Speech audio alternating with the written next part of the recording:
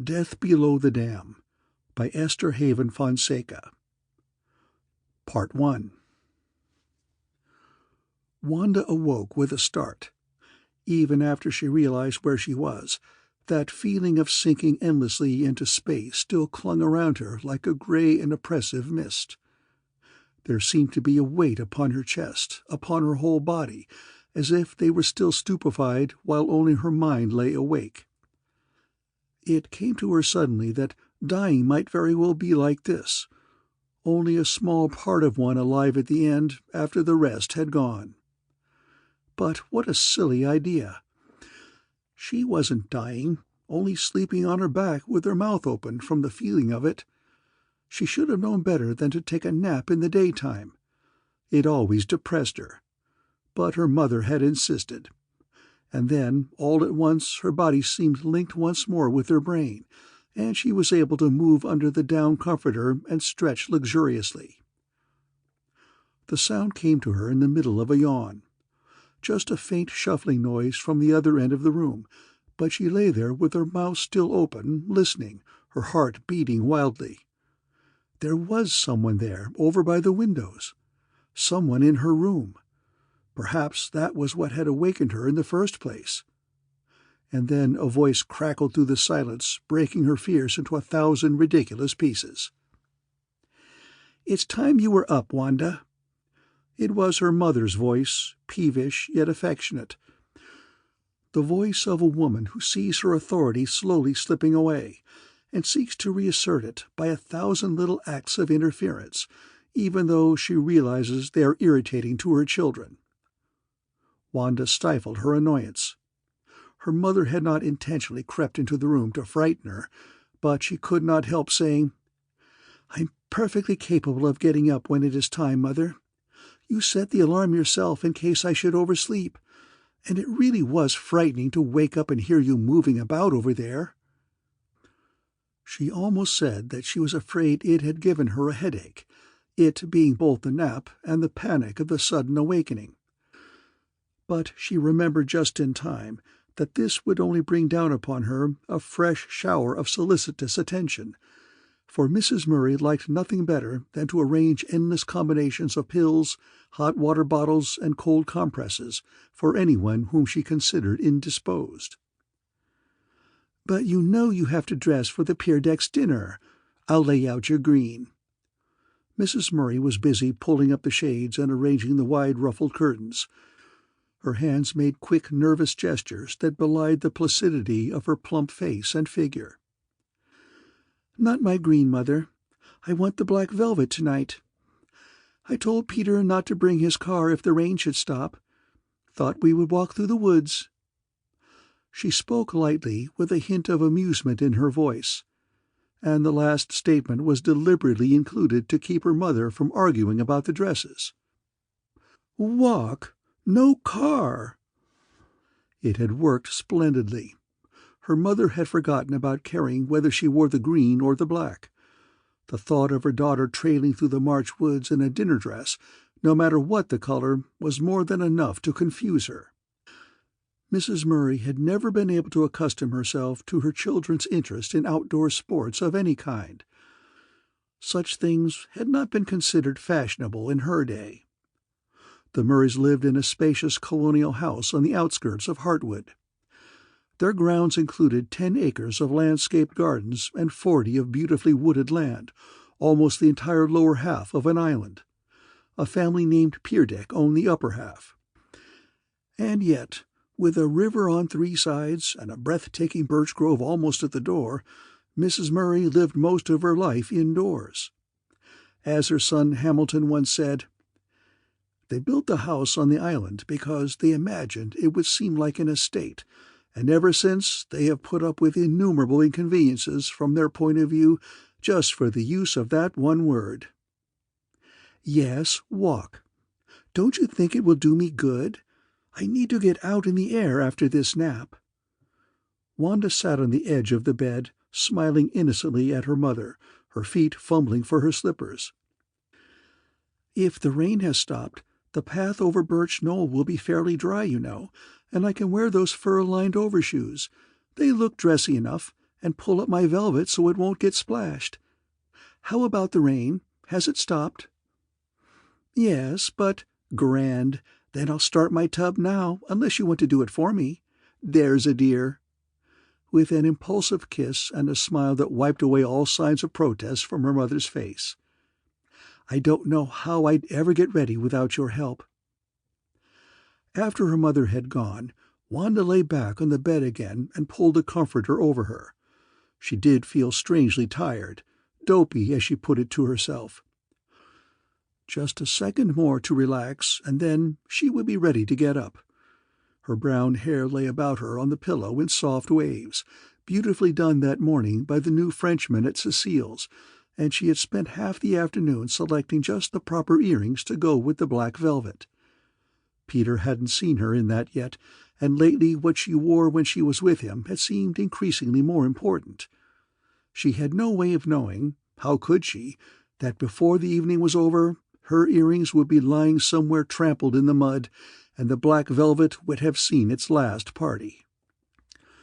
She heard her mother moving about in the bathroom, and suddenly her conscience hurt her. A strong young girl wheedling service from a middle-aged woman with high blood pressure and a bad heart. But her mother was bound to fuss about something, and it might as well be something useful. Also, it had certainly prevented a long argument about the walk through the woods. Her mother had lately taken to arguing even about Peter. She apparently didn't quite approve of a man who made his living by writing. Even the fact that he wrote on economics for some of her favorite magazines had not seemed to advance him personally in her estimation. Perhaps she was still antagonistic toward anyone who lived in the cottage at the lower end of the island. Years ago the Murrays had given the cottage to an old servant, and only after the woman had died and the property had been inherited by a nephew in Seattle had they realized the mistake of an outright gift. An island, by its very nature, gives its inhabitants a more intimate feeling about one another, and because the cottage was on what had once been their land, Mr. and Mrs. Murray had considered the succession of slightly undesirable renters a personal insult. Their complaints had aroused an unexpected stubbornness in the nephew in Seattle, and when at last it occurred to them to buy back the cottage, he refused to sell. It was Wanda who had brought Peter Kerrigan to the island. She had met him in Chicago 2 months before. He had been looking for a quiet place to live while he finished his book, and the idea of the cottage had appealed to him at once. No, to be perfectly honest, she knew he had come here because of her, and from the first she had been interested in him. Perhaps her mother disapproved of Peter partly because he sensed this interest. She had always fussed over Wanda's clothes and worried about her popularity, and at the same time had done her best to discourage any man from becoming seriously interested in either. Wanda's eyes turned toward the clock, and she scrambled out of bed. It was after 5 now, and the Peerdecks dined at 6:30, unfashionably early even for Hartwood, but Mrs. Peerdeck considered their social position invulnerable and made her own rules. It wasn't far to the other end of the island, but Peter was coming for her about 6. She rushed through her bath and was almost dressed before she thought to look at the weather. The view from the window was not encouraging. It was late March, and a dull gray sky hung over a dull gray world. Such an outlook ordinarily would have presaged a real Wisconsin March blizzard. The unseasonable rain that had been beating across the bare trees and pouring in sheets over the window panes since early morning had stopped, but it had washed away the clean white snow of the day before, and the frozen ground looked grim and ugly under the pools of dirty water. Even the green surface of the river off to the right seemed to have been beaten by the rain into a gray pulp of soggy ice. The cinder path through the woods had been clear of snow last week, however, and Birch Knoll was high and apt to be fairly dry. Perhaps they could manage. She rather anticipated a dull time tonight at the Peerdecks, and had wanted a few minutes alone with Peter before. She had thought of asking him to come for cocktails, but her mother had insisted upon the nap, and at the time the walk had seemed the better plan. It certainly provided more privacy. When she came downstairs, she heard her mother and father in the library. "But I tell you, Harriet, I had that book right here this morning," her father's voice was saying querulously. "Why can't you train that maid to leave my things alone?" Wanda did not need to look into the room to know that her parents were moving round and round among the tables and bookcases, clucking at each other like two plump and fussy fowls, heaping recrimination upon recrimination, and leaving a trail of scattered magazines and disordered shelves behind them. "What'll we do about them, Ham?" she asked, laughing, going into the living room and slipping down on the davenport beside her brother. "In a few more years they'll be turning the whole house upside down looking for a postage stamp." Hamilton Murray was slouched with his chin on his chest and his long legs almost in the fireplace. Even in that position it was easy to see that he was tall and well-built, 3 or 4 years older than his sister, and the scowl on his face could not hide the look of immaturity, of uncertainty that lurked behind his eyes, the look of a man whose family still treated him as a boy. When he spoke, his sister was startled by the violence in his voice. Hamilton, who was always so complacent, so easily led. "Oh, let them alone, Wanda.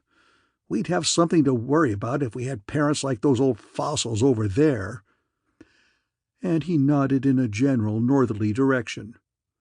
"The pier decks?" she asked in astonishment. "Why, I thought you'd forgotten your grouch against them. These last few years they have seemed to me to grow more lamb-like every day." "Ram-like would be a better term," he grunted. "Talk about medieval torture chambers. That pink stone pile of theirs beats anything I ever heard of for refined cruelty disguised as parental love." "Pink stone? Why, the pier deck's house is red." "Pink. Red." There was a silence, during which Hamilton limped to the window and looked dismally up the drive. Finally his sister spoke. "And I take it that since your leg isn't supposed to be fit for use on icy paths, someone has been down here filling you full of melancholy tales?" No answer. "Antonia?" she insisted. "No."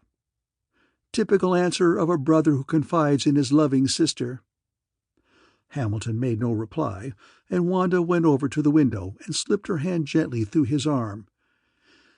"You've never quite got over the notion that I had a hand in breaking up your affair with Tony years ago, have you, Ham? I was only 17 to your 20 then, and as romantic as you were. I'd have cut off my right hand before I would have breathed a word, but I've never been able to make you believe that. I suppose nothing I can say now will make you change your mind." "Nope." He grinned down at her for a moment, and then his face became set again.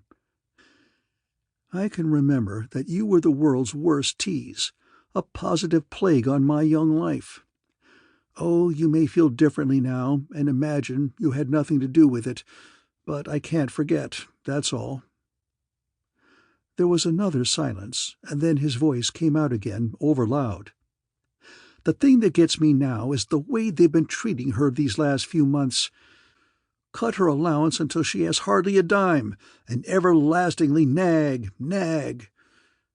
But I understand Mr. Peerdeck has had heavy losses lately, and with all the family home again, even Marie with a husband and 2 children, it must be quite a drain." "Drain? Raspberries! With all his money? Besides, there are other things too. Tony never has been able to get along with her stepmother, but lately it seems to have been her father who has been bearing down on her. Only this morning he made her give up her big bedroom in front, the one she has had ever since she was a girl, and move into that old sewing room at the back. Pretends it's economy, closing off the front of the house to save heat and so on. But they haven't made Alice or Andy move. Claim their side of the house is easier to heat than hers. And the way he browbeat her. Accused her of ingratitude, of disrupting the peace of the home. Why, her face was actually swollen from crying when I talked to her out in the garage a while ago." "So she was here?" You forgot you weren't going to trust me, didn't you? But I'll promise not to say a word to anyone, although this time I'm not sure I approve, or even like her as well as I used to." Wanda moved off toward the fireplace and then turned to say, "I always thought she was marvelous, so tall and slim, with that cloud of dark hair, wide smoldering eyes, a husky voice that should have been able to move heaven and earth. But the last 6 years must have done something to her, Ham. A girl couldn't have been married to an out-and-out rotter like Sonny Turner without being changed somehow, and the things that came out at the time of the divorce were rather horrible." "Yes, but most of those were Sonny's escapades, not hers, and Sonny is dead now. I think Tony has paid enough for her mistakes." There was a weariness in his voice, as if he had gone over the thing in his own mind countless times before. "But I can't see why Mother takes on so about it. Even the church doesn't forbid marriage to a divorced woman if the husband is dead. You know how old-fashioned Mother is. Divorce is a permanent stain to her. Even death can't erase it. She always disliked Tony, even in your high school days. Thought she was a designing minx who kept the wires hot chasing after you." Wanda gazed out of the window and then turned again, her voice more gentle. "Go slow, Ham. You know Mother's health won't stand much, and I'd hate to have another scene like the one last month. If I could only believe it was her heart and not just a convenient habit of throwing fits whenever I seemed to be getting out from under her thumb." "I thought it was another set of parents you were complaining about, young fellow."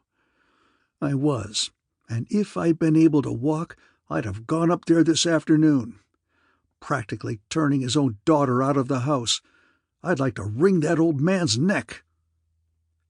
His voice again startled her with its violence, and the sight of his hand, trembling as he held the match to his cigarette, was later to send a chill through her when she remembered it. At the time, the whole thing seemed trivial enough to her. Merely asking a girl to change her bedroom, hardly worth Ham's agitation, but she supposed there might be more to it than he had said. The room episode was probably the last in a series of petty disagreements.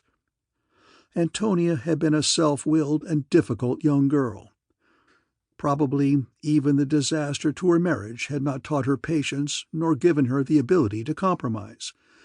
And then, although his own parents had been primarily responsible for stopping his elopement with Tony years ago, Hamilton had gradually transferred his anger to the pier decks.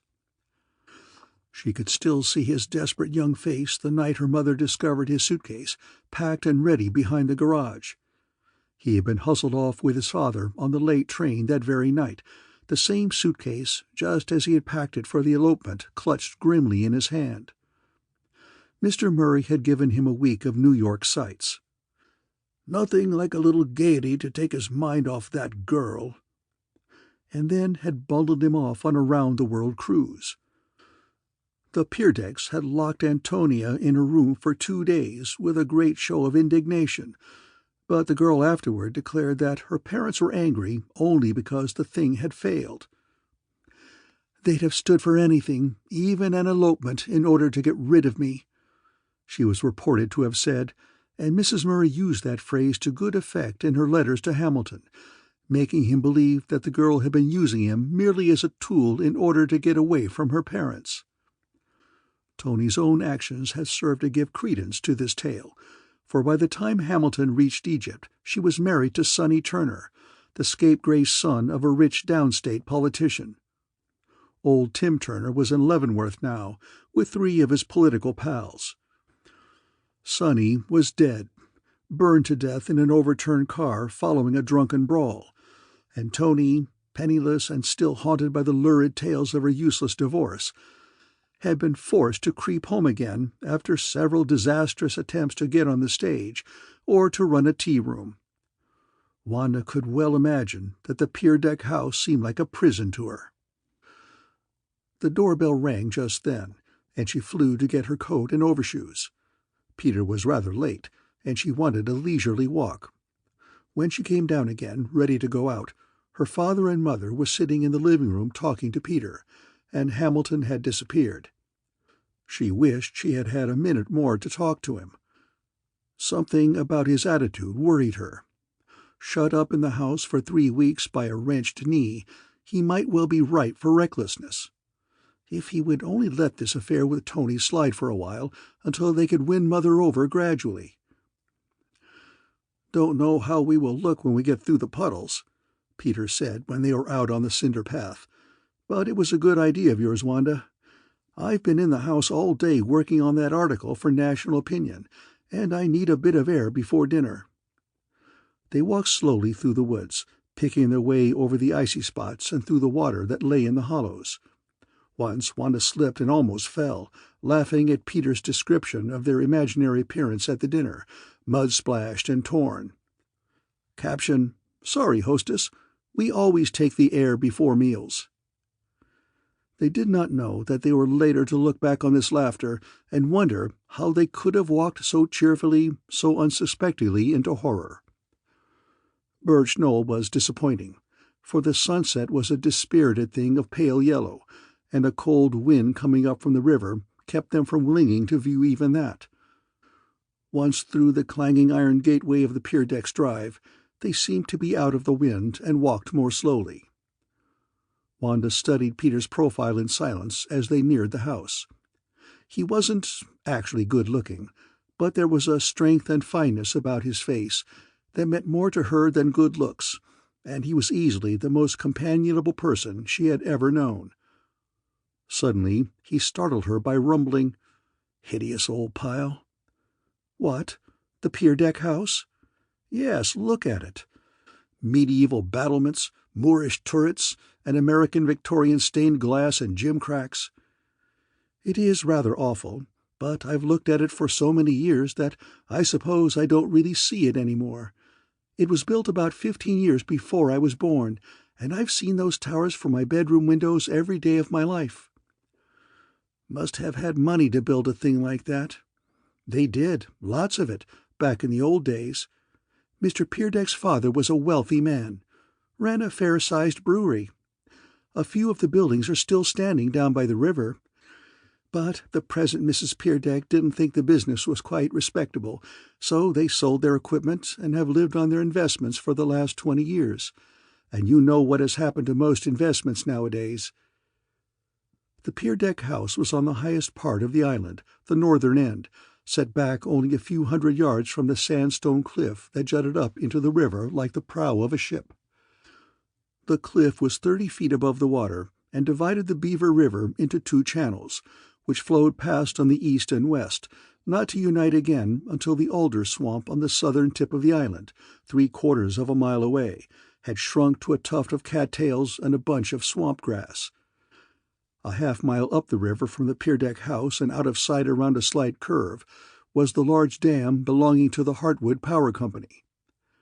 The channels themselves were each as wide as good-sized rivers, and ordinarily the water flowed quietly enough, for it widened into a bay in front of the city of Hartwood on the eastern side, and on the farther shore of the western channel there was a wide stretch of sand beach fronted by shallow water. In the summer the inhabitants of the island could often look across and watch the summer people walking along this beach, swimming in the blue water or playing tennis on the small green squares between the cottages.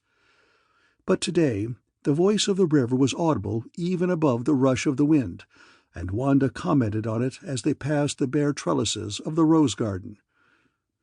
"The road sounds hungry, Peter, clamoring for something."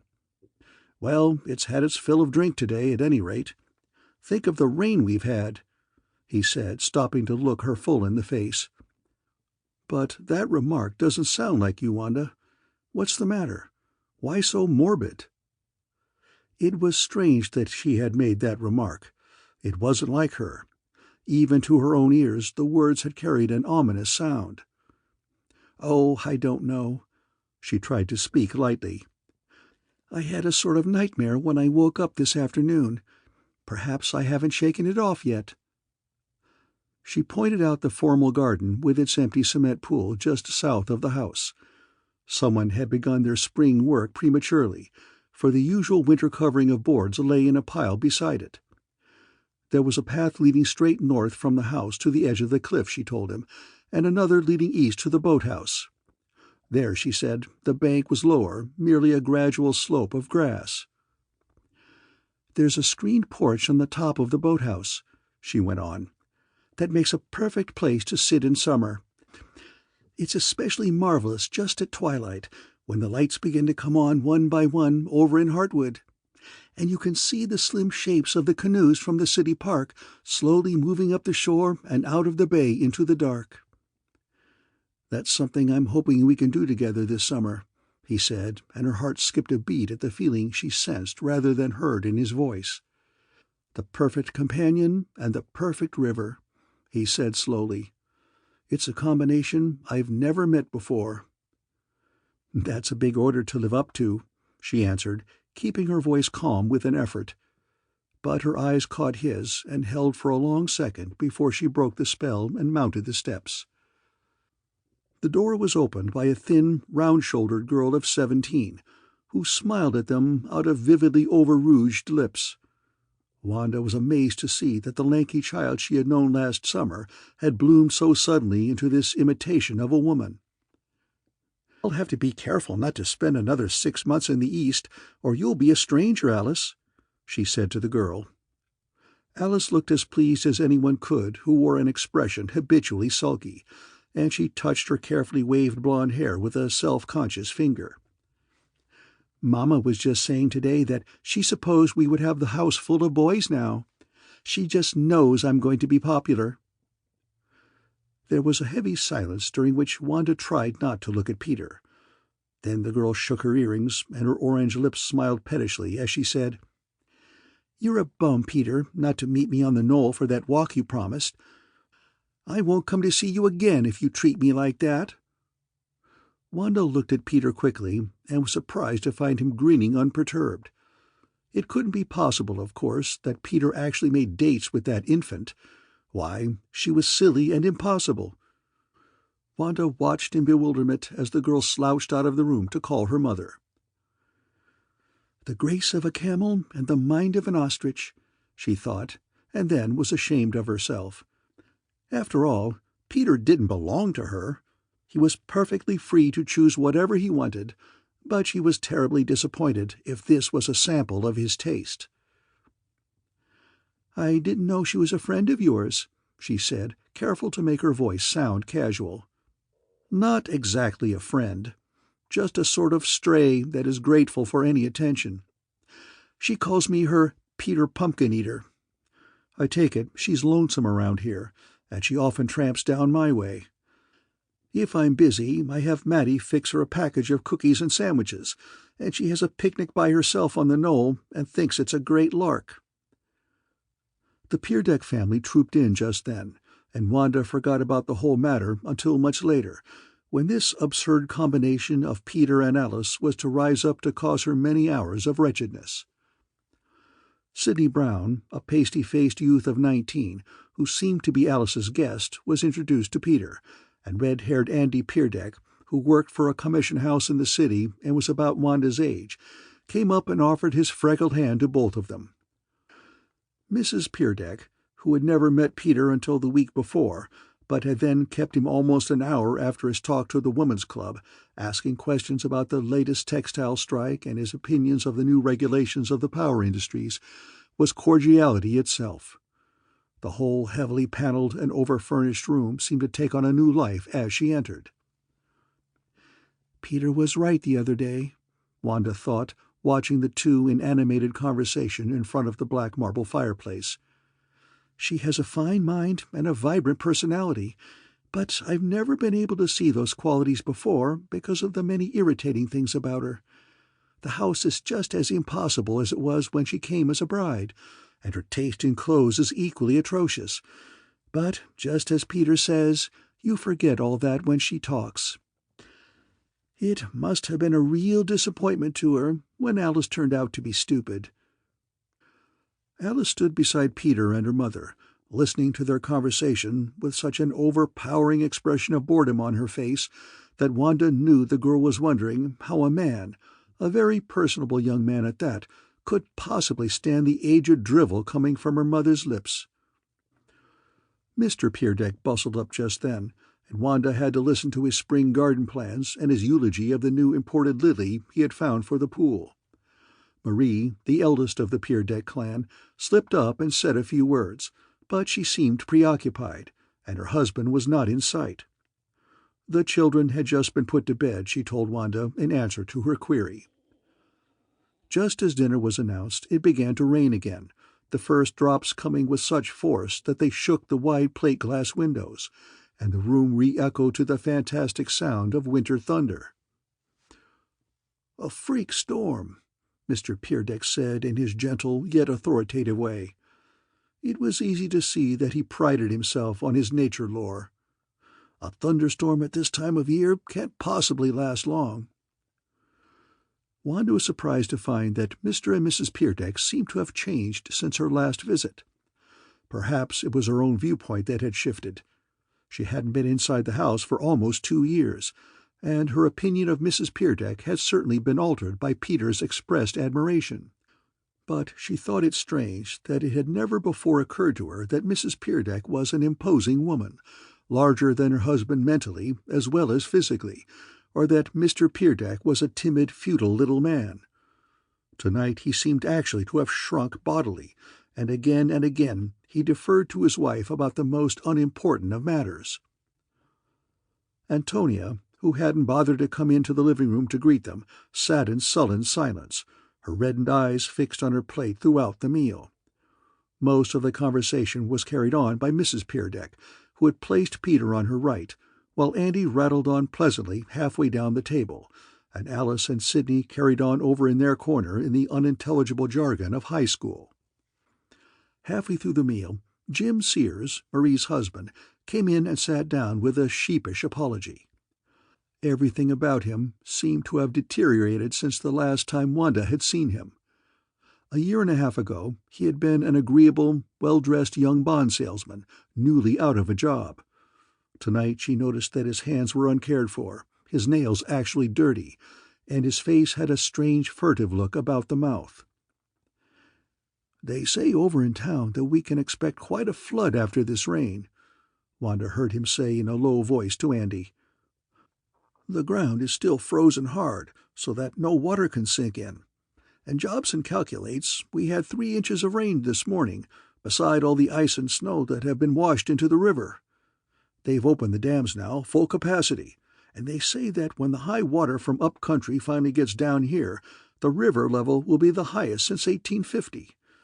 If either of the 2 old dams farther upstream should go out, it would be goodbye to the big one here in Hartwood." Wanda wanted to question Jim further, but was too far away, and no one else seemed to have paid any attention to his remarks. His arrival had done nothing to clear away the gloom that clouded his wife's face, and every time Wanda glanced up the table, she found Marie eyeing her husband with a peculiar cat-at-a-mouse-hole expression. In spite of all this, the meal was a jolly one. The food was delicious, and the table appointments especially lovely. Judging from Andy's remarks, they were some that were reserved for such special occasions that the family had not seen them for years. It came over Wanda suddenly that the Peerdecks had done very little entertaining lately. It was a shame, too, when they had really beautiful old linen and glass, and silver pieces that might have graced a museum collection. She remembered hearing that these had belonged to Mrs. Peerdeck's grandmother, and there had been much talk about keeping them intact for Alice. It was just one of the little things that had been emphasized until it had become a family sore spot. The other girls had been made to feel that their own mother had failed miserably in not providing them with ancestors possessed of a similar discriminating taste. Mrs. Peerdeck fairly outdid herself in the matter of conversation. This surprised Wanda, for though she had always known that her hostess was well-read and highly educated, she had been an assistant professor in a small college when Mr. Peerdeck married her, always before her stories had seemed dry and her humor more than a little caustic. "Perhaps my judgment is more mature," the girl thought, after one of Mrs. Peerdeck's sallies had reduced the entire table, with the exception of Antonia, to wet-eyed laughter. Even Mr. Peerdeck rose to the occasion at the prompting of his wife, and offered several quaintly worded toasts. To the ladies, to the guests, to the first rain of spring. There had been an appropriate crash of thunder just as he finished this one, and Tony had jumped and dropped a dish of jelly, rather spoiling the effect of her father's speech. There was a significant look from Mrs. Peerdeck to Mr. Peerdeck, and although not a word was spoken, Wanda felt vaguely uneasy. Martha came in and removed the broken pieces of cut glass, but the ugly red stain was left uncovered, like a streak of blood in front of Tony's plate. What was it? Oh, yes, the Jews in Egypt and the lamb's blood of the first Passover around the door. But that was silly. She must really be getting morbid, as Peter had hinted. And the Passover had been a sacrifice to prevent death, so there wasn't anything to grow frightened about. And anyway, Tony wasn't the eldest son. She'd have to keep her imagination under better control after this. There was another toast to our new neighbor, who has added literary luster to our island, with a bow toward Peter, and then, at the end of the dinner, as if he wished it to climax all the others, Mr. Peerdeck rose and spoke again, his tone strangely animated, as if he were under an emotional strain. To Andy, my only son, who will carry on the family name and fortune, and to whom I—" There was a shriek from Mrs. Peerdeck, and they turned to find her standing at the other end of the table, one of her long flowing sleeves in flames. It had happened rather mysteriously, it seemed. Something about moving a candle to prevent wax from injuring the table. "So stupid of me," she groaned, when it had been extinguished. "I'm terribly sorry to break up the dinner in this manner, but it is fortunate we are through, isn't it?" She seemed to be suffering, and she clung pathetically to Mr. Peerdeck as he led her out of the room. Even when she came back, very pale and a little dowdy in a plain black dress, with the bandage showing in tiny ridges under the tight sleeve, she still clung to Mr. Peerdeck's hand, and when they adjourned to the parlor for coffee, she arranged for him to sit beside her. It was Wilbur this and Papa that, until Mr. Peerdeck was smiling benignly upon them all, the center of the family. Jim Sears slipped away after dinner without attracting attention, and shortly after that Marie excused herself to take a look at the children. She was gone long enough to have covered several dozen babies, and when she returned, Andy looked up from the bridge table where he was waiting for her to be his partner, and asked, "What's the matter with Jim? Can't he stand our company?" "What difference does it make to you?" Marie tossed at him angrily, but Mrs. Peerdeck threw in a laughing word, and the cloud blew over. The rain was coming harder now, in such quantities and blown with such regularity against the windows, that it almost seemed as if they were on a boat and that it was waves and salt spray that washed across the black squares. The wind pushed against the house in strange rhythmic gusts, and now and again the lightning flashed, a weird drenched light as if it had come through miles of water.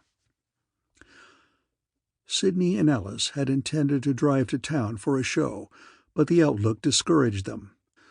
Wanda rather wondered that it should be Mr. Peerdeck who urged them to stay home, while Mrs. Peerdeck seemed confident that the storm would soon be over, and remarked several times that she thought it a shame to miss a good movie when it was such a short way into the city. Even Peter commented on it. "Strange to find a family where the usual parental role is reversed," he whispered, stopping behind Wanda's chair for a moment. It was almost the first word they had exchanged since dinner, for Mrs. Peerdeck had been demanding as well as entertaining, and she had kept both Peter and Mr. Peerdeck in close attendance. "She's just anxious for Alice not to miss any good times," Wanda whispered. Alice and Sidney turned on the radio to dance, and the bridge game broke up to join them. Peter danced beautifully, and it was comforting to feel close to him once more. It was terribly hot in the huge dim room, and something about the heavy tasteless furniture, the heat, the storm, perhaps just the overpowering combination of too many Peerdecks when she really wanted to see only Peter. Perhaps merely that nightmare still making her morbid. Whatever it was, she didn't feel at ease.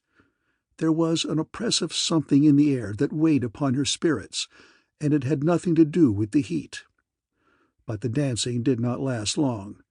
The static was bad, and Mrs. Peerdeck organized a pencil and paper game, under the plea of wishing to test her worn-out mind against the more agile ones of the young people. Peter and Andy trotted out what card tricks they could remember, and even Tony came out of her sulk long enough to sing 3 songs in her sweet, husky voice.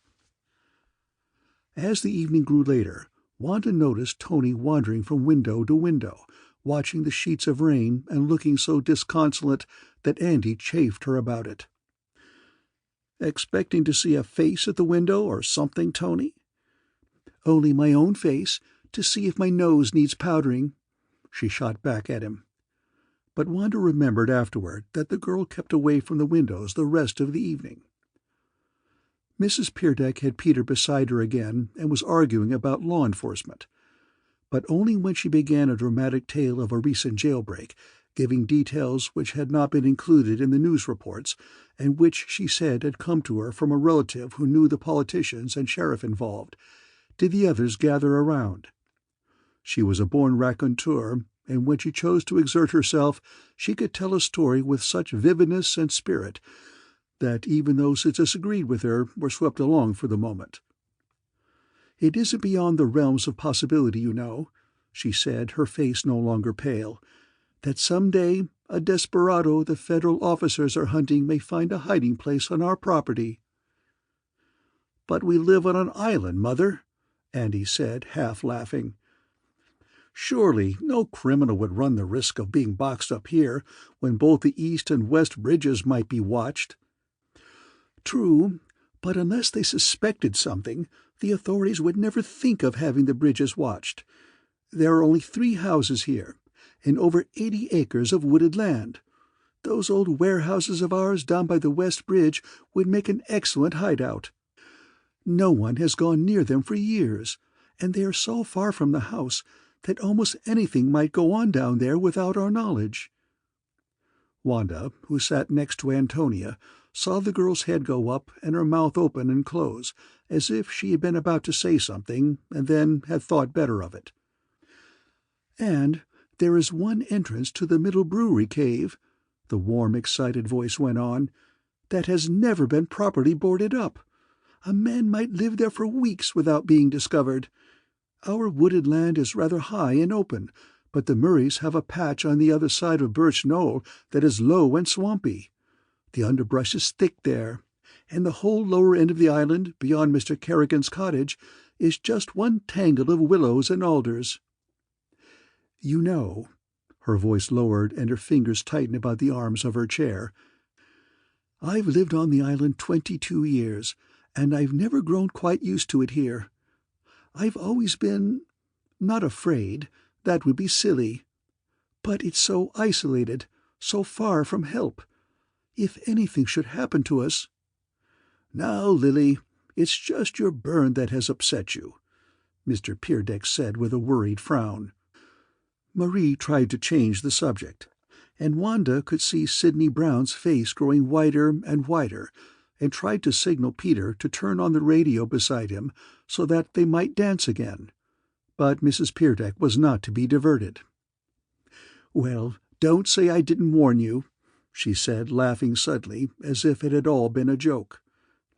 "But some day there may be a criminal as notorious as that pasty-faced Johnson right here on our island." "Baby-face Nelson," Andy whooped, and the general laugh broke the tension. A few minutes later, Wanda looked about for Peter. They might possibly be able to make their excuses and get away, she thought. She found him over by the window with Mr. Peerdeck discussing the storm.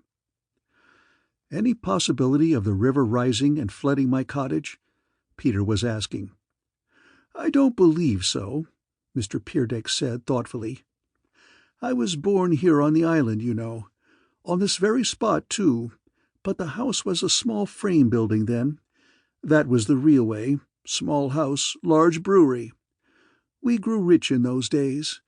But look at us now. Large house and a brewery in ruins. But I'm going to change all that. I intend to have Andy carry on in my place, build up again what I let fall to pieces. He is my only son. I want him to carry on the name and the business." "You mean you intend to have him open up the Pier Deck Brewery again?" "Yes." "But he's in the wholesale grocery business now. He's had no training." I know, but that can be rectified." And the little man rubbed his hands together cheerfully. "But you were going to tell me if there had ever been any serious floods on this river." "Oh, yes. No, I can't say that I ever remember the water flooding your end of the island. The big dam here in town, and the two others above it, regulate the flow of water pretty well, so that the river generally rises only 3 or 4 feet in the spring. I'm a bit anxious, though, about that new pier we put in last summer. I told the man at the time that he hadn't built it solid enough for the spring rains." A few minutes later, the storm stopped as suddenly as it had begun, and Mr. Peerdeck excused himself to go look at his pier. It was exactly 9:30. Wanda remembered the time because she glanced at the clock, thinking it might be an opportune moment for the party to break up. And as she turned to look for her hostess, she noticed Tony's figure halfway down the long hall toward the kitchen. Something about the stealthy way the girl walked told her that Tony had some urgent reason for wanting to leave without attracting attention. "Papa always takes a walk alone about this time every night," Marie was saying. "He's the most romantic person in the family. Just sits on his bench at the top of the west cliff and gazes out at the river for half an hour or more. He really dislikes to be accompanied. We haven't decided whether he goes out to commune with nature or to get a rest from the family for a while." Andy offered to drive them home, but Wanda declined. The air seemed unbelievably fresh as they stepped from the warm house, and she stopped for a moment on the porch and lifted her face to the wind. The sky was still overcast, but just ahead the wind had blown a hole through the clouds, a jagged hole just large enough for one star to peep out. They were still on the porch when Wanda clutched Peter's arm and motioned for him to stop. "Listen," she whispered, her voice suddenly strange even in her own ears. "Did you hear that, Peter?" A wild rushing noise filled the air, as if a hurricane were blowing through a million pine trees. It seemed to grow louder and more clamorous as they stood silent, listening. "Great guns, Wanda! It's the river!" Peter cried, and the next instant they were running up the path toward the head of the island. The river looked dark below the cliff and swollen to twice its usual size, and the water, dotted with broken ice, boiled and roared past until their ears were filled with the sound. Wanda felt herself tingling with an excitement that was part fear and part exhilaration. "Peter!" she cried close to his ear. "Isn't it awful and wonderful? I've never seen anything like this. Never! I'm glad you're here." And it did not seem strange that she should have said that, nor that he should put his hand over hers. It was as if they had been shut away from all the world by this rumbling, hissing force below. And she was glad, in the days that followed, that they had had this one moment together, before their world fell to pieces. The noise of the water was so tremendous that they did not hear Mr. Peerdeck's approach, and did not know he was standing next to them until he touched Peter on the shoulder. "The pier is gone!" he shouted. "God, I've never seen anything like this in all my life!" His face, dimly seen in the dark, wore an expression of half-controlled fear that Wanda was never to forget. He slipped away as silently as he had come, and it was only after he had gone that Wanda remembered Jim Sears's remark at dinner and repeated the gist of them to Peter. "That's it, of course," he shouted hurriedly. "The frozen ground can't absorb the moisture, and all the rain that fell this morning and tonight over this whole river basin is trying to push its way down this one stream. If Jim was right about there being 3 inches this morning, the total rainfall must be nearly 5 inches by this time. I faced the windows during dinner, and it looked to me like a cloudburst. "What about this dam? Ever been any talk about its breaking?" "No, but even Mr. Peerdeck seems frightened by the river tonight. Let's find him. I don't believe he heard what Jim said." It was darker down the path than at the edge of the cliff, because the trees and shrubbery cut off the faint reflected glow of the city lights. It was slippery also, and more than once Wanda kept herself from falling only by clutching at a tangle of branches. And their voices, when they called for Mr. Peerdeck, seemed faint and thin above the noise of the river. "Careful of the edge!" Peter shouted once, and pulled her back from a slippery rock. The path had to be abandoned, finally, because of the ice, and Peter took the lead through the brush, Wanda stumbling along at his heels. All at once it seemed terribly important to them to find Mr. Peerdeck. They had forgotten that they were in evening clothes. Suddenly a crack as of a shot sounded far ahead of them. "Wanda, stop! What was that?" "We were making such a noise crashing through those bushes that I didn't hear very well," she whispered with a shiver. "Perhaps it was the ice in the river breaking up." But she knew very well it hadn't been the ice. "More like a gun to me," Peter muttered. "And why in thunder any fool wants to be shooting at this time of night, I can't imagine." He stood listening, with his hand on her arm, for several long minutes, but no further sound reached them save the rush of water off to the right and the rattle of wind through the winter branches. They had gone perhaps 20 yards farther when Peter placed his hand on her arm again, commanding silence. They could hear someone tramping up the slight rise toward them. Suddenly a man stepped out into the clearing ahead. Wanda recognized him before Peter did. "Oh, it's Jim," she said in relief, wondering why she had felt so fearful, so breathless just a moment before. "Just the fellow we want," Peter cried, jumping over a windfall and striding forward. "Hi there, Jim. We're looking for Mr. Peerdeck. Wanted to tell him what you said at—" The man turned like some frightened animal at Peter's first words, and then hurried forward to meet them. "Look here, Kerrigan," he interrupted in a voice that seemed harsh and strained. "Let's get up to the head of the island. The west bridge just went out in the flood, and they said over in town 20 minutes ago that the dam was in danger. I went to see what it looks like from the point." There was a breathless quality about his whole manner that hurried them along with him back over the path they had just come. "But what about Mr. Peerdeck?" Peter called after him, stopping suddenly. "And we heard a shot just about 5 minutes ago.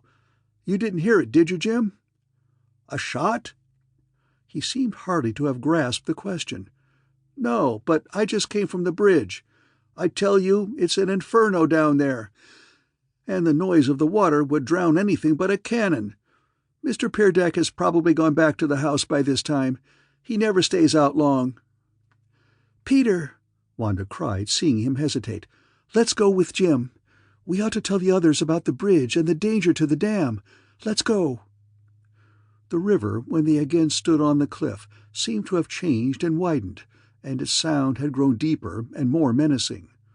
Wanda could feel Jim's breath coming in short, panting sobs, and her own body was seized by a spasm of trembling such as could never have come from the March wind alone. "I'm going to the house to tell—" Peter shouted in her ear, and suddenly stood silent, looking north, his mouth still open. From up the river came a grinding roar as if the side of a mountain had crashed over a precipice into the sea. "The dam!" Jim's scream scarcely reached Wanda, standing by his side. It seemed an eternity of seconds before the flood was upon them, coming in a wall of water that shook the island and thundered past with a crashing of trees and the grinding of ice and rocks. It seemed to the girl's dazed mind that the water rose almost to their feet. The impact sent them stumbling back from the edge, and they stood for a moment stunned and clinging to one another. It was Peter who first recovered. "Your father and mother, Wanda, are they in any danger?" I can't remember how high the water comes, how high the house is." And she was entirely unconscious of the fact that she repeated the words over and over in a wailing sing-song all the way back to the Peerdeck's house. Jim was there before them, talking excitedly to Sidney and Alice, who stood side by side on the porch with such identical expressions of stupidity on their open-mouthed faces that Wanda and Peter laughed shakily.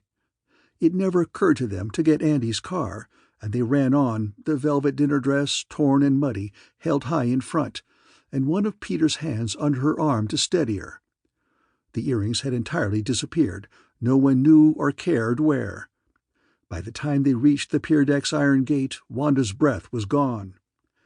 "I just can't run any more," she gasped. "But they must be all right if there's no water here. I'm sure our house is higher than this spot. And running in a long dress and high heels is simply torture." They went more slowly after that, keeping to the road instead of taking the longer path through the woods.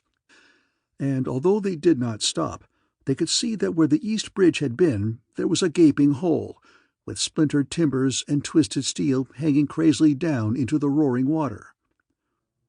The Murray's house was dark except for a faint yellow flicker of light in the library and in one upstairs window. It was only then that Wanda and Peter realized that the broken bridges had taken down with them all water, gas, telephone, and electric connections. The island was now completely isolated from the city that had seemed so close only that afternoon. "I'll run up a minute to reassure Mother," Wanda said, "and then I'll go down to your house with you. I wouldn't be surprised if there was quite a bit of water there. Get out Dad's car while you're waiting, will you?"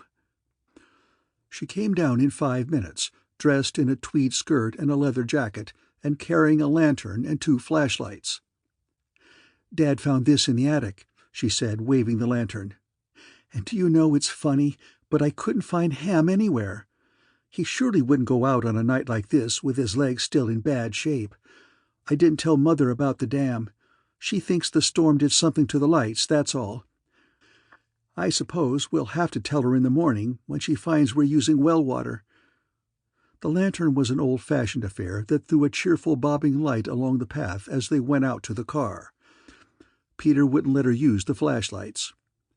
"We can't afford to wear out the batteries the first night," he said, putting the lights in his pocket. "We may be here for days without electricity, and the flashlights will be our last link with civilized conveniences for some time to come." "If the gasoline holds out, we could keep up the car batteries and park it close to the dining room windows. Imagine eating a meal in the glare of headlights." It was then Peter told her. "Ham's car wasn't in the garage just now," he said shortly. "Perhaps he's in luck and is stranded over in town." "Not in the garage? Why, he must be crazy going out in the shape he's in." Wanda felt clothed for any adventure now. She seemed to have shed her fears with her dinner dress. She even spoke hesitatingly to Peter about her wild emotional display of the last half hour. "I'm glad to find you aren't always poised and perfect," Peter teased. "And I take it you lay most of your distress to that dinner dress. Now that you are more suitably clothed, you can stand any excitement, is that it?" "Something like that," she laughed and climbed in the car. "But everything that could possibly happen has happened already, hasn't it?" She was later to wonder how she could have been so innocent, so unsuspecting. Peter backed out of the driveway and turned the car down the road that led south. Around 2 turns and down an almost imperceptible slope, and they would be there. And then, around the last bend, the lights of the car were reflected back by something wet and gleaming ahead. The brakes screamed, and the car came to a stop, the front tires in the water. "Gone!" Peter cried, his jaw dropping. "Washed out completely. And here I've been worrying about everyone but myself." It was comical to see his look of blank astonishment. "And your book, Peter? Oh, I hope nothing has happened to that." A swirling sea of water covered the entire lower end of the island, the ice cakes looking strangely white against the black water as the car lights flickered over them. And where the cottage had stood there was nothing visible, nothing solid, that is, only some scattered boards that were moving slowly around in a backwash of the current. Finally the circling flashlight located something white, the walls of the cottage. It had been partly turned on end, 400 feet from its former site, and jammed into the center of a grove of small maples. "Not much we can do here until the water goes down," Peter said after a careful survey. "I don't think the house will float any farther. Looks fairly solid out there in those trees. But you'll have to put me up for the night, Wanda." When they got back to the Murrays, there were candles burning in the hall, and Mr. Murray was fussing about there waiting for them. "Mother's in bed finally," he told them, with an air of having completed a difficult task. "And I think I just heard Ham come in the kitchen. Better put Mr. Kerrigan in the back bedroom, Wanda, so that Mother won't know he's here. She would never be able to sleep tonight if she knew his house was gone." "Come on, Peter," Wanda laughed. "You'll be in the room next to Lizzie's, but she won't be back now that the bridges are down. You could stay back there forever, and Mother would never suspect your presence. I'll get you some of Ham's pajamas." They tiptoed out through the dining room and pantry and into the kitchen. A slight noise near the stairway made Peter wheel about and turn his flash toward that corner. There stood Hamilton, blinking in the circle of light and grinning foolishly. He had a shoe in each hand, and his wet hair and mud-spattered trousers announced plainly that he'd been doing more than driving. There was a gasp from Wanda. "Why, Ham, how could you? With your leg, and you're all wet." "I just wanted to watch the flood," he said quickly. "Even a cripple has to have some excitement. I've only been down by the East Bridge." "Well, if that's all," she said doubtfully.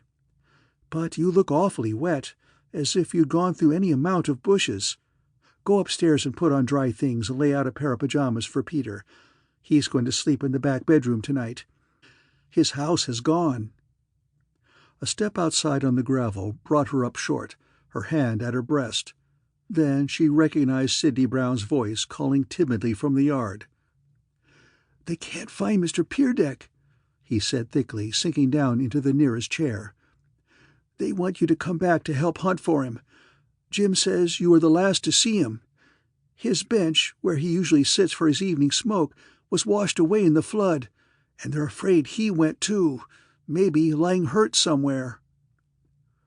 "See here, old fellow, you look all in," Peter said. "How about a little whiskey? Wanda, is there some handy?" "Oh, no," the boy said quickly, some of his former precise manner returning. "I don't drink whiskey. Only water. I promised my mother I'd keep away from strong." "All right, water then, Wanda. But he'll need something if he's going to help us hunt. Brace up, Sidney. They need another man at the Peerdecks now, and you don't want to disappoint Alice." "Alice?" The boy almost snorted, and his round white face turned a bright pink. "I wish I'd never seen her. What do you suppose my mother's going to think when I don't come home tonight, or tomorrow? I may be marooned out here for days, weeks." "Cheer up, kid. You don't have to marry the girl, you know, just because the bridges went out." Hamilton laughed. "You haven't been cast away on a desert island with her, or anything like that." Wanda came back with the water and another flashlight. After some argument, she persuaded Hamilton to stay home, promising him that she would wake him and give him all the news when she got back. And she sent him upstairs with Peter to give the latter some corduroy trousers, boots, and an old sheepskin coat. "My clothes are probably already ruined," Peter laughed, looking down at himself. "And I'm a flood refugee now, and will be mighty grateful for whatever warm things you can offer, Ham." When they reached the Peerdecks, the place was in an uproar. Andy and Marie had just come back from their second futile search of the grounds nearby. Mrs. Peerdeck was wandering about in a nightgown and a blue silk wrapper, wringing her hands and begging them to find him, do something. All the women showed signs of weeping, and Alice's face was especially red and swollen. One of her earrings was gone, her hair was flattened by the wind and by the rain that had fallen from the bushes, and her makeup lay in streaks of pink and white and orange, smudged with mascara. It was almost ridiculous, in view of her appearance, to see her throw herself on Peter with all the abandon of a siren, and sob hysterically that she knew he would be able to find poor dear Papa. This last with a glance of scorn at Sidney.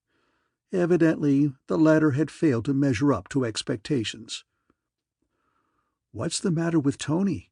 Wanda asked, pointing toward a huddled figure in the corner. "She looks dripping wet. She wasn't swept off in the flood, too?" "Not a chance," Marie answered quickly. "And she's so stubborn that she won't tell where she's been. Oh, Mother warned me about the goings-on here, but I've been blind until now." Wanda thought for a moment that the girl's mind had been affected, so little coherence did there seem to be in her remarks. But all at once it came over her that Marie was looking at her husband with the same suspicious glance she had just given Tony. "Why, the girl is jealous of Jim and Tony," Wanda thought. "And it has reached the place where even Mrs. Peerdeck must have noticed something. Oh, Tony, Tony, isn't it enough to mess up your own and Ham's life without adding this?" They seemed to have been waiting for Peter to take charge, and after he had asked a dozen hurried questions, he issued his commands.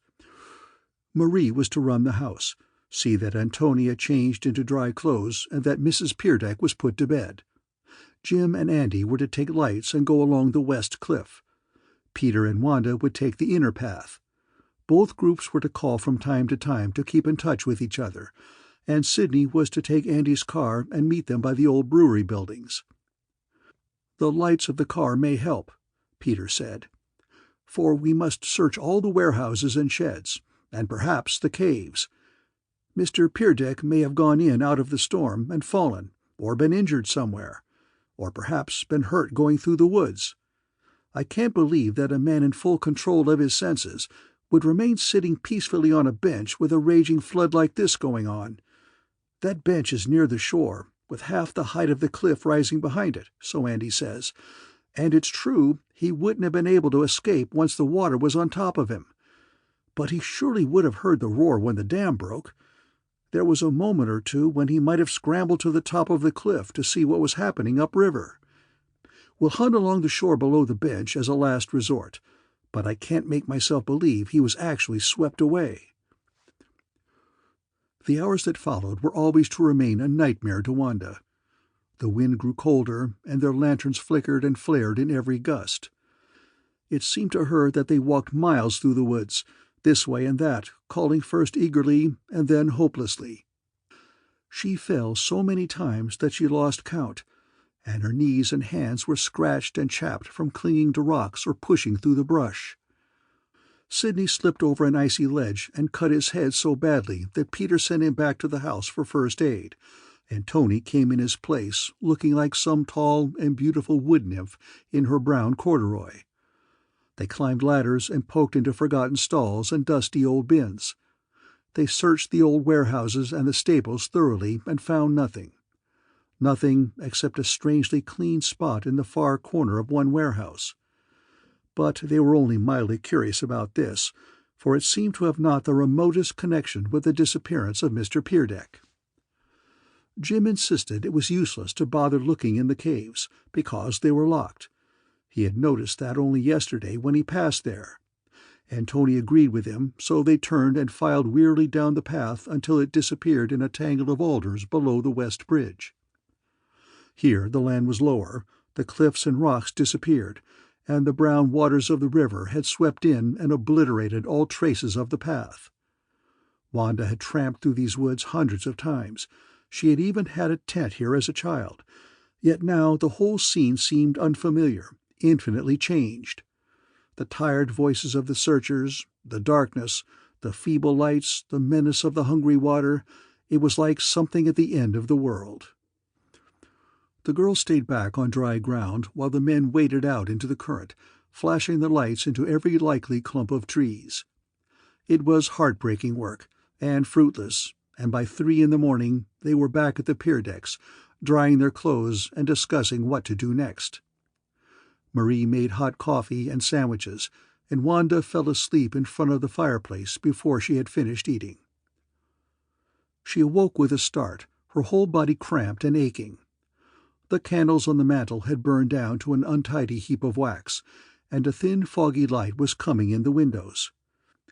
It was morning, and she could hear Marie's voice crying, "They're coming with him! Bring the blankets!"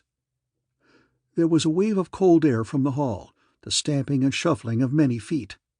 Almost without realizing what she did, she moved toward the door. She didn't want to look. She didn't want, but her eyes turned in spite of her toward the white-faced group carrying that bedraggled bundle. She could see a white hand hanging over Peter's shoulder, and a twisted, almost shapeless mass of wet garments. Then they moved on into the library directly opposite, but her eyes were still riveted on the place where they had passed, where she had seen him. The wailing of the 3 pier deck girls stopped suddenly, and in the silence Wanda could hear Peter's voice saying tonelessly, "Yes, he's dead. Oh, I'm sorry. I can't say how much. And Andy wants me to tell you he wasn't drowned. He was robbed and shot." Shot. The room seemed to move about her, and she sank into a chair, her head throbbing with the word. It seemed to echo all about her as one voice after another took it up. Shot! It was Marie's voice that finally came out above the others, loud with an almost exultant fury. "Then Mother wasn't so foolish as the rest of you thought when she said she was afraid of some criminal hiding on the island. It's come true, and they've got Father, poor lamb." Wanda sat crouched in the far corner of the car all the way home, scarcely listening to Peter's terse story. "It was just an accident that we didn't find him before," he was saying. "He wasn't far below the bridge. We must have passed him several times while we were down there. But he was just a dark, shapeless mass jammed into a crotch, and I suppose none of the lights happened to reach that exact spot. Fully 10 feet above the ground. Of course, it never occurred to us to look as high as that. He must have been swept away at the height of the flood. And it was a miracle the small tree held him. Andy and I both fell trying to climb it, and Jim finally had to bring a ladder from the stable. He must have been shot just before the dam broke. I hope he died instantly. It would be horrible to think of his being swept off half alive." Wanda stirred in her corner, her face drawn and white. But Peter did not look her way. He continued talking, as if thinking aloud. "But whoever did it had time to go through his pockets. His watch and money were gone. Even his upper pocket, where he usually kept papers, seemed to have been disturbed. And Andy is almost sure that he was wearing a ring at dinner. That was missing too." They stopped in front of the Murray's entrance, and Peter turned off the ignition, but neither made a move to get out of the car. It was only after they had sat some minutes in silence that the whole sequence of events seemed to clear in Wanda's mind. She had been dead tired before, but suddenly something clicked, and a new aspect of the affair flashed a wave of energy through her body. "Look here," she said, turning excitedly and grasping both his shoulders. "If Jim was right about the West Bridge going out before the dam, then the man who shot Mr. Peerdeck must still be on the island. Still on the island. Do you hear me? The current is even swifter on the east than on the west, and that bridge must have gone before the other, or at least at the same time. They were both the same, old pile structures. Even if the East Bridge held until the dam broke, and that's unlikely, it would be almost impossible for anyone to get across the island and over the bridge in the short time after the murder. Peter, do you understand? The man is still on the island." "I've thought of that, and 1,000 other things, Wanda, but my mind refuses to make anything out of it. Give me 3 hours of sleep, and I'll be ready to tackle the world. Whoever did it won't want to show himself in daylight, and he can't get away. There are no boats, every one was washed away, and it would be suicide to swim. That gives us all day to find him. And it should be an easy job to catch one man bottled up on a relatively small island." Peter tiptoed to his room, and Wanda went off to keep her promise to Ham. It was only as she was leaving his room that her eyes happened to fall upon Ham's shoes in the corner. "How far did you say you went last night, Ham?" she said in a careful voice. "Last night? Oh, just down here by our dock and up by the East Bridge. Why?" His tone was casual, but she noticed that he rubbed the side of his nose, a gesture he often used when embarrassed. "Oh, I just wondered when the East Bridge went out." "I can't tell you exactly because I didn't get there until a few minutes after the dam had broken, but there wasn't a beam left when I saw it." She stood there a moment, looking everywhere but at his face. Then she closed his door quietly and went to her own room. It seemed to her that, tired as her body was, her mind would never grow calm enough to sleep. There had been yellow mud on Ham's shoes. She was sure of that. Yellow mud such as could be found nowhere else on the island, as far as she knew, except near the pier deck's caves. And Ham had twice insisted he had gone only to the East Bridge. She tried not to think of it, but the jumble of thoughts went round and round in her mind. The bridges were gone. The island was shut off from the rest of the world, for days perhaps. The man who had shot Mr. Peerdeck was here on the island with them. And Ham, her brother Ham, had yellow mud on his shoes. It was impossible, ridiculous to imagine any connection. But why hadn't she asked Ham more about it, confronted him with her knowledge of the mud? Because she knew he had evaded her other questions, because she was afraid of what she might learn. Just before she dropped to sleep, she remembered Ham's voice and his shaking hands as he had said earlier in the evening, "I'd like to wring that old man's neck."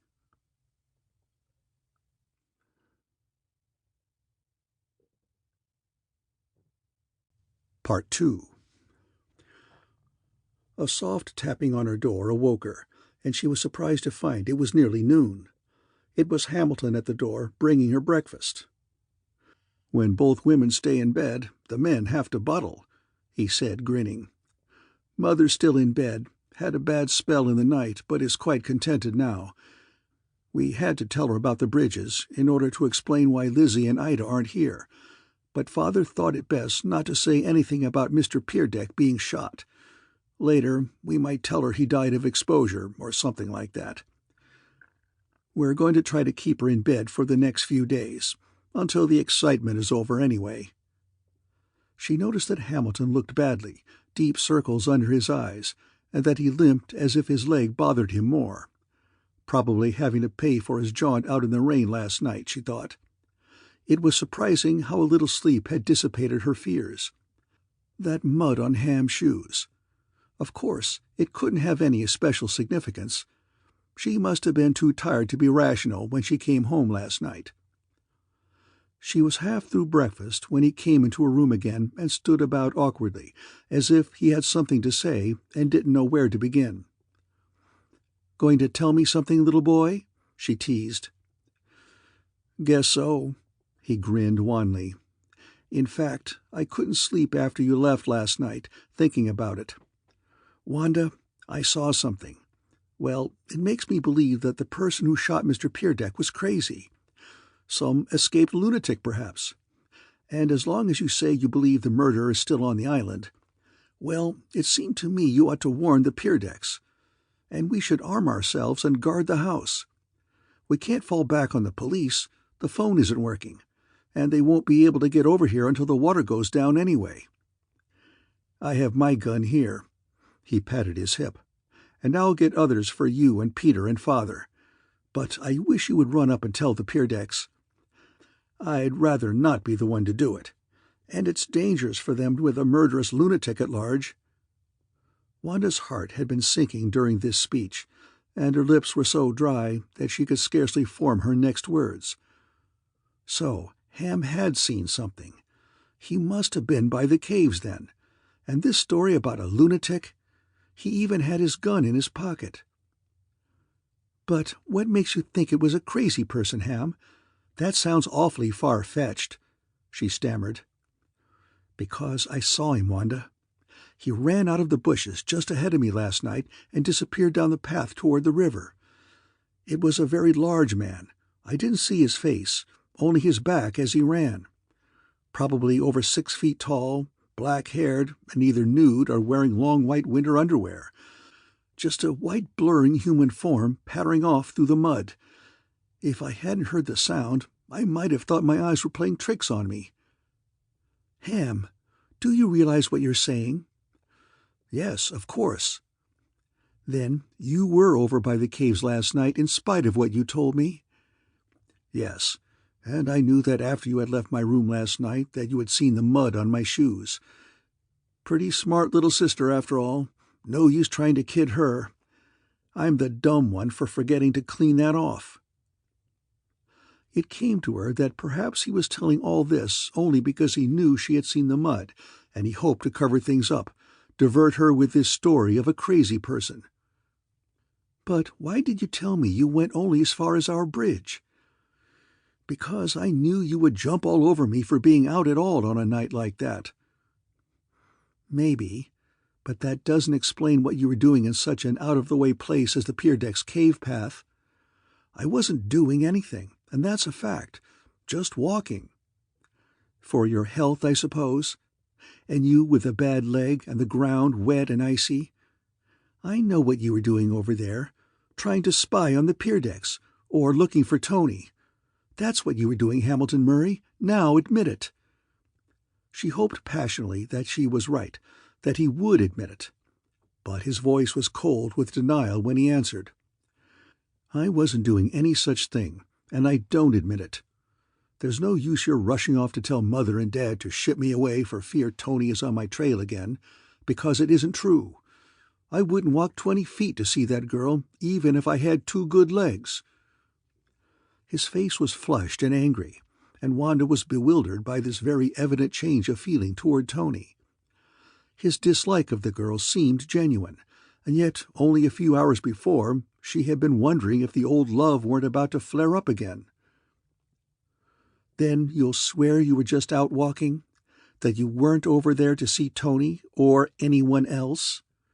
She spoke the last words with special emphasis. "Yes, I swear." He looked straight at her, and his jaw was clamped shut until it looked almost square. And yet Wanda wished she could be sure that he was lying. "I saw Tony out there by the side of the pier deck's house, but she walked right past me and went down toward the river. We didn't exchange a word. In fact, if you ask her, I'm sure she will tell you she didn't even see me. You might as well give up the idea that we were having a rendezvous." His interest in poetry was slight, otherwise he might have realized that his last word rang in her ears with a sinister implication. There was a poem which he had forgotten years ago that began, "I have a rendezvous with death." Wanda closed her eyes to try to shut out the thought. She put her head back against the pillow, her face very still. She must try to control herself. Her imagination was running away with her. "Maybe," she said slowly, "and it fits in with what I know of the other side of the picture. Tony left the house just as her father did, and came back after the flood, drenched to the skin, with not a word about where she had been. But this man in underwear, it sounds too fishy." "Fishy? It was real enough, all right. Too real to suit me. And you don't imagine I would have told you unless I felt I had to warn the island." Later Peter joined the brother and sister in the living room and heard Hamilton's story. Wanda sat silent during the recital, fighting to keep her face stolid. Peter mustn't, under any circumstances, read her thoughts. "Looks to me," Peter said when they had exhausted all possible explanations, "as if we needed the services of a real detective. None of us seem to fill the bill. You're a banker, Hamilton, and Wanda is a social butterfly." Peter dodged a well-aimed sofa cushion. "And Andy is a butter and egg man. Jim, I take it, is an ex-bond salesman, and I think someone told me that Marie used to be an interior decorator. And as nearly as I can find out, Tony is merely an ex-wife and an anything-but ex-siren, while Alice is a cute little nitwit with her entire battery of brain cells functioning only on one idea, herself. I'm a writer with a bent toward economics, but you see, none of our specialties offer much training toward crime detection." "I suppose I'm to feel flattered that you didn't call me an ex-butterfly," Wanda laughed. "You can have the job, Peter," Ham said soberly, ignoring his sister. "I'm out of it on account of my leg. and Jim and Andy are too close to the thing to do it justice." "You're elected, Peter," Wanda chimed in, "and I'll appoint myself your assistant. Get those guns you spoke of, Ham, and we'll drive up to the pier decks and see if anything has turned up since this morning. While I'm gone, you'll have to see what you can do about organizing some food, Ham. I'll come back later and beat up some biscuits. I imagine the bread is almost gone, but there are boxes of canned goods in the basement and some condensed milk on the emergency shelf. If we ration ourselves, we should be able to have fairly good meals of a sort until the river goes down." She went to help Hamilton find the guns, and while she was gone, Peter drove down to his end of the island, taking along a pair of rubber boots so that he could wade out to the cottage. When he came back, he brought his manuscript and a shotgun and a revolver. "It's the worst mess I ever saw," he reported. "There is still a lot of water in the house, and the mud is inches deep. I looked around to see if anyone had been hiding there, but that would be impossible without leaving tracks of some kind, and the mud hasn't been disturbed by anything but the slowly receding water. The car is half submerged, lying on its side 100 feet from the house, but the garage has disappeared, probably broken up or miles downstream." When they reached the red stone house, they were surprised to find Mrs. Peerdeck up and about, and bearing the tragedy with amazing fortitude. Her face was white and set, but she carried her head high, and there was a look of energy and determination in her eyes that aroused their admiration. "Old Martha the cook has collapsed and been packed off to bed," she told them quietly, "which means I must assume complete management of the household. The children," she spoke the word tenderly, "wanted me to rest, to sit with folded hands, but that was impossible. You can understand that. I want to work hard, hard. If I keep very busy, perhaps I can forget. And then my place is at the head of the household. I can't fail the children." "She's been going since daybreak," Tony told Wanda with tears in her eyes, "and we can't get her to stop or consider herself at all." "She cried, oh terribly," Marie said later, "when we told her this morning about Father. Just repeated over and over again, 'Oh, I'm glad you found him.' Just the presence of his body in the house seems to make her more able to carry on. You remember how hysterical and all to pieces she seemed last night? It was probably the uncertainty, the not knowing what had happened that unnerved her so." Alice had been put to bed an hour ago, Wanda and Peter were told, because she had screamed and cried and gone all to pieces, imagining she had seen someone in the kitchen. She had even insisted that a plate of bread she had placed on the table had disappeared while she was in the pantry getting some jelly. "The little glutton just didn't want to admit she had eaten the whole plateful," Jim said. "So she made up this yarn about some man in the kitchen. Andy ordered her to bed and read her the riot act for adding to Mother's worries." Just then, a thin figure in a rose dressing-gown flew down the stairs and flung herself on Peter, while the other stood by and smiled wanly. "Oh, Peter, I knew you'd come," she sobbed. "No one else would believe me. But there was a man in the kitchen. There was." "Let's get this straight right now," Peter said quietly, patting her shoulder. And Wanda hated herself for the momentary feeling of jealousy that swept her at the sight of the yellow head nuzzling into Peter's collar with the abandon of a puppy. "You say you had a plate of bread on the table and it disappeared. How many slices were there?" 4 or 5. It was what was left from the dinner last night. Rather dry, but I was going to get some jelly for it." "Then Martha would know about it." Peter's voice rang sharp in command. "Andy, run up and ask Martha how much bread was left from dinner last night and where she put it." He placed Alice firmly in a chair and paced back and forth before the fireplace. Mrs. Peerdeck passed the door several times, busy about something, but did not stop or speak to them. Then they heard Andy running down the steps 2 at a time. "She says there were 4 slices, and that she put them in the bread box on that old blue plate with the picture of Bunker Hill Monument on it," he announced breathlessly. They trooped out into the kitchen, and Marie and Tony climbed on stools to search the cupboard, but the plate was gone, and there were no traces of any sliced bread in the box or in the kitchen. "What did the man look like, Alice?" Peter asked. "Oh, a big black man. Awfully big and awfully black." "You mean a colored man?" "No, just any kind of a man. I didn't see him very well, and I can't tell you where he went. I just saw him out of the corner of my eye through the crack in the pantry door, and by the time I got the door wide open and came out here, he had disappeared." Alice stood on one foot, the other curled up for warmth. Her bare legs were almost as pink as her mule's, and her face was as animated as Wanda had ever seen it. The faces of the others bore expressions of half-credulous amusement and exasperation. "If Martha hadn't insisted the plate was there, I'd certainly think it was another of your romantic imaginings," Andy muttered. "You might have disposed of the bread, but I can't very well see how you could have eaten the plate." He went to the door and the 3 windows and half-jokingly looked out. "Nope, no plate out there."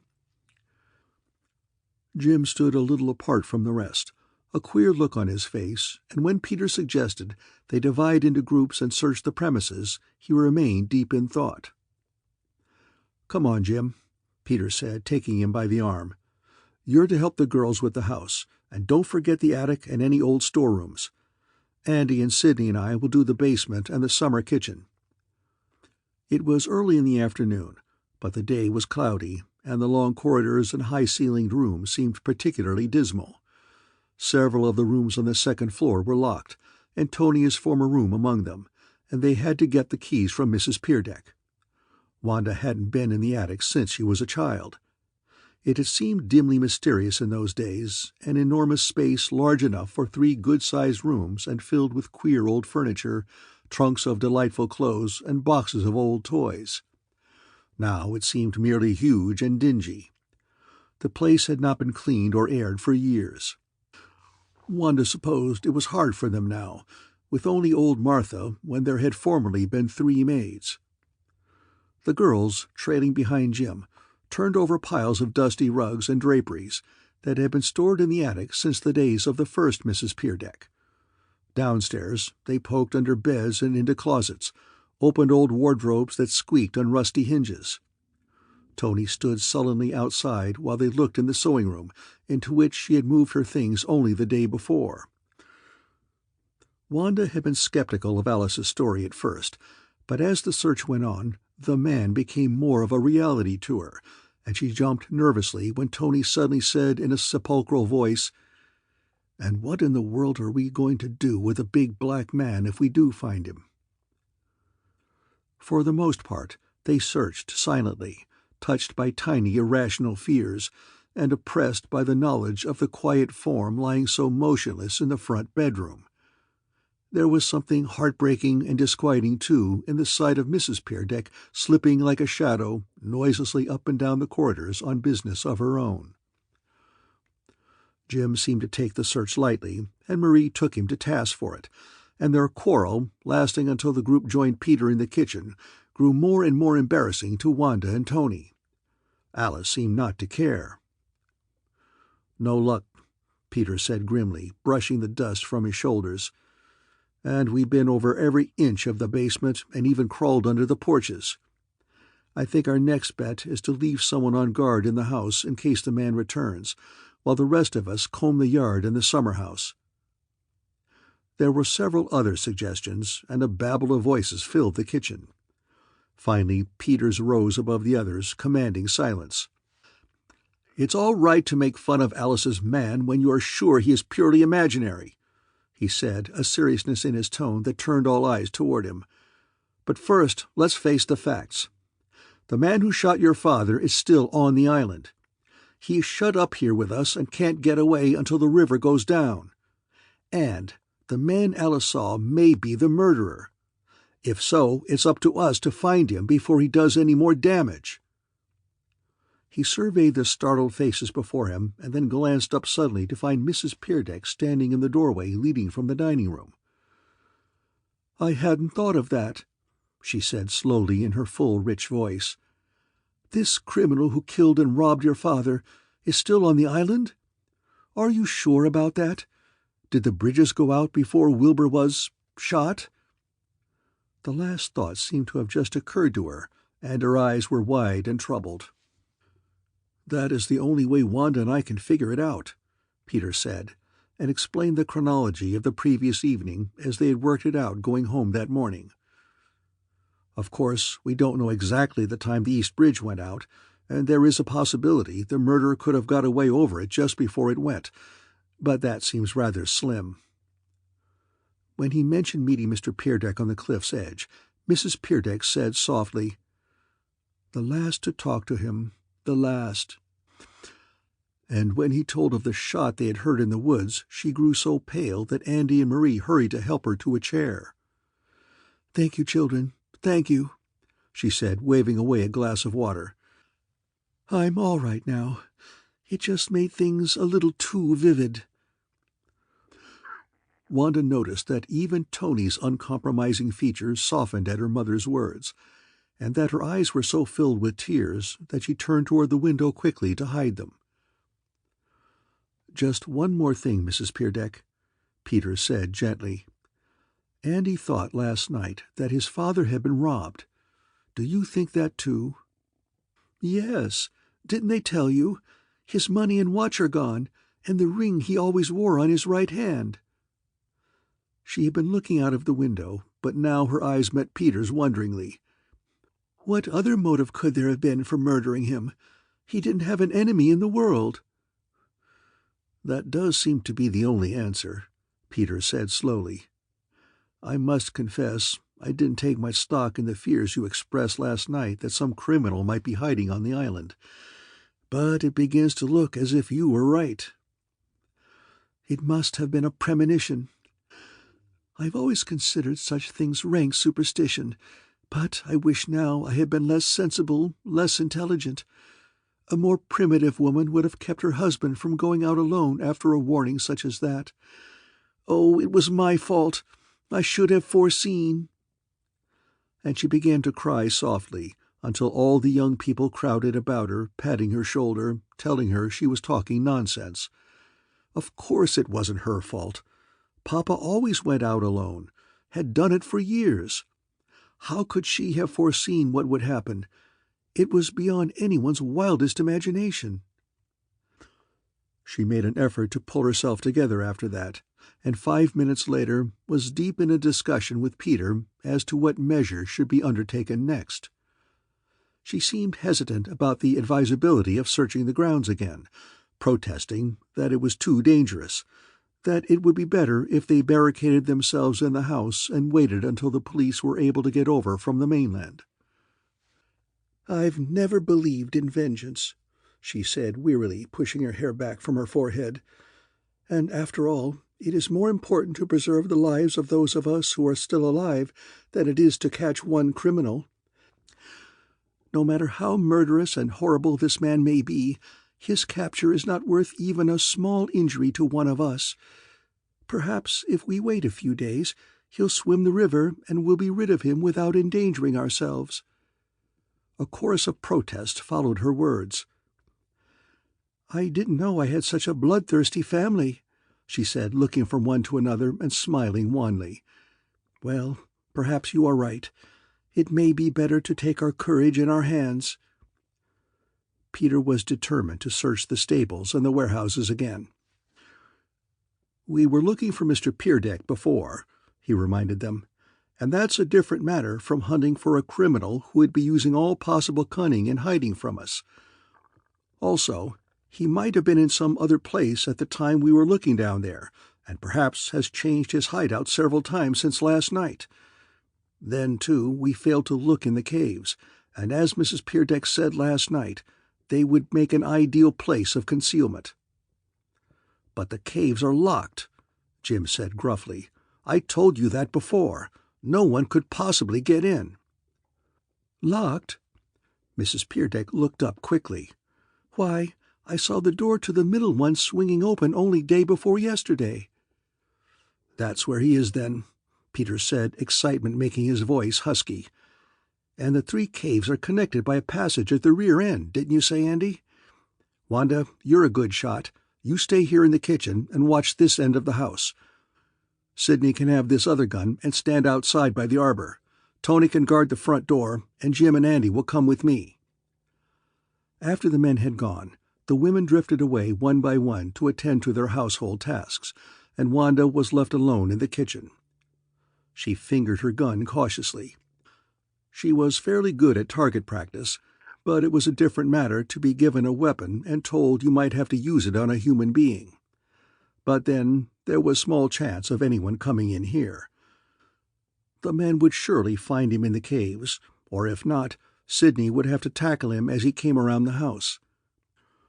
She stepped over to the outside door and watched the March wind whipping through the clump of birch trees by the driveway. Sidney was standing forlornly near the tool house, looking frightened. Over her head she could hear very faintly the querulous voice of old Martha going on endlessly about something, with an occasional soft answer from Marie. Then there was the sound of children crying, the slam of a door, and silence. She felt strangely alone, and the uneasiness that had oppressed her during the search returned. She was not sure afterward how long she had stood there, perhaps 10 minutes, perhaps longer, when something, a slight noise, or some sixth sense perhaps, made her turn and step noiselessly behind the water tank next to the range. The basement door just on the other side of the range. Had it been slightly open before, or was it moving now? Slowly the cracks seemed to widen. A hand came through the opening. The door swung back suddenly, and a man stepped into the room. "Hands up!"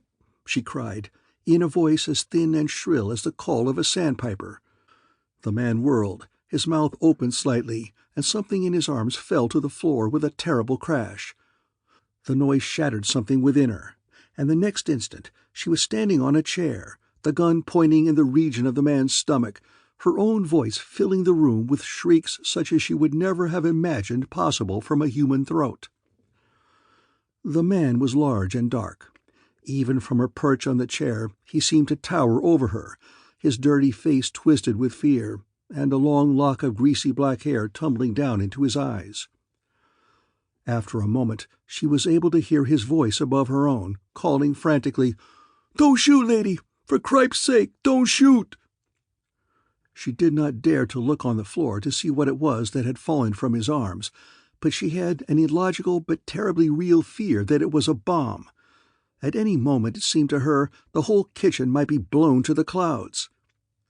There was the sound of running feet, an army, it seemed, coming from all directions, and the 3 pier deck girls burst in from the dining room at almost the exact moment that Peter, Jim, and Andy appeared in the basement door. It was only after the man had been searched and tied securely in one of the kitchen chairs that Wanda dared to look down at the floor. "The plate, Alice!" she cried hoarsely. "The bread plate!" There it was, blue and white pieces scattered across the linoleum. Bunker Hill Monument smashed to bits. Everyone talked at once, and the confusion was appalling.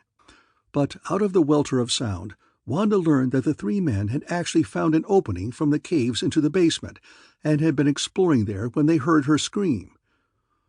That was it, of course. The man had been hiding in the caves, and had come up into the kitchen after more bread, perhaps just as the men entered the caves from the outer end. "We found the middle door unlocked, just as Mrs. Peerdeck said," Peter was telling her. "And when we reached the eastern end of the passage, where it connects with the corridor that leads north and south to join with the end caves, we found a narrow opening. Most astonishing thing. Neither Jim nor Andy had ever heard of it before. I suppose this fellow left it open as he went through, otherwise we would never have noticed it. That end of the cave is awfully dark," Andy's voice was continuing excitedly, "and there are huge wooden pilings that go from the floor to the ceiling, all across it for the space of 20 feet or more. I've seen that place all my life and often wondered why it wasn't brick-lined as most other sections of the cave are. But this door is just the width of 3 planks and extends from the floor to the ceiling, so that there is nothing unusual, not even a crack to give it away. And we just stepped through that opening and found ourselves in the basement," Peter interrupted. Funny none of you in the house ever knew about this connection." "Must have been an arrangement grandfather had built," Tony offered. All this time Alice had been pointing wildly at the man from the shelter of Marie's shoulder, and asserting in a loud whisper, "There's the man who took my bread. He's even brought back the plate to prove it. So there, Andy, you old smarty. You would make fun of me." "Good work, Wanda," Peter said, patting her shoulder. Then he stepped over to the table where the revolver lay that had been taken from the man's clothing. "And now what are we going to do with this fellow? He has a gun that has been fired twice. He has been hiding in the caves, and Mr. Peerdeck was found shot last night. It all seems to fit together perfectly. I think this is our man." There was a rustling in the dining-room door, and just as Wanda turned to look in that direction, she caught a glimpse, out of the corner of her eye, of the man's face. It showed stark amazement, not fear, and she saw Jim step over quickly and say something to him in a commanding manner. But she had no time to wonder, for the others had crowded about Mrs. Peerdeck in the doorway and were helping her into the room. She was whispering, "Oh, no, no, a man! Wilbur, how horrible!" And her eyes had become great pools of black terror in her white face. "She can't stand the sight of him," Marie said. "It's too much of a shock. Help me, Alice, and we'll take her upstairs." And as the three shuffled awkwardly out of the room, Mrs. Peerdeck half supported by the two girls, Wanda could hear her asking excitedly, "And he got into the house through the caves? How could that be?" By the time the others had regrouped themselves about the walls of the kitchen, the huddled figure in the center had come to dominate the room. "And what do you folks think you got on me anyway?" he grunted defiantly. "A killing? That's it. And there's enough circumstantial evidence to get you, too, if we can find the stolen articles." Wanda wondered at Peter, sitting as coolly there on the kitchen cabinet as if he were presiding at a meeting of economists.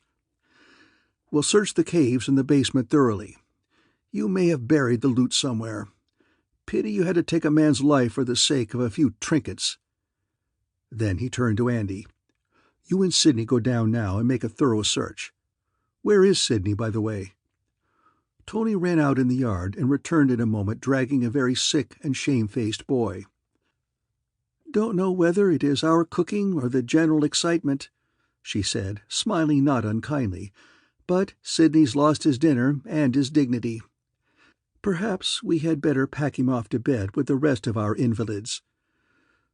But the boy insisted he was all right now, and he and Andy clattered down the basement stairs and disappeared in the cave. "Now look here," the man growled, "this thing's gone far enough.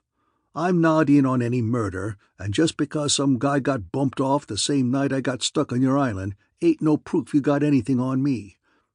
You better tell him a thing or two, Sears, or I'll up and spill a mouthful myself." This last was directed at Jim, who stood near, his face a strange mottled white. "Well," Jim said slowly, lighting a cigarette in an obvious effort to spar for time, "I guess I had better explain, Kerrigan, that I think you are barking up the wrong tree." "Meaning?" "That I happen to know you have the wrong man." "Looks queer to me," Peter snapped back, "that you were the very one who tried to keep us from searching the caves. Almost as if you were in on this too, Sears." "It's true I didn't want you to go in the caves, but that was because I had this fellow hidden there. He's an old friend of mine, Sam Hyle, fellow I used to know when I was a kid. Haven't seen him for years, but he turned up late yesterday and said he was down on his luck and wanted a place to stay. I knew I couldn't bring him up to the house, so I tried to fix a place for him in the stables, but when the water began rising, that looked dangerous, so I brought him up to the caves. Intended to smuggle down some food for him, but didn't have a chance to break away from the rest of you. So I suppose the poor fellow discovered the door into the basement and came up for something to eat. I rather imagine he was Alice's big black man." He was confident now, grinning. "But I couldn't figure out for the life of me how he got out of the cave and into the kitchen so easily. It's the first time I ever heard about that connection into the basement." Andy and Sidney came up from below just then, the former carrying a dusty black coat. "Looks like yours, Tony," he said. "We found it down in the far end of the north cave. Evidently, the fellow slept on it, and there were rather fresh breadcrumbs scattered about, and cigarette ashes and burnt matches. But not a sign of Dad's jewelry, and as far as we could see, there were no marks of any fresh digging where he might have buried it." Marie and Alice came in just then, and a babble of voices explained the latest developments for them. "Is that your coat, Tony?" Peter asked, handing her the soiled garment. "And if it is, what was it doing down in the cave?" "I haven't the slightest idea. The last I knew, it was in the attic last fall. It's an old one I use for rainy weather in the summer. I suppose your friend breezed up to the attic and helped himself to this, too," she said to Jim with something like a sneer. "Why, I gave it to Sam myself last night," Jim said in surprise. "Found it in the cave and thought it would make a better bed for him than the cold rock. Come to think of it, I found it right at this end of the middle cave, right near this new door we just discovered, and it was draped over a pair of old boots." "Find any boots down there, Andy?" Peter asked. "Oh, not a sign of a boot or a shoe. What are you handing us anyway, Jim? Some new variety of fairy story? I suppose you'll be telling us next that your friend chewed those boots up in his hunger last night." "Shut up," Jim grumbled angrily. "What's the matter with all of you? You don't seem to believe a word I say." He looked nervously at Marie, but her eyes were on the floor, and her face was expressionless. "I don't know whether we believe you or not," Peter said slowly. "It makes a good story, Jim, almost too good. And it's hard for me to believe you had anything to do with the murder of your father-in-law. But let's get this straight, all of you. Mr. Peerdeck was murdered last night, shot in the back of the head, so that there is no possibility of suicide. And you'll all agree with me that, barring a miracle, the murderer is still on the island. Ham and Mr. Murray are making an armed search of their end, and I've already gone through my cottage. We have looked in every possible spot. The caves were the last hope. So if this man you call your friend isn't the one who fired the shot, then—" He paused and looked impressively at each face in the circle. "Then one of us must be the murderer." There was a silence during which no one moved or spoke. It almost seemed as if they did not breathe. Finally it was broken by the uneasy shifting of the man in the chair. But it was Andy who spoke, his voice echoing about the room. "God, that's so!" he cried. "Jim, you're getting yourself and perhaps some of the rest of us into this thing pretty deep by sticking to your so-called friend. Better think again and change your story." Mrs. Peerdeck stepped quietly into the room, and someone gave her a chair. She was entirely composed now, but her face looked strained and queer, almost shrunken, and she seemed to have lost some of that gallant courage that had aroused their admiration earlier in the day. "You shouldn't be here," Wanda whispered compassionately. "Spare yourself as much as possible, Mrs. Peerdeck. We'll take care of everything." But the older woman shook her head and then jumped in fright at a loud knocking sound that seemed to fill the whole house. It was the old knocker on the front door, and Andy went to answer it, his gun in his hand. No one spoke while he was gone, and from the tense expressions on all the faces Wanda knew that each was wondering, just as she was, if it weren't barely possible that the murderer himself stood at the door. Who else could it be, when almost all the known people on the island were already in this one room? But it was Hamilton who came in, talking earnestly to Andy, and the general greeting broke the tension. "But I can't change my story," Jim said, as if there had been no interruption. His hands were deep in his pockets, and his shoulders hunched in dejection. "I can't change it because I know Sam didn't have anything to do with the shooting, and neither did I. We'll have to furnish alibis for each other, much as the rest of you may doubt us." "All right, let's go over the ground again," Peter said. The time element may throw some light on this thing. It was exactly 9:30 when Mr. Peerdeck left the house. Wanda remembers looking at the clock. It was only a few minutes later that we talked to him on the edge of the cliff, and it must have taken us 10 minutes to reach the place where we heard the shot. That means that he was probably killed at 9:40, surely not later than 9:45. A few minutes later, we met Jim in that little clearing above the entrance to the first cave. He came crashing through the brush toward us and shouted that the bridge had just gone out and that he wanted to. The expression on Peter's face changed suddenly, and he turned to Wanda with repressed excitement. "You remember, don't you, that he seemed particularly insistent on our not going on toward the bridge? He rushed us back to the cliff, and when I tried to get him to help us hunt for Mr. Peerdeck, he persuaded us to give up the search. He seemed sure his father-in-law had already gone in the house. As I remember, these were his very words. 'Mr. Peerdeck has probably gone back to the house by this time. He never stays out long.'" "I see what you mean," Tony said, "but the bench is under the hill below the third cave. You say you met Jim in the clearing above the first cave, just a few minutes after the shot. He would hardly have had time to get that far in such a short time." Marie's eyes were on her sister, and her face was inscrutable. "But the shooting may not have occurred at the bench," Peter replied. "We've been taking that for granted, with nothing whatever to go on but the fact that it was his custom to sit there every evening. If you had seen him, as I did, disturbed about the pier going out, excited about the appearance of the river, you would realize that he was in no state of mind to sit quietly on a bench and smoke. He might have been shot anywhere along the whole side of the river. The ledge on which the bench is standing runs just 5 feet above the water the whole distance between the 3 caves. All that we are sure of is that the shooting happened in a spot that was later swept by the flood."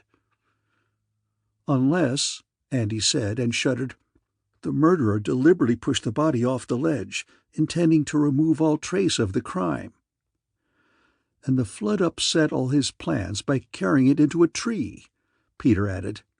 "If the river had remained merely swollen, it would have been days before anyone would have found the body, perhaps miles downstream." There was a long and horrified silence.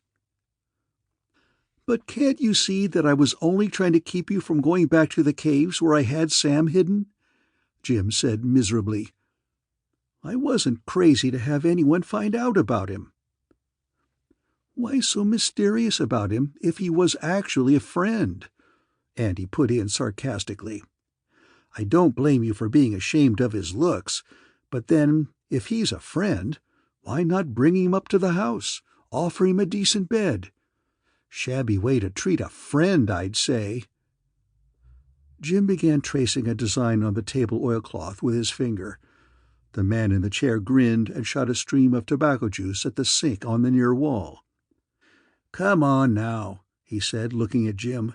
"Get me untied, or I'll do some talking myself. I'm not wanting to be the goat much longer."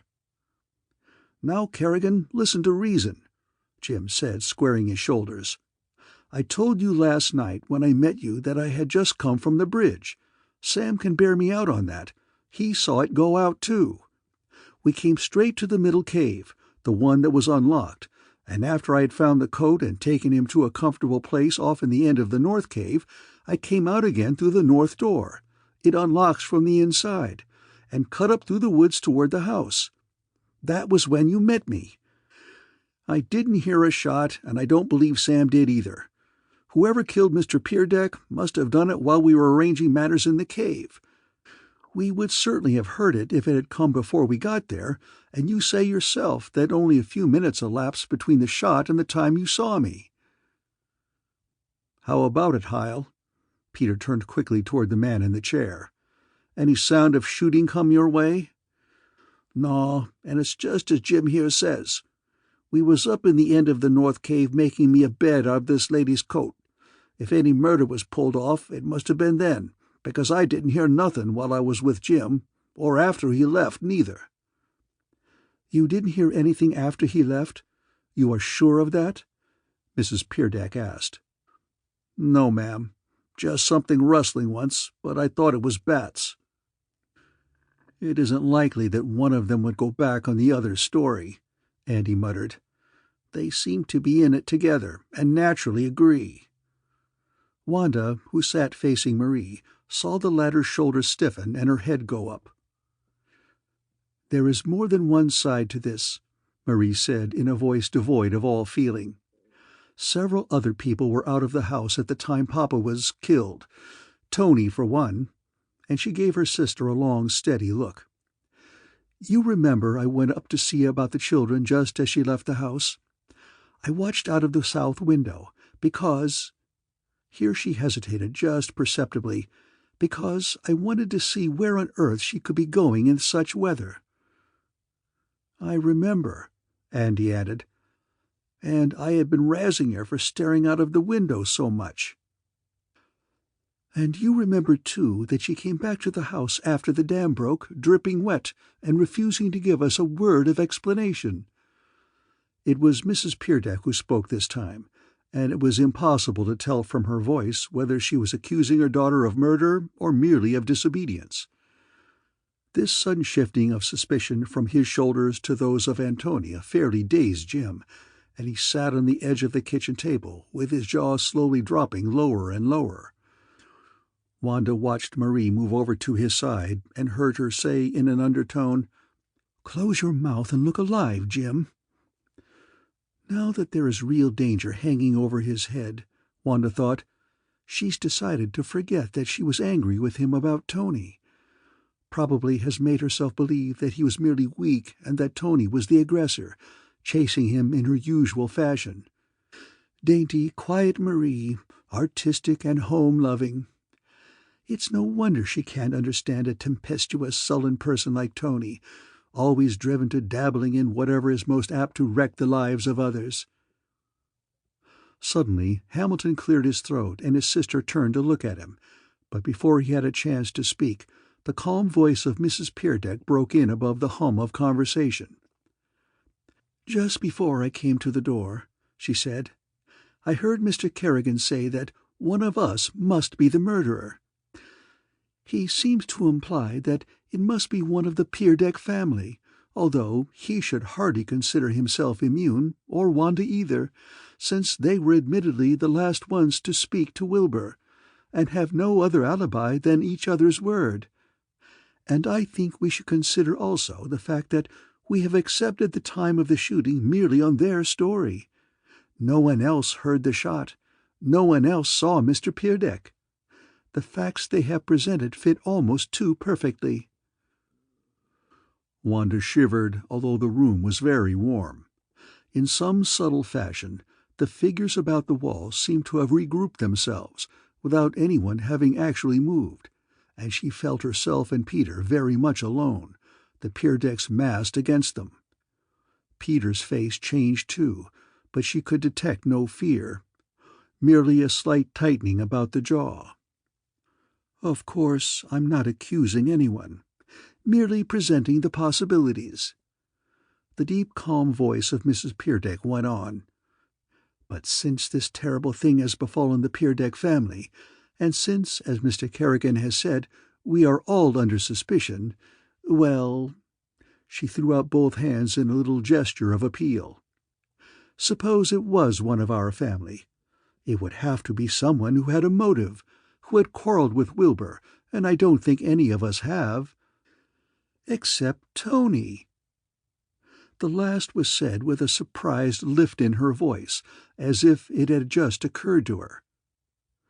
"You did have a regular cat-and-dog fight with Dad that whole last day, didn't you, Tony?" Andy asked quickly. "No need to ask her. She did," Marie put in vindictively.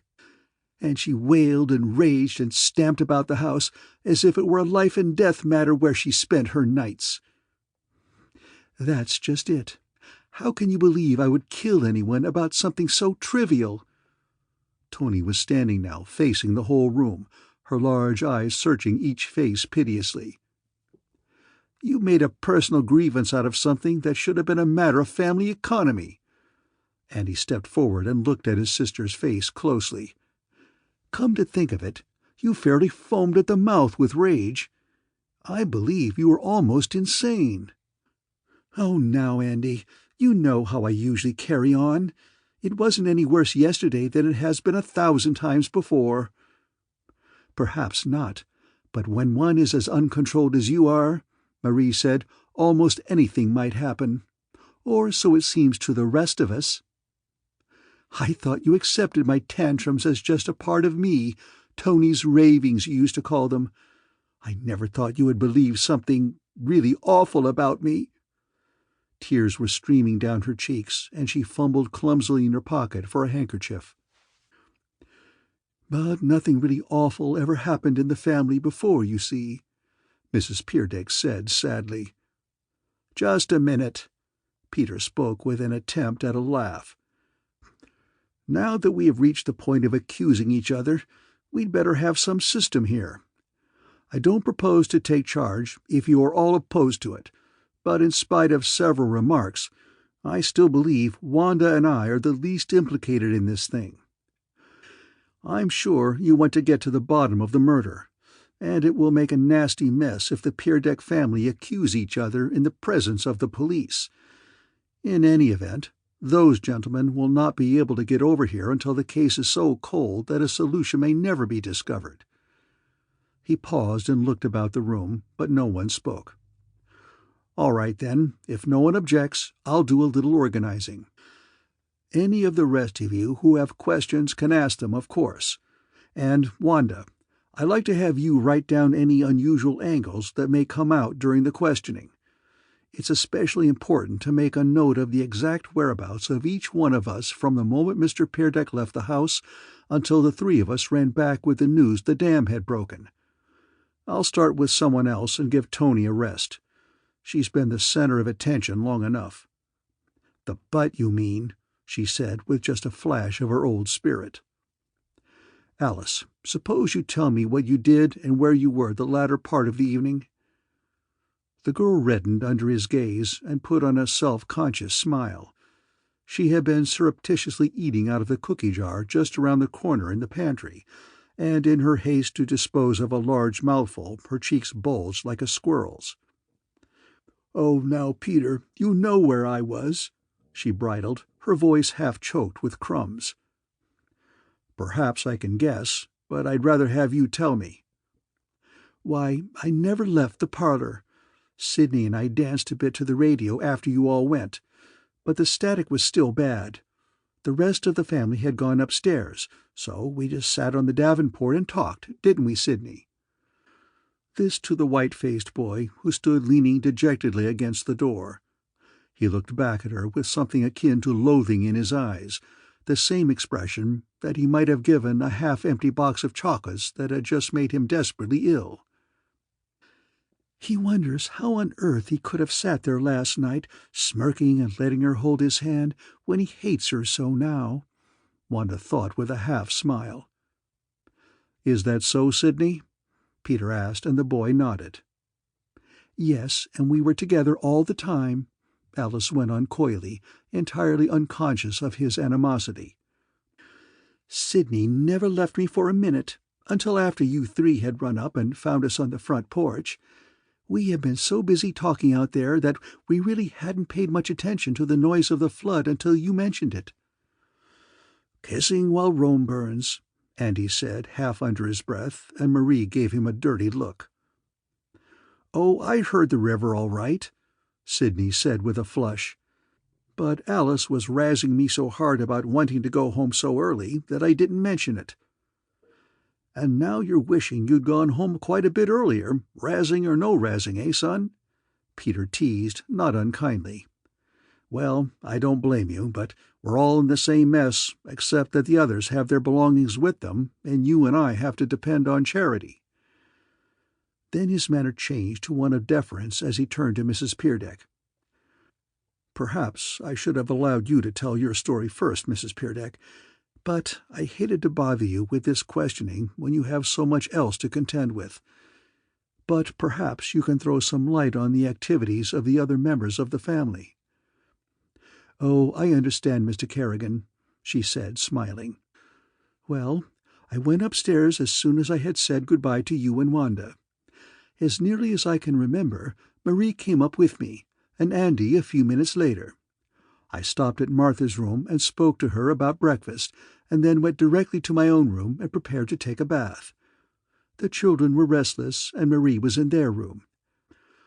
I asked her if the baby felt feverish, and went on to the bathroom and turned on the water. A few seconds later I discovered that there was no soap, and called to Andy to bring some. He was just about to go downstairs, but came back and got a cake for me out of the linen closet. I can't say exactly how long a time I spent in the bathroom." She stopped for a moment, looked out the window, and then went on. "When I was through, I came out and met Marie again, and took her into my room to talk over plans for a play yard for the children this summer. I imagine we were still discussing that, at least we were still in my room, when Alice called up to tell us about the dam. We had heard the noise and felt the impact when the flood struck the island, but neither one of us had quite realized what was happening." "Thank you, Mrs. Peerdeck. And now you, Marie. Have you anything more to add?" "No, nothing really important. I was upstairs all the time, just as Mother has said.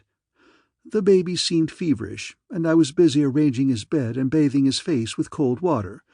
Andy was upstairs too, until just a few minutes before Alice called. I could hear him banging around in his room and singing." "You didn't hear anything else? No peculiar sounds from outside?" "No, I didn't hear a thing. The window in the children's room was open, and the noise of the river seemed to fill the room. Even if the shooting had been done close to the house, I doubt if I could have heard it. I finally decided to close the windows, thinking perhaps the children would sleep better if the room were more quiet. But even then, the noise of running water from the bathroom would have drowned out any sound from outdoors." "Running water?" "Yes, Mother was taking a shower, and later, when I met her in the hall, she was taking off her rubber cap, and I remember saying something to her about the shower having splashed on her kimono." "My turn next, I guess," Andy announced after a short pause, "and I can't add much to the story.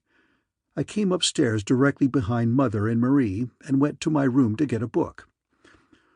I brought Mother the soap, just as she says, and then decided Alice and Sidney would prefer not to have my company in the living room, so I didn't go downstairs as I had planned. Just stayed in my room, barging around, singing and banging drawers, as Marie says." "I suppose you didn't hear any suspicious noises either?" "No, can't say I was looking for any. I do remember the shower."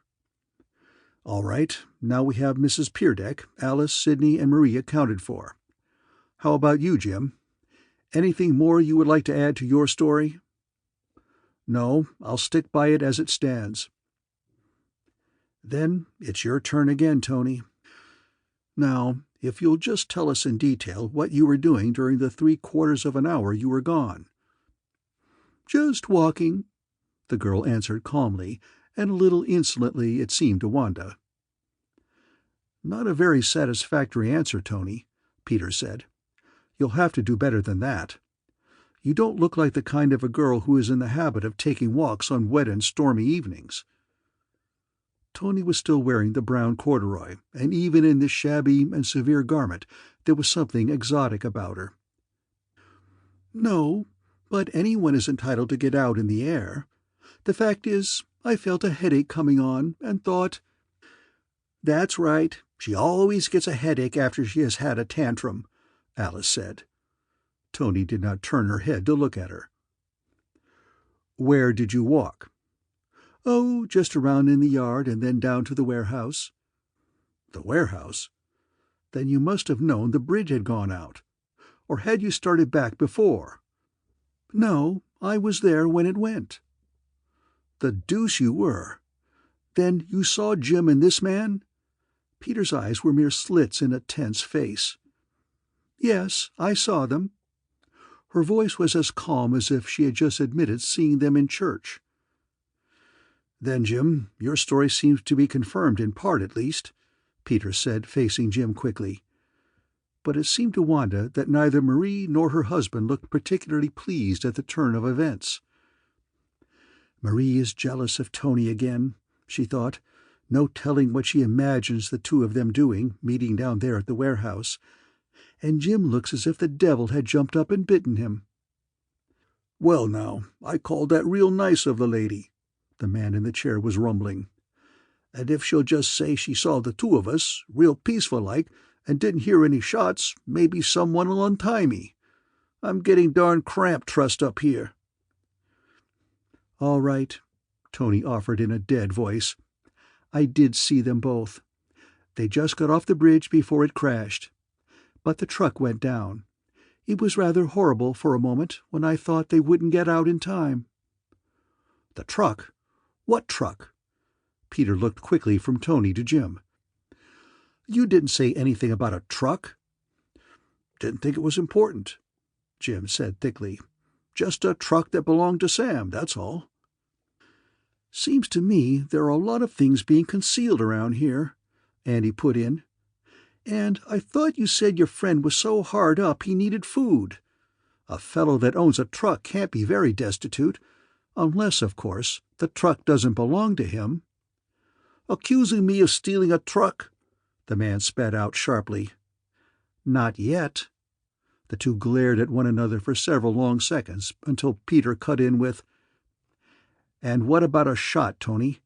Hear any while you were down by the river?" "No, not there. But I came up on the lower path, the one that leads from the warehouse along the south side of the stable and into the lower end of the garden. And just as I got there, at the opening of the garden, I mean, I heard a shot. It seemed to come from the river in back of me, and frightened me so that I ran across the garden and fell into the lily pool. If you must know, that's what made me so wet last night." "There is no reason why you should have been so evasive about that," Mrs. Peerdeck said sharply. "Except, of course, that it would reflect on one's mentality to do a thing so stupid." There was a burst of conversation in the room, which gave Tony time to gain control over herself. Wanda could see that she was exerting all her strength to keep from making a sharp retort. Mrs. Peerdeck's words had been stinging. It was the first time she had used the old caustic humor that Wanda remembered so well from other years. "And after you fell in the pond?" Peter asked finally, above the other voices. "I squeezed my clothes out as best I could and ran on into the summer house below the garden. I had seen and heard so many strange things by that time that I was thoroughly frightened. First the bridge went out, and Jim and this man barely jumped ashore. Then all the way through the woods I had a feeling, perhaps caused by the unusual noise of the river, as if something terrible were just about to happen, perhaps had happened all around me. I've tramped through these woods since I was a child, and in spite of your sarcastic ideas to the contrary, I've often been in them at night. But I've never been afraid before. About halfway up to the garden, I thought I heard footsteps, someone walking through the woods on that path parallel to mine. Footsteps that stopped when I stopped and started again when I started. Oh, I tried to tell myself that I was crazy. It was all imagination. But it seemed awfully real." Her eyes stared off into space, as if she did not really see the familiar kitchen and the many people crowded about on the chairs and tables. "And then, just as I reached the edge of the garden, the shot rang out behind me. Well, any woman would have lost her head as I did. I bolted across the open space toward the house, forgetting completely about the pool. It was drained in the fall and covered, but enough rain must have run into it since Dad took off the boards yesterday to partially fill it, for I was soaked to the skin when I crawled out. But what I can't understand is why you didn't come on to the house," Andy puzzled. "From what the others have said, it must have been 10 or 15 minutes between the firing of the shot and the time Jim and Peter and Wanda came back to tell us of the dam. And yet you didn't return until a quarter of an hour later than that. It doesn't seem logical for a girl who has just fallen into icy water on a winter night to continue to wander around in the cold for a half hour when she could so easily have come into a warm place." "But Andy," she said appealingly. "You can't imagine how frightened I was. There's no logic left in my mind when I'm afraid. As soon as I could climb out, I tore for the summer house. It seemed nearer, for the moment, and I huddled there until I heard the shouting on the porch and realized that something must have happened at the house." "Something? I should think you would have known, after the shooting, that something had happened," Andy snorted.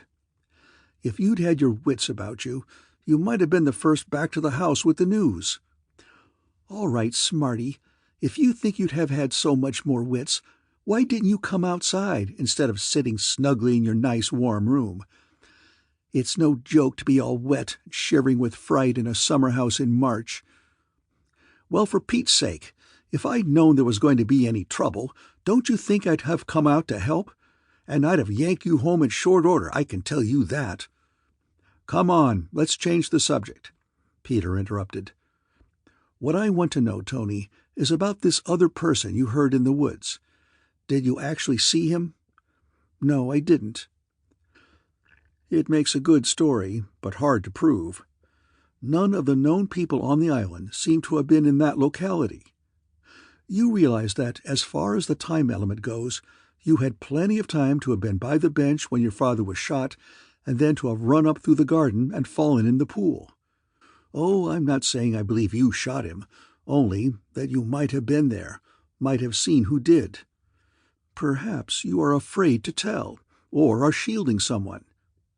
You see for yourself there would just have been time for you to run from the river to the house and arrive exactly when you did.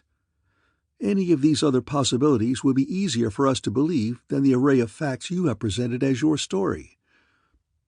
"Haven't you forgotten about me?" Hamilton asked suddenly, and everyone started and looked in his direction. "That's right. You are in this, Ham," Peter replied, a new note in his voice. "And I'll admit I have been assuming this was exclusively a pier deck affair. Well, what have you to offer?" "Just a little proof of Tony's story. I happen to have been the person that she heard walking through the woods." "You!" Tony's face was a study, one emotion after another jerking across it like the flickering scenes in an old movie. Wanda shifted uneasily and moved until she could see Peter's face more clearly. To her relief, he looked neither alarmed nor suspicious. "Go on, Ham. Tell the whole story," he said calmly. "When I heard it before, I was still under the impression we were hunting a stranger as the murderer. Some of your details may be very important with our changed viewpoint, and then the others may be interested." "Well, I was out for a walk, too." He flashed a half-defiant look around the room, but no one challenged his statement as they had Tony's, and he went on. "Thought I would come up to the head of the island and take a look at the river. I drove over and left my car down by the warehouses. Didn't want to be seen prowling around too close to the pier deck's house." "Afraid we might think you were sneaking around to have a peek at the dinner party?" Andy grinned. "No, but it seemed more discreet to keep at a distance, considering your parents' feelings toward me. From the warehouses, I came up the path along the river as far as the lower cave. I didn't go down on the ledge, so I can't tell you whether Mr. Peerdeck was sitting on his bench or not. I didn't stop at all, but took the path that goes straight east toward the garden." "You weren't so anxious to look at the river," Andy said, half under his breath. "That path goes to the house, not the cliff." "Of course, but the one along the river was too icy for me to try with my leg. And it's quite easy, you know, to get to the cliff by going around the house." There was no further comment from Andy, and after a short pause, during which he looked defiantly about the room again, Hamilton went on. "If Tony was coming from the warehouses, she must have been on that longer path that winds on a diagonal toward mine. Perhaps 200 feet from the garden, the paths approach each other, running parallel until they reach the garden. And it was on that stretch that I began to hear footsteps. I couldn't see who it was, didn't know it was Tony, of course, but kept abreast of whoever it was just out of curiosity. I didn't dream the person heard me. Thought I was a better woodsman than that.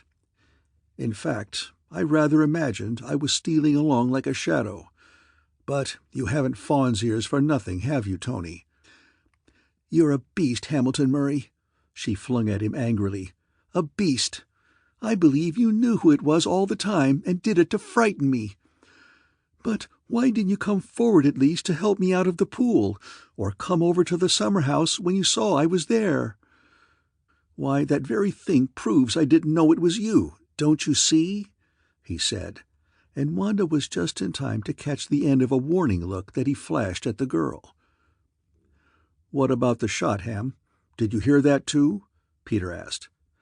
"Yes, just as I stood on the edge of the garden.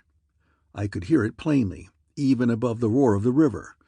Then I saw Tony sprint off and dive into the pool." "Thought you said you didn't know it was me," Tony sniffed. "Not then, I told you. Not until afterwards." "Afterwards? My eye! I believe you came around to spy on me, and then deliberately stood and watched me half drown and never even offered a hand. Oh, I hate you!" Her wide eyes were blazing.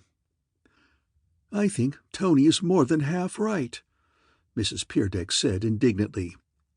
"Any young man who prowls about a house where he is not wanted is a sneak in my estimation. I am glad to see that you are coming around to my point of view at last, Tony." This was said with a satisfied air of, "I told you so." "Then the Peerdecks have been fighting this affair too," Wanda thought with surprise. "I always supposed they would be glad of any chance to be rid of Tony in some respectable way, and surely marriage to Hamilton would solve many problems for her. Perhaps it is a matter of wounded pride. They never liked the fact that it was our family that took the lead in breaking up the elopement. They must have felt it would have kept up appearances better if it had been the girl's family that had made the biggest row." "Go on, Ham," Peter was saying. "It's time to tell the most sensational part of your story. What about the mysterious figure you saw on the river path?" "I was on the slope above the cave and about 40 feet in from the river path when I heard a noise and turned to look back. What I saw doesn't make sense, and yet I'd swear to it in any court on earth. I've told Peter and Wanda, and neither one can offer a solution. Perhaps some of the rest of you can, only I warn you not to decide I was dreaming or having hallucinations. I saw the thing too clearly for that." Peter was watching all the faces closely, but Wanda noticed that Hamilton was looking only at Tony. "I don't know where the figure came from, the woods, the upper river path, or just materialized out of thin air. But I saw it quite clearly through a thin screen of bare branches. The figure of a large man, apparently headless, or else with such dark hair that I couldn't see the outlines of the head. He wore no clothes, or might merely have had on long white winter underwear, and when I saw him, he was running down the path toward Mr. Peerdeck's bench." Every face in the room seemed to have paled under his words, and the air was electric. Finally, Andy broke the tension by blurting out, "But gosh, Ham, you can't expect us to believe that. It sounds too crazy." "Crazy? I wish you'd been there to feel your hair stand on end as mine did. And when I close my eyes even now, I can see that white headless shape slipping through the trees and hear the plop-plop as it splashed along over the wet ground. Crazy. I admit that, and I can't force you to believe it, but you can bet your sweet life I do." "And I believe it too," Peter said crisply. "In fact, I think it may turn out to be the most important clue we have yet discovered.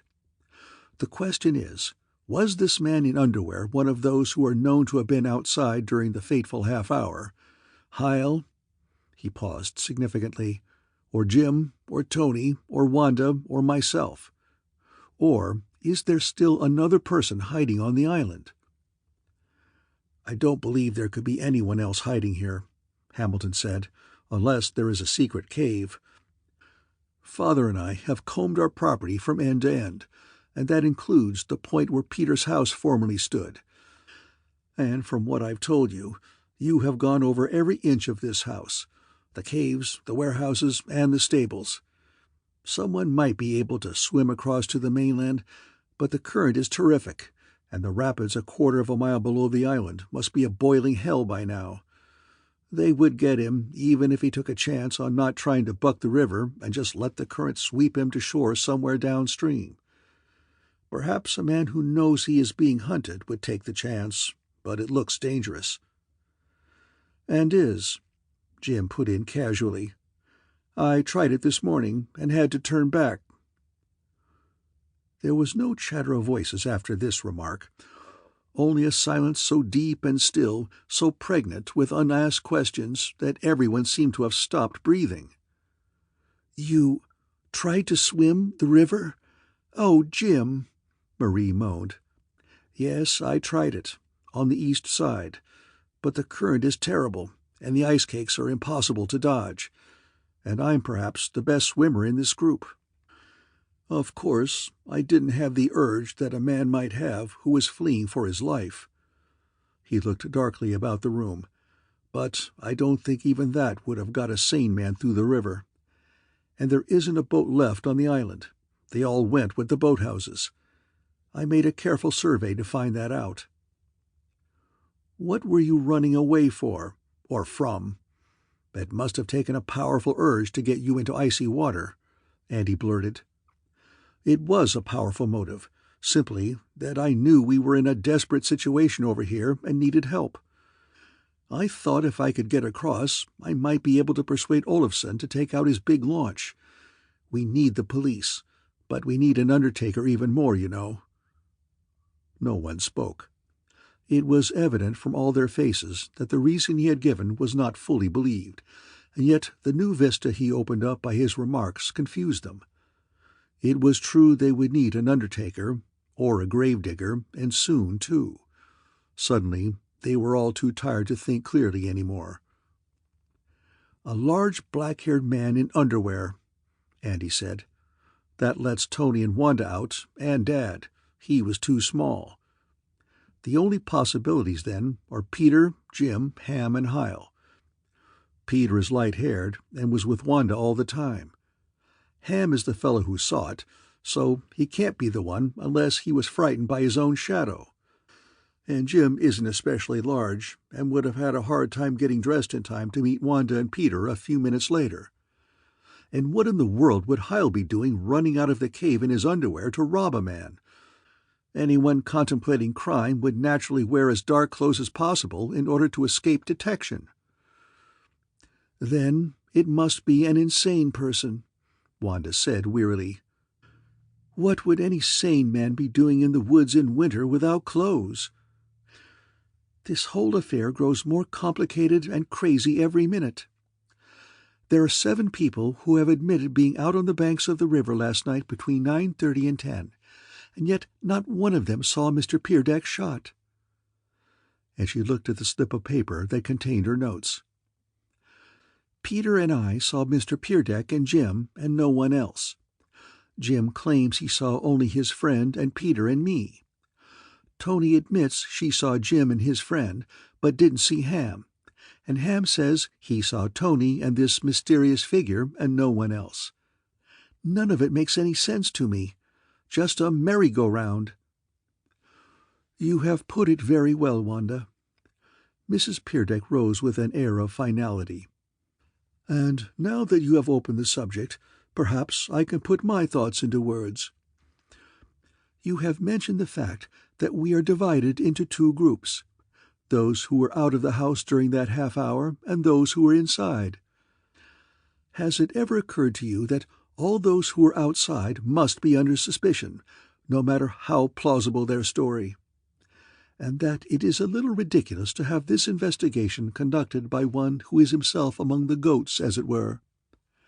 She smiled now at her own humor. "I think Andy is quite capable of taking charge from now on." Peter looked merely politely attentive.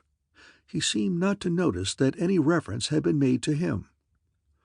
"And as for you, young man," she cried, her eyes suddenly moving to Hamilton's face, "I forbid you to come near this house again. Do you hear me?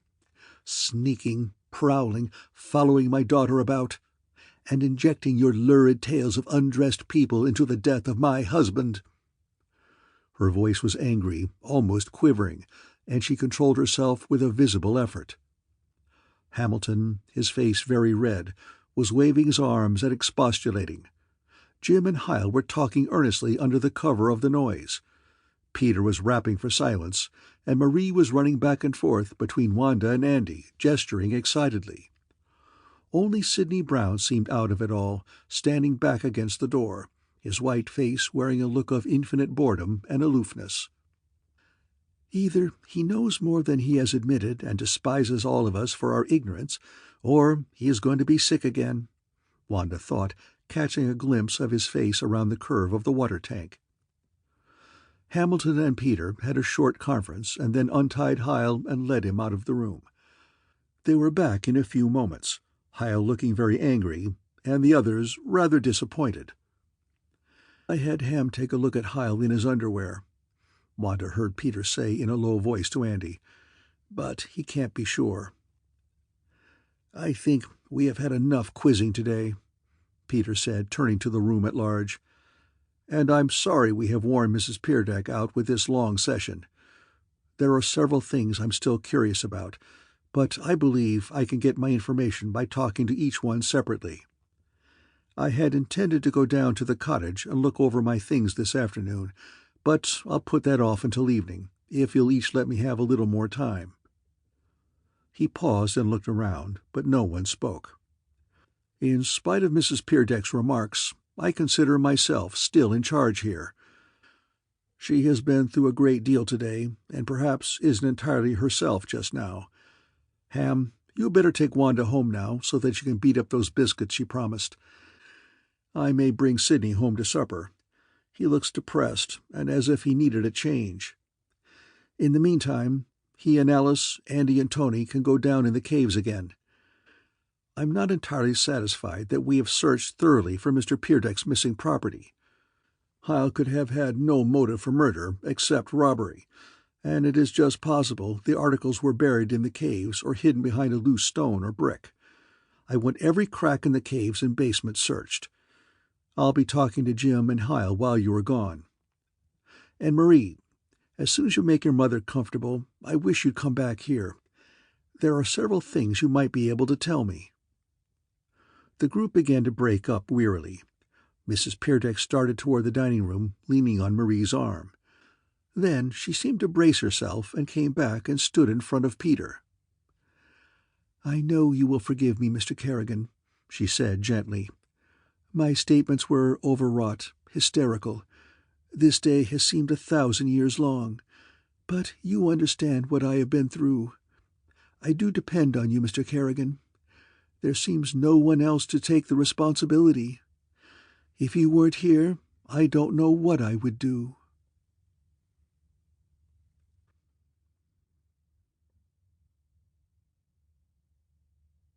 Part 3. It was almost 6 before Peter and Sidney left the Peerdeck house.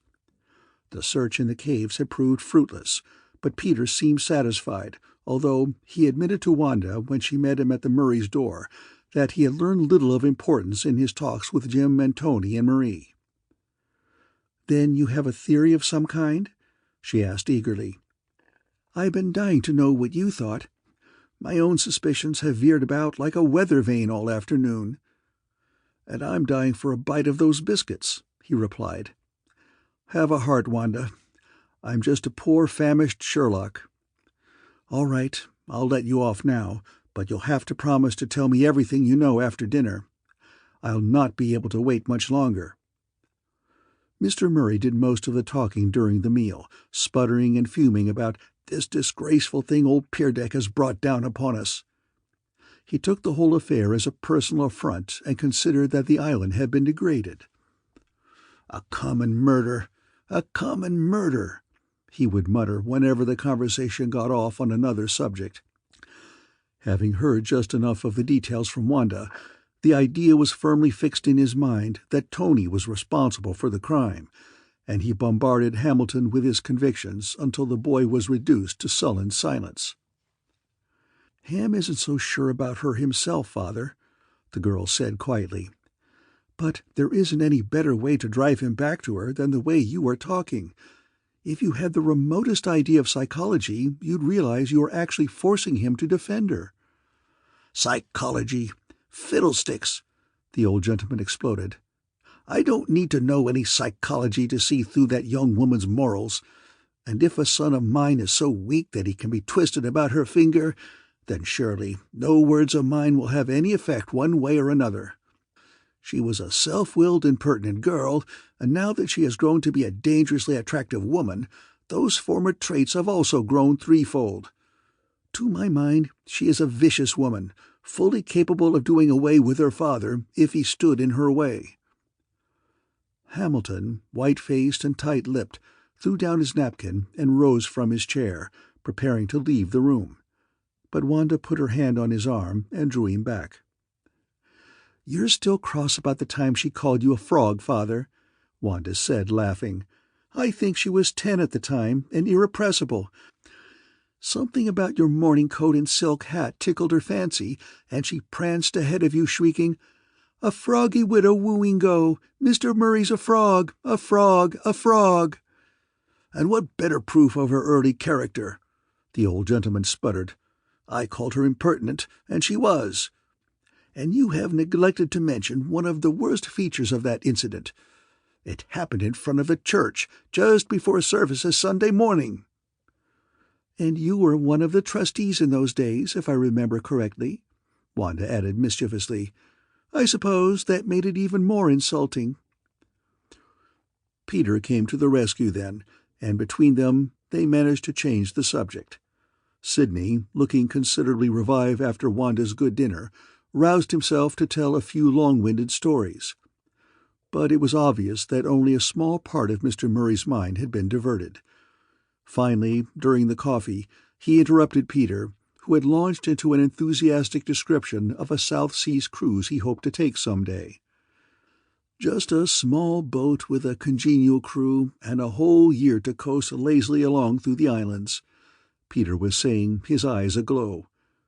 Wanda was leaning forward, her lips slightly parted. Even Hamilton had lost some of his buttoned-down look and was listening eagerly. "Now take that girl's story in all its details," Mr. Murray said suddenly, totally unconscious of the fact that he was 3 jumps and several oceans behind the others. "There are so many weak spots in it that it seems ridiculous for her to expect an intelligent person to believe it. In the first place, she isn't the type of girl who goes out for solitary strolls in the woods at night." "Peter mentioned that," Wanda said. "And then it seems probable to me that she was the woman in underwear who cavorted down the path." "I didn't say it was a woman," Hamilton said thickly, his face drained of color. "Didn't you? That's queer. I gathered that impression somewhere. But then no man would do a thing like that unless he were insane. It would take a woman to cavort through the woods undressed and think it was cute or romantic or daring or some such poppycock. I made up my mind years ago that the much-vaunted modesty of women was a fake, at least as far as modern women are concerned. Men are instinctively more modest." "Super-civilized men, perhaps," Peter said. "But how about this rough diamond, Sam Hyle, Jim's friend? It wouldn't bother him to go about in any costume, or lack of one." "Perhaps not, if there was some purpose in it. If he were going to swim in the river, say. But the creature Hamilton saw could have had no such purpose. There could have been no thought of swimming in a raging flood. Just idiotic. The type of prank a woman like Antonia would invent. Indecent, vulgar, mysterious." Hamilton rose from the table so suddenly that the coffee cups clattered in their saucers and the water splashed over the edges of the crystal goblets. "Go up and sit with Mother for a while, Ham," Wanda said hurriedly, sensing a coming explosion. "She's been alone so much today, and I know she would appreciate it." He went off without a word, leaving a clamoring silence behind him. Peter wore the expressionless look of a man who has been thrown a bone of thought to chew and has run off into some corner of his mind to gnaw on it. Wanda was absent-mindedly mopping up the stream of ice water with her napkin. She was uneasy. She had never seen Hamilton so angry, and it was years since her father had been so vehement in his moralizing. Sidney's face was flushed and embarrassed, and his fingers fluttered noisily from his dessert spoon to his coffee spoon and back again. Mr. Murray, alone of the four, was only superficially disturbed. "What's the matter with Ham? Oh, going up to sit with Mother? That's a good idea," he said innocently.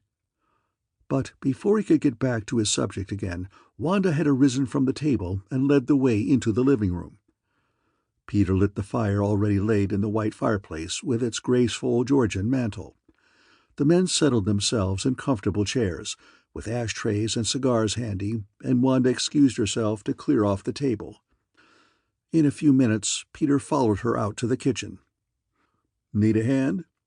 If you have to be Lizzie, I can be Ida," he said with a grin.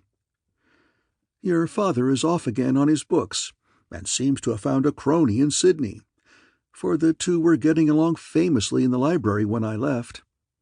Sydney hasn't lit his cigar yet, just carrying it around with him. It's a bit too much for him as far as smoking is concerned, I suspect, but he's as proud as punch that we offered him one, and he isn't going to throw it away until he's had his money's worth fingering it." Wanda threw him a dish towel and poured a stream of creamy soap flakes into the dishpan. "It's so dark with just these candles," she said, "that I'll never know whether I have the dishes clean or not." And then, after a moment, not looking at him, "I'm sorry about Father. He rides his theories pretty hard, and tonight was worse than usual." "Harder on Ham than anyone else. Although he did seem rather down on the women. I'm surprised that you and your mother have given him such a bad impression all these years." "If you're trying to get a rise out of me," she said, smiling in answer to his grin, "you're going to be badly mistaken, Peter Kerrigan, because I've a perfectly good answer to that remark. You see, in Father's world, there are women and ladies. Mother and I belong to the latter, although he has expressed doubts about me occasionally. And ladies, of course, are modest and well-behaved. He has an almost medieval conception of a lady. My lady, perfect and above reproach. But women, they are true daughters of Eve, set for the fall." There was a moment of silence, broken only by the clatter of silver, and then she went on. "I really believe he attributes half the evils of the world to what he calls the immodesty and vulgarity of modern women. Years ago he gave up movies and the daily paper because of what he called their obsession with bathing beauties and love-nest scandals. He gets his drama from the opera or a Shakespearean revival or two each year, and his news of the world from several weekly journals of opinion that have exactly suited his conservative taste for 20 years. So you can see that Tony has been his one contact with modern women, and he disapproves of almost everything about her." "She seems a pretty decent sort to me," Peter said, polishing a goblet industriously. "I'd say that Alice was the flirt of the family, in a kiddish way, of course. Nothing actually wrong." "She did make several passes at you today," Wanda said lightly, her eyes on Peter. But he was busy with another goblet, squinting at it in the light to see if he had left any lint, and his face showed no change of expression. "Yes, she did," he said noncommittally. "But you didn't see anything like that from Tony. Either she has reformed, or my type fails to interest her, or else your father is badly mistaken about her character." "A bit of all three, perhaps," Wanda said after a moment. "I've always liked Tony, although we never had much in common. She's intensely emotional and self-willed, the two traits that have caused most of her troubles, and used to be crazy to get away from home to have a good time. Her father was always rather quiet, stolid and Dutch and middle-class in his ideas of home life, and her stepmother never seemed to take to Tony. Mrs. Peerdeck was a teacher in a girls' college before she married, and has never had any time for anyone who was a lightweight intellectually. Tony has a good mind, but she's frittered it away on worse than nonsense for years. Most of the sensational things that came out at the time of her divorce were actually the doings of her husband, however, and I do think that Tony has changed since then. She's older now, and life has given her plenty of jolts. She has actually settled down to take a course in secretarial work, although I think that is largely so that she can support herself and get away from home. She hates it there, always has. This quarrel with her father seems to have been darned serious. Peter was halfway to the pantry, juggling a pile of plates. Yes, Ham told me about it first. And that's another thing I can't understand, Peter. From what he said, she must have been over here yesterday afternoon pouring out her troubles, and he seemed most sympathetic then. And yet he insists he didn't go over there to see her last night, and appears to be actually unfriendly to her now. She wondered whether she should mention Ham's angry remarks about Mr. Peerdeck, but she stifled the thought quickly. There were too many things she was afraid to face down that road. And yet he came to her rescue this afternoon and confirmed her story, just when things looked rather black for her, she went on. Only after the words were spoken did a second thought occur to her, a new thought that made her shiver slightly in the warm kitchen. Ham had told her of the man in underwear in the morning, but he hadn't mentioned seeing anyone else in the woods until after he had heard Tony's story. Suppose he hadn't been there at all, hadn't been the person Tony had heard walking through the woods. Suppose that had merely been the product of the girl's imagination. It had been a wild night, and she had seen strange things at the bridge. Suppose Ham hadn't confirmed her story in order to help her, but to help himself. It made a good alibi for him, and he needed one more than Tony did. Suppose he had been down by the cave, by the bench, all the time. But she wouldn't let herself think that. His whole story fell to pieces at the slightest touch. Even the absurd tale of the undressed person might merely be a red herring to throw them off the track. And yet, why the unclothed part?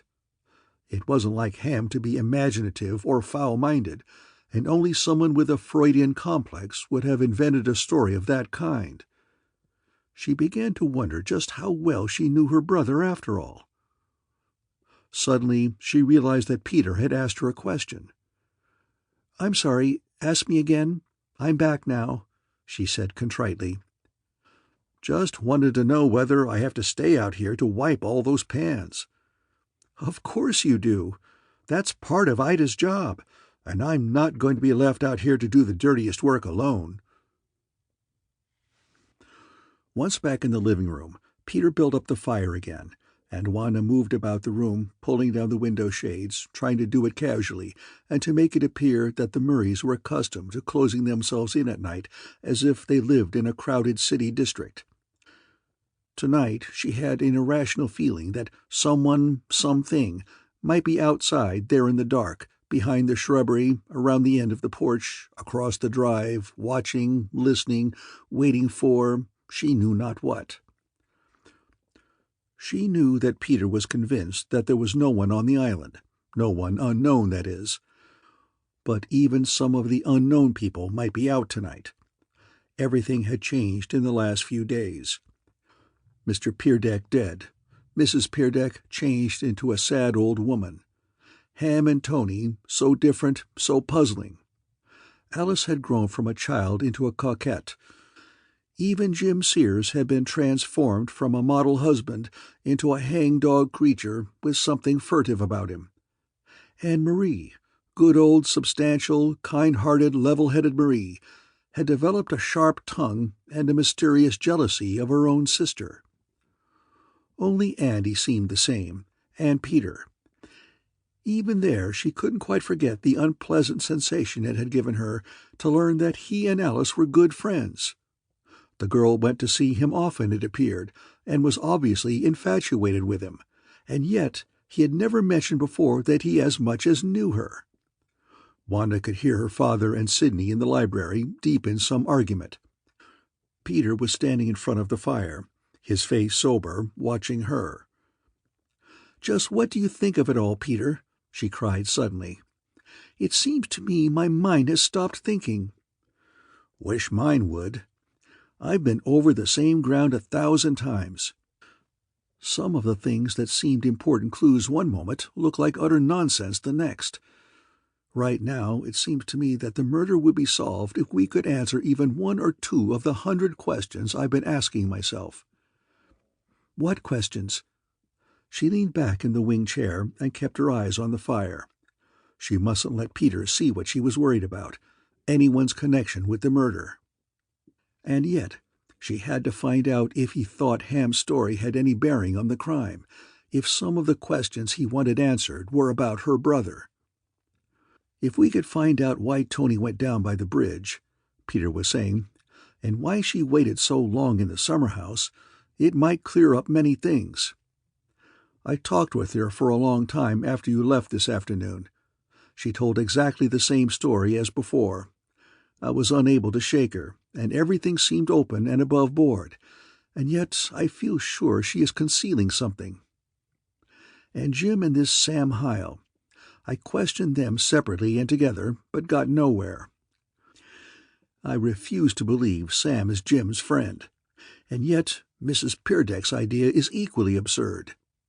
If Sam is a criminal hiding on the island and killed Mr. Peerdeck in order to rob him, why should Jim implicate himself by claiming to know the man? Why should Sam prance around in the night in his underwear?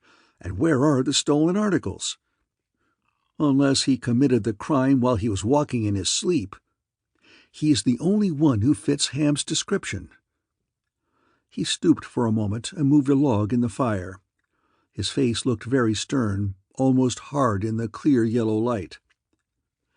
"If Jim had any real motive for wanting Mr. Peerdeck out of the way, it might be possible that he brought the man over to the island in order to do the job, and then was forced to offer an alibi for him in order to keep the fellow from confessing and involving Jim also.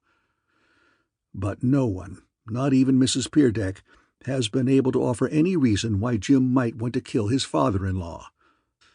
It would seem almost like killing the goose that laid the golden egg, since Jim hasn't had a job for 1.5 years, and his father-in-law has been supporting him all the while." Wanda lifted her head suddenly. What was that? Some unusual sound outside. But Peter seemed not to have noticed, and his voice was going on as calmly as before. The sound had been muffled, but she was rather sure it had been made by a car moving slowly over the gravel of the outer driveway. Even as she wondered who it could be, it came over her with something like a shock that of course it could be no one but the Peerdecks or Hamilton. Who else was there on the island? Who else could possibly be driving by in a car now that they were so completely shut off from the outside world? "It seems that Jim would have nothing to hope for in a share of the estate," Peter was saying tranquilly. "For Mrs. Peerdeck tells me that what little there is has been left to her, to be held in trust for the children until she dies, so that it will be years before Marie will receive anything to speak of. And then, if we could find out what Jim and his friend were doing at the bridge, and what connection a truck has with the whole affair, it might be very enlightening. And Ham," Peter went on, and Wanda held her breath. What did Peter suspect? "I'm going to talk to him tonight. There are several things I hope he can explain. I'm not satisfied he has told all he knows. For instance, what was he really doing following Tony through the woods and skulking about near the caves at such an hour? And why, if he had any interest at all in the girl, should he have let her climb out of the pond by herself and sit in the summer house alone? If it weren't for these 2 things, I'd be tempted to believe that he had been over there waiting to see her, perhaps had agreed to meet her near the house. But no man having a rendezvous with a girl will let her half drown and then wait shivering in a summer house while he scampers off home. Unless, of course, he was so frightened at the shot that he took himself off in terror, and Ham doesn't strike me as a coward." Wanda dug her fingers into the wide arms of the chair and kept her eyes on the blazing logs. "And then this man in underwear running down the path. Ham insists he was 6 feet tall, A regular giant. Sounds if it must be Hyle. He's the only one near that size, but I'm not sure. If we could find out who that was, the whole thing might clear up." Wanda held her breath, waiting for him to say that he suspected the story had been invented. Instead, he asked, "Just how imaginative is your brother? You don't think there is any chance he might have been seeing things? Some moving spot of light, for instance?" "Of course it might be," she said in relief, "although he was always of a practical turn of mind even as a boy. I was the one who loved fairy tales and invented fanciful stories of what I saw or did. Ham hated that sort of thing. But I have known people to possess such vivid imaginations," Peter said, lighting a cigarette and throwing the match deftly between two logs, "and such tricky eyesight that they would swear to seeing the most unusual things in the most commonplace surroundings. In fact, I can remember as a boy, and I was anything but imaginative, walking through the North Woods and thinking that there must be a cabin just ahead, because it seemed to me that I could plainly see a line of wash stretched out between the trees to dry. And it wasn't until I was some 200 feet nearer the thing that something clicked in my brain. Things snapped back into focus, and I saw my wash vanish into thin air. I had been seeing blue-white patches of lake through the trees." "I can remember something like that happening to me once or twice," she said, lifting her eyes to his. "And of course it might have happened to Ham, too. But you see he was so close. And then he mentioned hearing. It's harder to be hoodwinked about an event when both sound and sight are involved." They sat in silence for a while, Peter hunched over, his elbows on his knees, watching the yellow flames curling about the birch logs. Wanda looked small and childlike in the big chair, her head thrown wearily back and her eyes searching Peter's face. What was he thinking behind that high forehead and those quick gray eyes? If he was thinking as she was about Ham, better stop thinking herself. If there was anything at all in telepathy, he would surely receive a message from her mind, so agitated were her thoughts. And, above all else, she didn't want Peter to meditate too long on Ham's connection with anything. "Didn't you discover any new clues after I left this afternoon?" she asked when she could stand the silence no longer. "Not exactly clues. Nothing as tangible as that. Mere wisps of information, something to be woven in with other things already known and made into a hunch. It's all guesswork, really. The only thing we know absolutely is that Mr. Peerdeck was shot in the back of the head with one bullet. We haven't even found the gun that did it or the articles that were stolen. There are 6 guns on the island, as far as we know. 2 at the Peerdecks, 2 at your house, and mine and Hyle's. 3 of these appear not to have been used for years, and not one of them gives any indication of having been fired recently. Even Hyle's, although it has 2 chambers empty. I know very little about such things. Probably an expert in ballistics would be able to see much that escapes me. All of us, Tony, Ham, you and I, are agreed that we heard only one shot that night. And no one can convince me that one of the chambers in Hyle's gun was fired last night and the other at some more distant time. It's just as reasonable to suppose that they were both fired long ago. He insists he had a permit to carry a gun, says it was necessary for his trucking business.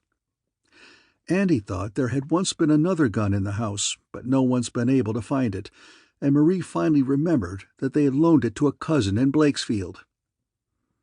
"What about Hyle?" Wanda asked. "Did you lock him up for the night?"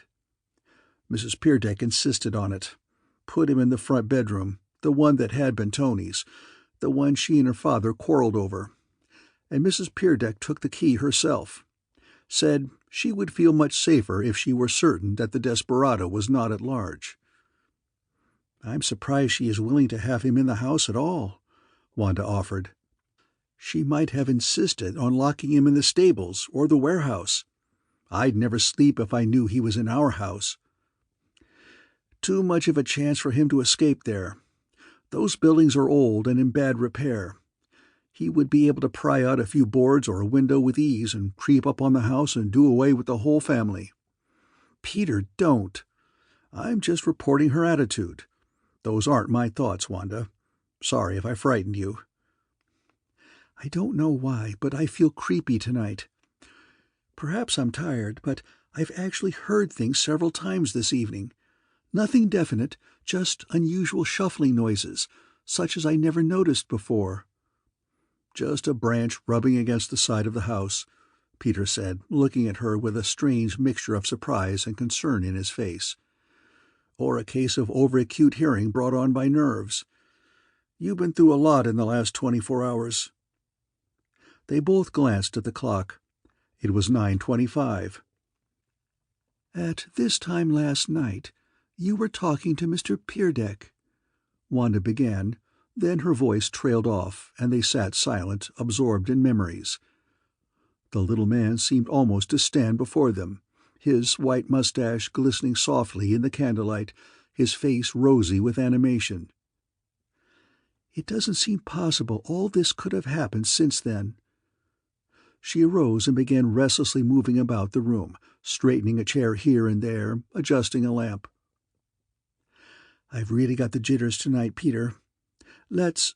She began, and suddenly stood still, her hands clenched at her throat, her heart pounding furiously. There had been a knock at the front door, sharp and insistent. The sound almost visible, cutting through the gloomy room as if it had been a flash of light. "I'll go, Wanda," Peter said in a low voice. But the echoes of the knocking seemed still to be sounding through his words, and the girl scarcely heard him. She stood there, her face drained of color, watching him go across the mosaics of light and shade, polished floor, and richly colored rugs. She felt she must stop him before he reached the hall, and yet she was powerless to move, and no sound came from her dry throat. He stood before the glass door and flashed his light into the outer hall. There was a tiny click as the inner door swung open. Then the soft whine of the heavy outer door and the muffled notes of a familiar voice. The blood pounded in Wanda's throat, and her hands dropped weakly to her sides. The sharp change of feeling made her ashamed of her fears, made her feel terribly silly. It was the deep, rich voice of Mrs. Peerdeck saying, "Just a little jelly for Mrs. Murray. I remembered your saying she was ill, and now that we are castaways on our island, it seemed to me we should be as neighborly as possible. It's some wild grape I've been wanting her to try." It seemed to Wanda that she looked especially pathetic, standing there in the candle-lit hall, her hat a bit askew and 2 wisps of gray hair straggling off at the sides, like wet and bedraggled wings. "Oh, I might as well admit," Mrs. Peerdeck hurried on with a show of cheerfulness, "that I came mostly for company, jelly being just a nice old-fashioned gesture. I haven't brought jelly to anyone for years, but the lamps and candles do make it seem appropriate, don't they? And I just couldn't settle down over at the house. I'm so alone there now."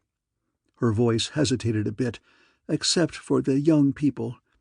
I thought if I could only talk to your mother, someone my own age. She has such a brisk good sense." Peter was taking a large basket from her arm and murmuring something, and Wanda finally managed to make her knees behave sufficiently to move out into the hall. "I'm not sure we are a very cheerful crowd ourselves, Mrs. Peerdeck," Wanda said, "and Mother may be asleep by this time, but we'll do the best we can to help." She took one of the older woman's hands in hers. They were icy. "I really should apologize for my appearance," Mrs. Peerdeck said quickly. "I was so restless this evening that I made Andy drive me about the island. It's the first time I have been out of the house since the flood.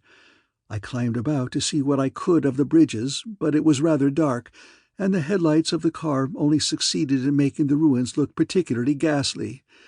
About the only thing I gained from the trip was a general disorder." She laid aside her beautiful but old-fashioned mink coat and moved toward the fireplace. Her hands, stretched out over the yellow blaze, seemed very small and white, and under the tight sleeve of her black dress could be seen the slight bulge of the bandage that covered her burned arm. The clock struck, one soft bell-like note that echoed eerily in the silent room. Wanda looked up. It was 9:30. It occurred to her vaguely that it was a queer time for anyone to make a call, and to bring jelly. Jelly, of all things. Why, Mrs. Peerdeck hadn't been over since Christmas, and this was March.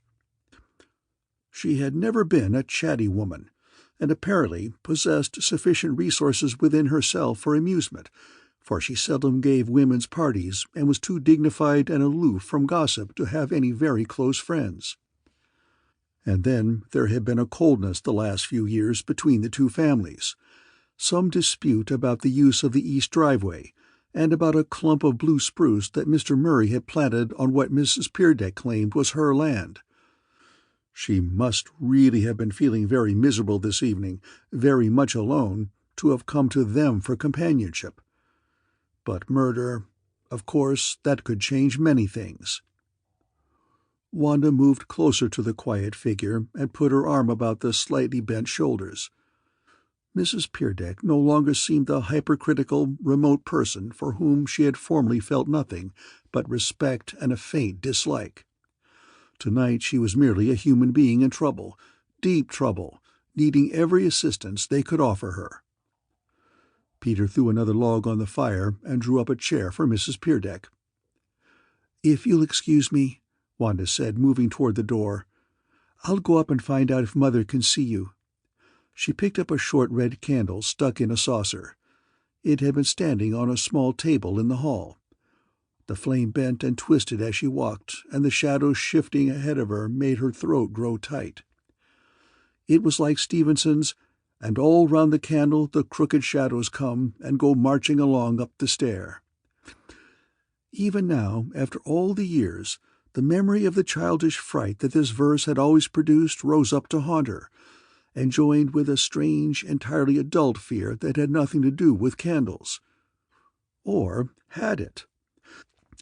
Perhaps all her uneasiness of the evening had been the result of the unfamiliar appearance of the house as seen by candlelight. The flashlight batteries had been too precious to use except in emergencies, and there had been only one kerosene lantern. Her father and Sidney must have that in the library. Thank goodness there were plenty of candles. Pink and white and green and lavender, long tapering ones left from forgotten parties, or fat red ones telling of Christmas.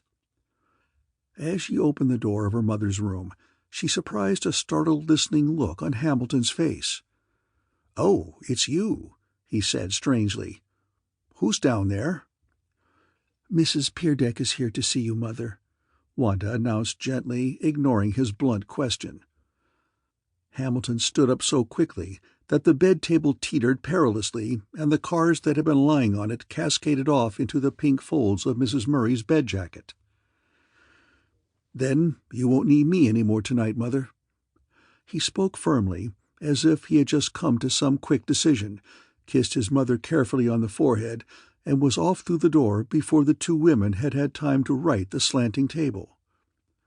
Wanda was too busy arranging pillows and straightening the bed to think much about his hasty departure, but a few minutes later, going back down the stairs, her hand cupped about the candle flame, she thought she heard his muffled steps in the kitchen and the thud of the back door being closed.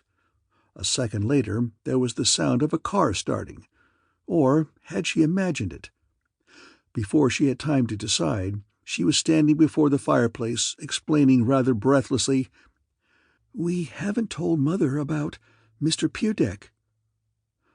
The sad face before her wore a startled look, and she added hurriedly, "About the shooting, I mean. It seemed best on account of her heart. She thinks he was killed in some accident connected with the flood, you see." Mrs. Peerdeck rose and smiled crookedly. "If I could only think that, too. If they had never told me more than that."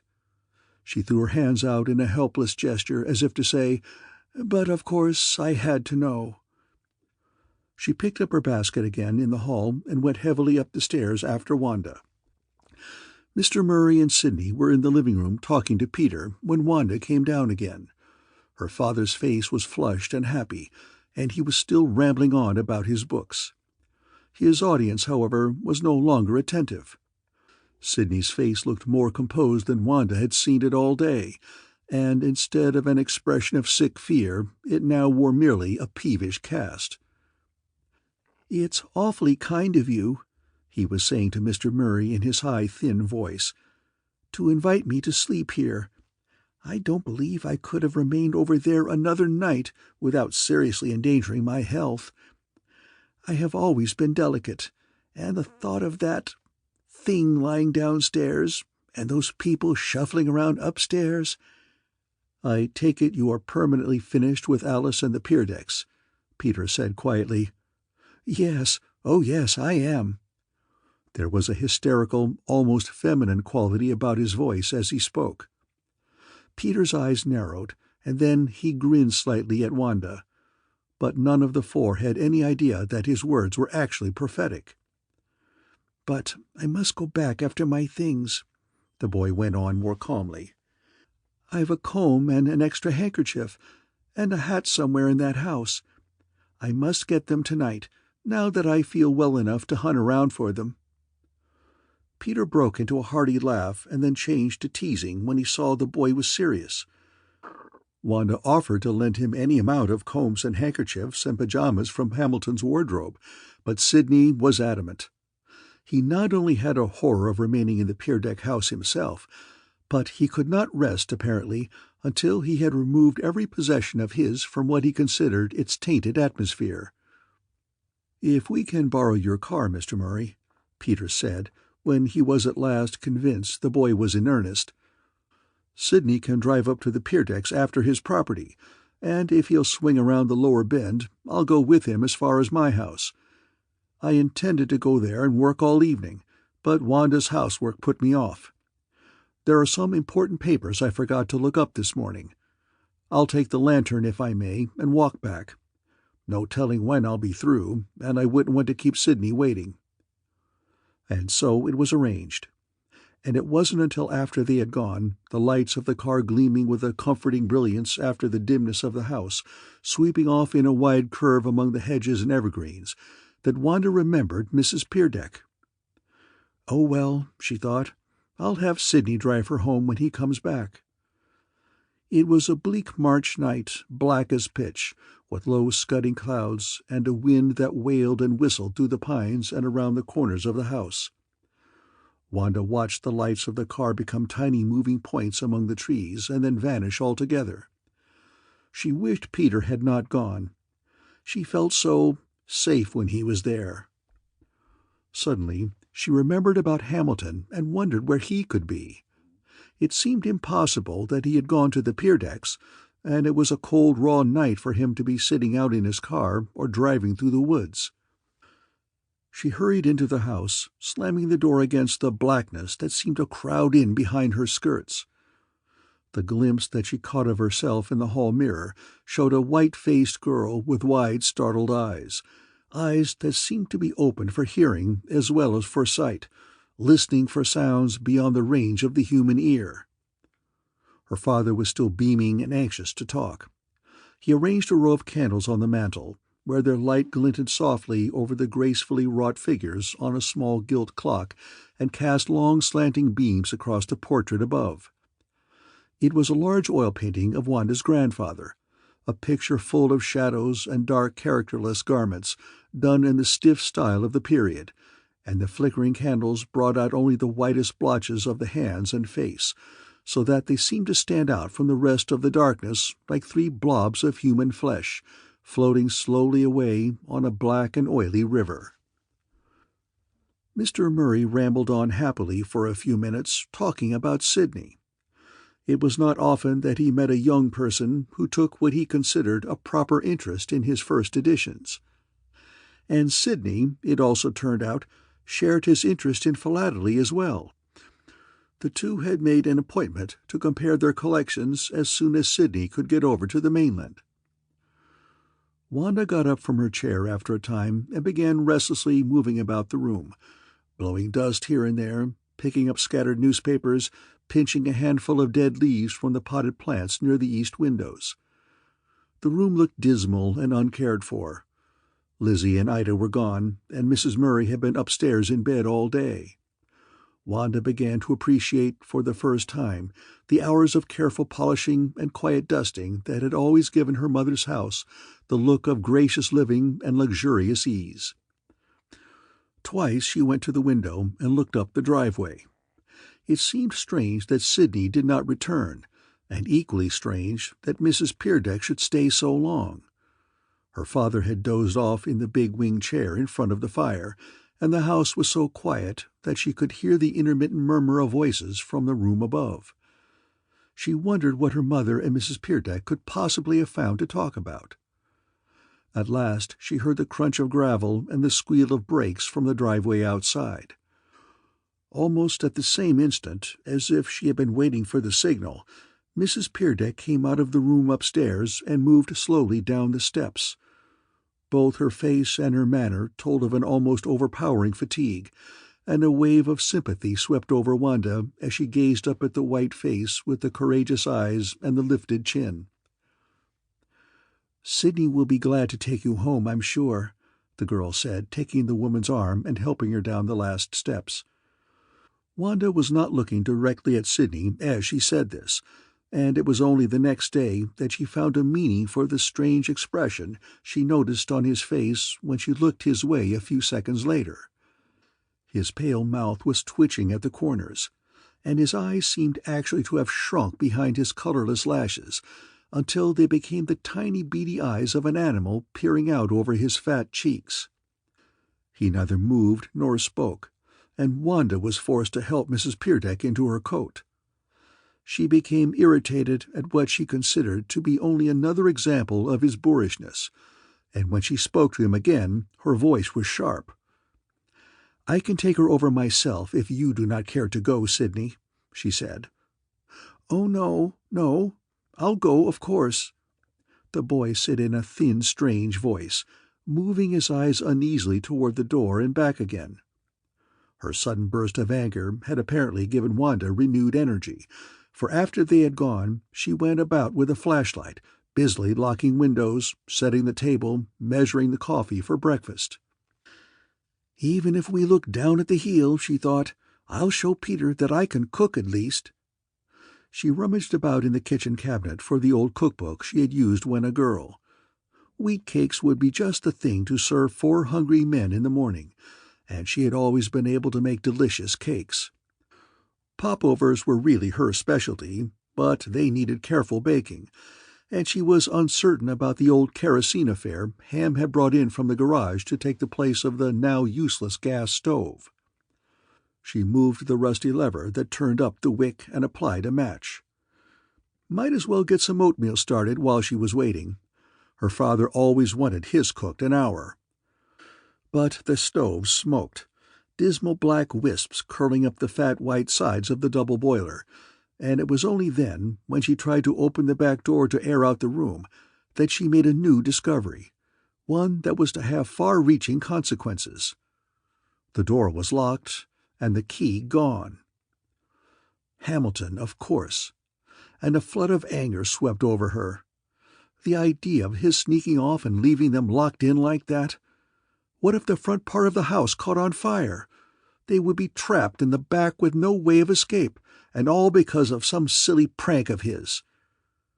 Then she remembered the look on his face when she had entered their mother's room, and the unusual haste of his departure. Suddenly her anger cooled, and a thin, cold edge of suspicion slipped in its place. Oh, no, of course not. This couldn't have anything to do with the shooting, or the Pier Deck Caves, or a white ghost padding off through the mud.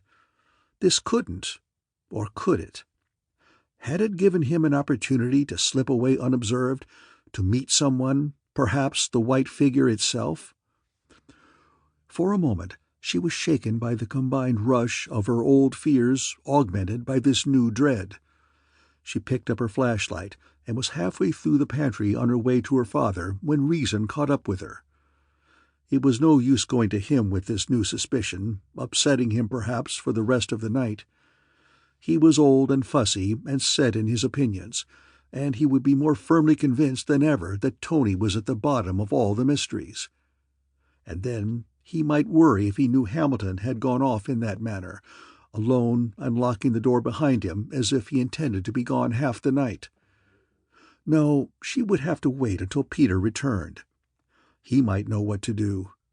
She had an idea he knew more about things than he had admitted, perhaps suspected more than he was willing to believe as yet. She put the flashlight back on the kitchen table beside a candle that was dripping wax in a yellow cascade down one side. The stove had almost stopped smoking, and the water in the double boiler was beginning to hum. She opened one of the windows and let in a cool breeze that brought a fresh, damp smell into the thick blue air. The room looked strange and full of shadows in the candlelight, and even the traditionally cheerful sound of water boiling seemed tonight to have taken on a sinister hissing note. The cereal was just well started when she heard the front door close and Peter's voice calling to her. They met in the pantry, and the candle almost slipped from her hand when she saw him. His trousers were wet and streaked with mud almost to the waist, and the lantern that hung from his hand was leaving a trail of dirty water behind it across the floor. "Oh, I'm sorry, Wanda," he said, suddenly conscious of her eyes on his wet boots and dripping lantern. "I should have come in the back door, I know, but everything like that was swept out of my head." His eyes, that had been apologetic a moment before, now became bright with excitement, and he set his lantern down on the serving table and gripped her arms with fingers of steel. "Where are Ham and Sidney?" he asked, his words tumbling over one another in his hurry. "Get them a couple of flashlights and some revolvers. I need help out there." "Help?" Wanda's voice sounded faint even to her own ears. What's happened, Peter? Didn't you go to the cottage?" "No, because just as I reached there, I heard several people prowling about in the woods just west of the cottage. There is almost 2 feet of water over the whole place now, and I couldn't tell from the sound whether they were down by the shore or farther in the woods. But I heard splashing and saw lights, 2 of them, and I wasted a lot of time trying to creep up on them. But they must have heard me finally because the lights disappeared, and when I reached the place where I thought they had been, I could find nothing. I tripped and fell, and my lantern got full of water so that I couldn't seem to get it lit again, or I would have gone on after them. But where are they? Ham and Sidney, I mean."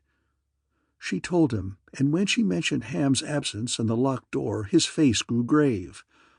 Sidney came in just then, and the faint uneasiness on his face changed to downright consternation as he heard the news. "But I won't, I tell you. It's suicide to go chasing off after prowlers at a time like this. Whatever they were doing, it has nothing to do with us. Let them alone. I'm not going out again tonight for anything on earth.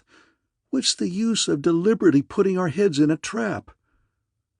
Peter argued and paced the floor. He stormed up and down in the dim kitchen, now imploring, now taunting, now coldly reasoning. But Sidney was not to be moved. He sat slumped forward in a kitchen chair, his fat hands spread on the kitchen table, his body as heavy and inert and full of sagging creases as a nearly full bag of flour that stands propped in a corner. "No, I tell you, I won't go. No, I won't." His voice droned on unmoved, and Wanda, although she felt a more active dislike for him than ever before, was forced to agree with him. It seemed to her, too, particularly foolish to court fresh danger deliberately when there was no need for it. "But don't you see," Peter pleaded, "that they were up to some mischief, or they would have answered when I called. A second after they heard me, their lights went out and all sound ceased. That would be suspicious enough at any time, but just now, when we need fresh clues so desperately, when we are all caught up in this thing, when we know there is no one else on the island but our group—" "That's just it," Wanda interrupted. "There are so few of us that we ought to be able to figure out who it was that you saw. Tomorrow, when we question the pier decks, we can find out by simple elimination.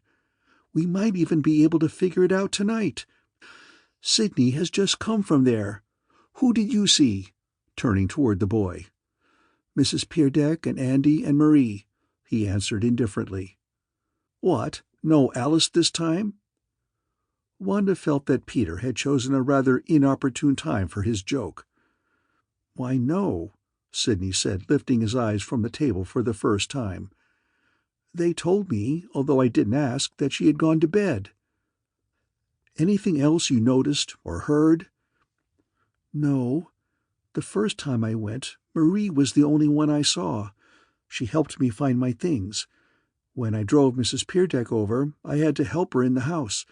Seemed awfully tired, sort of dragged herself around. She went right upstairs without saying a word to anyone, and just as I was going out, Andy came in. He was pretty well covered with dirt. Said he'd skidded off into a ditch down by the West Bridge Road and had a hard time getting the car out again." "What about Tony and Jim?" "Didn't see either of them, and of course I didn't ask. But I remember Marie going into that small room back of the library to look for my hat, and saying something to someone. I had a notion at the time that it was Tony, but have no real reason for thinking so." "Then it was a woman's voice you heard?" I'm not awfully sure. I really wasn't paying any attention." "All you wanted was to get your stuff and get out?" "Yes." "Well, it was probably Tony, although it might have been Alice." "But they said she had gone to bed." "She might have been resting in the music room, if she had wanted to avoid seeing you."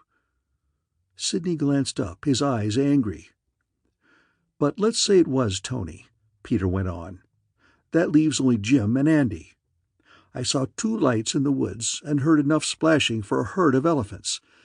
But of course the wind was beating through the branches and whistling around my head, and the river still noisy, so my ears would make poor witnesses tonight. But then it must have been Jim and Andy. That story of the stalled car sounds a bit feeble, too. Unless— Great guns! You don't suppose Jim's got Heil out of hock and the two are up to their old tricks again? We never found out what they were actually doing the night of the flood." "Exactly what was it you heard?" Wanda asked. "If you can remember, it might give us a clue to their actions." "I can't tell you much, except that it sounded as if some heavy objects were being moved through the water very slowly and with a great deal of effort." "Perhaps they were burying something," Wanda volunteered with a shudder, and Sidney shrank back in his chair and stared at her. "No, that wasn't exactly the sound. More like a herd of elephants in stately procession, as I said before. Several bulky objects being moved. Barges, perhaps. But there is nothing like that on the island. What else could they be doing except trying to escape?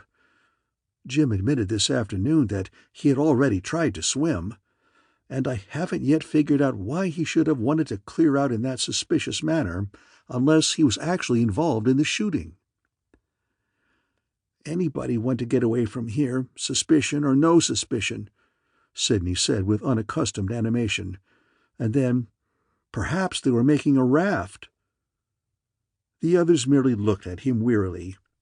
They had suddenly become too tired to argue, almost too tired to think.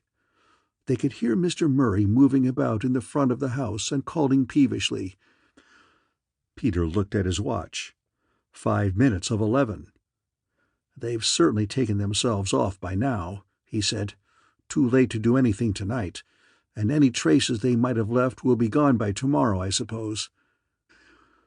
They all rose and started toward the door, Wanda stopping to close the window and turn off the burner under the oatmeal. Peter waited for her in the doorway, idly pinching globules of wax from the side of a candle. She took his arm and spoke hurriedly, almost in a whisper, her eyes fastened on Sidney's shadow as it moved through the dining room and on into the corridor. "That isn't a bad idea about a raft, Peter. Maybe they are trying to get away." That wasn't what she had intended to say, and she knew he sensed that and was waiting for her to go on. Her voice was almost inaudible, and her hand shook slightly on his arm when she spoke again. "What about—" There was a long pause, and his eyes searched her face gravely. "About Ham," she said finally. "Shall we sit up for him? I hate to go to bed knowing he's still out, and yet he'll be furious if he thinks we treat him like a baby. And he has the key and has gone off in his car, so he must be reasonably safe. I'd hate to have Father, in his present frame of mind, know that Ham is out." "I don't think he's in any danger," Peter said slowly, and Wanda knew, by the swift change in his face, that he had suddenly thought, "And Ham, why did I forget him? He's out there too, perhaps one of the elephants I heard in the swamp." She hadn't wanted that. She had been praying he would fail to connect the two. And yet her fear of actual physical danger to her brother had been greater than this other vague fear, and she had forced herself to speak the words that had brought it to his mind. "But I'll stay out here in the kitchen and wait for him if you wish," Peter said, still looking at her closely. "Or take your father's car and hunt him up. He can't have gone far, and it would be impossible to hide a roadster on these few miles of roads." "Oh no, I couldn't ask you." She straightened her shoulders and shook her head as if to drive away the thoughts that troubled her. "He's probably all right, and we need you here. Sidney and Dad wouldn't seem much help in an emergency." Suddenly she wondered why she had turned to this man, who was almost a stranger, in preference to her brother or her father. Even Sidney wasn't a new acquaintance. She could remember seeing him when he was a baby in a go-kart. And Peter, she had known him only 3 months, and most of that time in the intimacy of the island where she had no way of comparing him against the world. After all, she really knew very little about him. They had met at one of Georgette's parties in Chicago, a fact which held no recommendation for him, because Georgette gave notoriously ribald and impromptu affairs, and the guests were often clever but impossible. She and Peter had laughed together at the time over their mutual unlikeness to the others. She remembered, too, that Peter had been the lion of the evening, with his pitiful and yet often gruesomely humorous tales, gathered while writing his recent book on youthful hobos in the jungles of the East and South. Perhaps he did fit after all. Did belong to that unconventional, brilliant, unbalanced group who, while they imagined or pretended to live for the things of the intellect, yet gave such undue importance to the things of the flesh. The girl brought herself back just in time to hear the end of Peter's argument. He seemed bent upon staying up in the kitchen until Ham came home.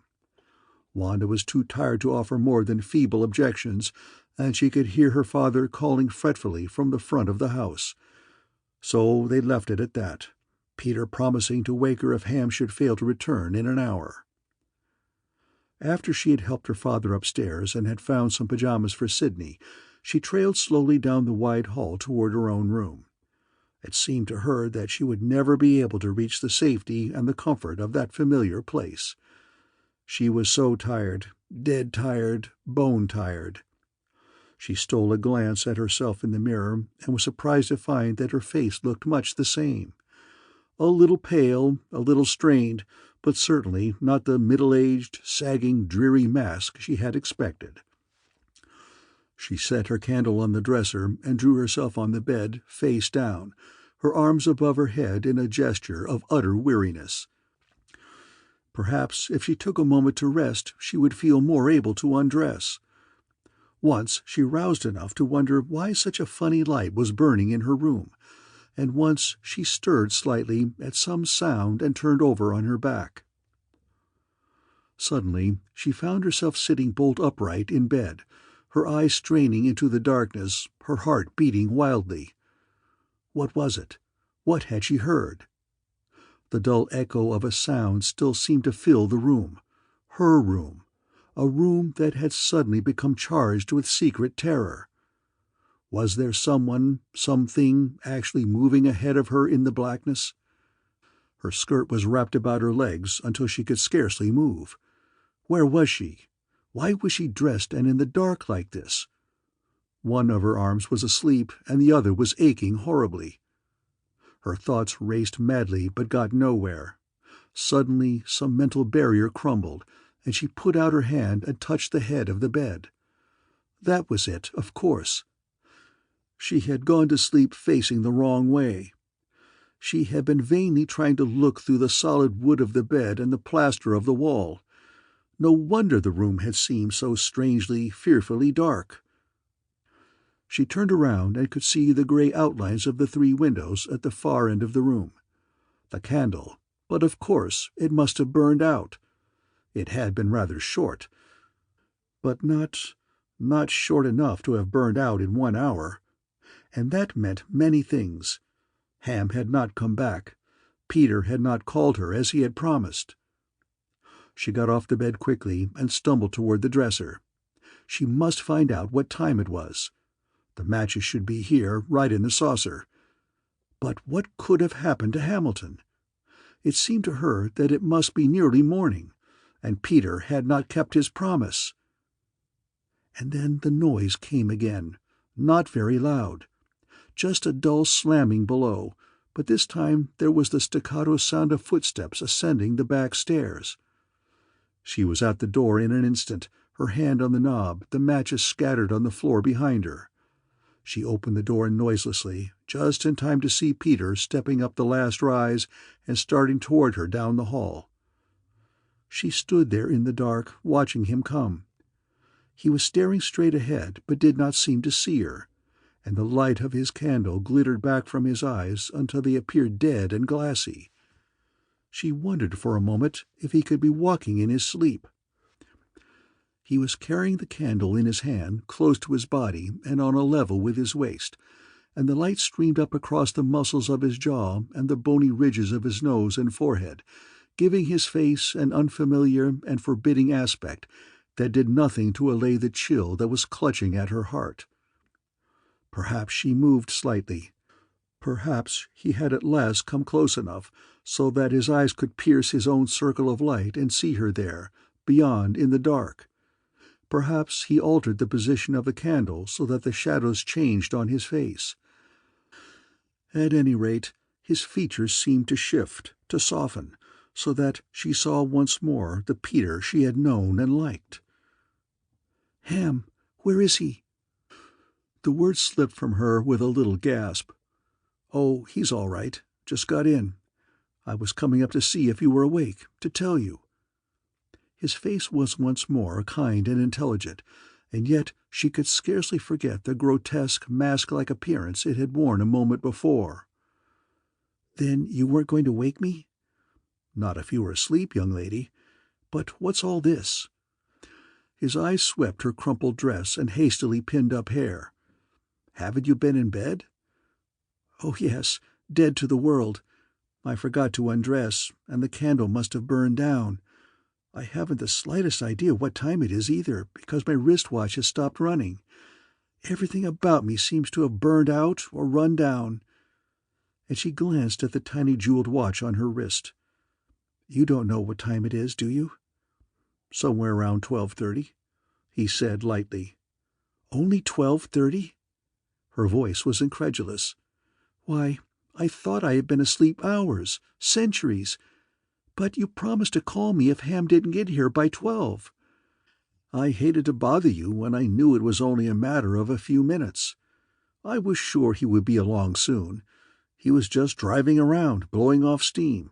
Still a little upset about your father's attitude, you see. Now you get in there, young lady, and go to bed properly this time. No more nonsense. We'll have the whole house awake if we stand talking any longer." He gave her another candle and stood outside until she had lit it and shut her door.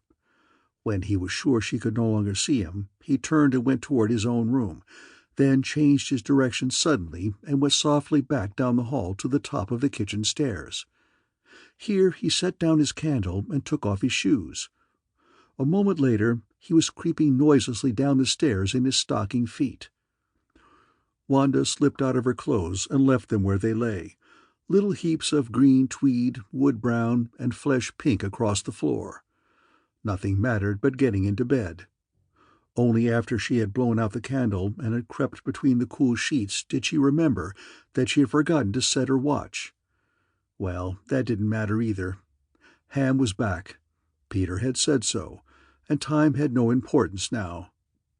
And even if she had lain awake for a while, she would not have been able to hear, in her room off in the west wing, that there were voices still whispering in the kitchen, and that the little gold clock above the living-room fireplace had rung its tiny silver chime just as her eyes closed.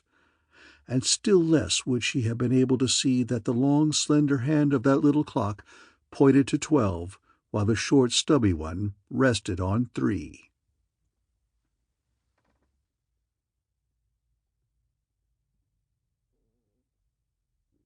Part 4. When Wanda awoke, the morning had already filled her room with a cold gray light. The shades had not been pulled the night before, and her eyes hurt and her head ached. Even if she had just awakened after the 1,000 years of sleep that her aching body seemed to indicate, she thought that she would have known what season it was. No other month but March could have produced so dreary and tattered a morning. She glanced at her watch and for a moment imagined that she had slept until noon. It said 11:45. Then she remembered. She had forgotten to set it last night when Peter told her the time.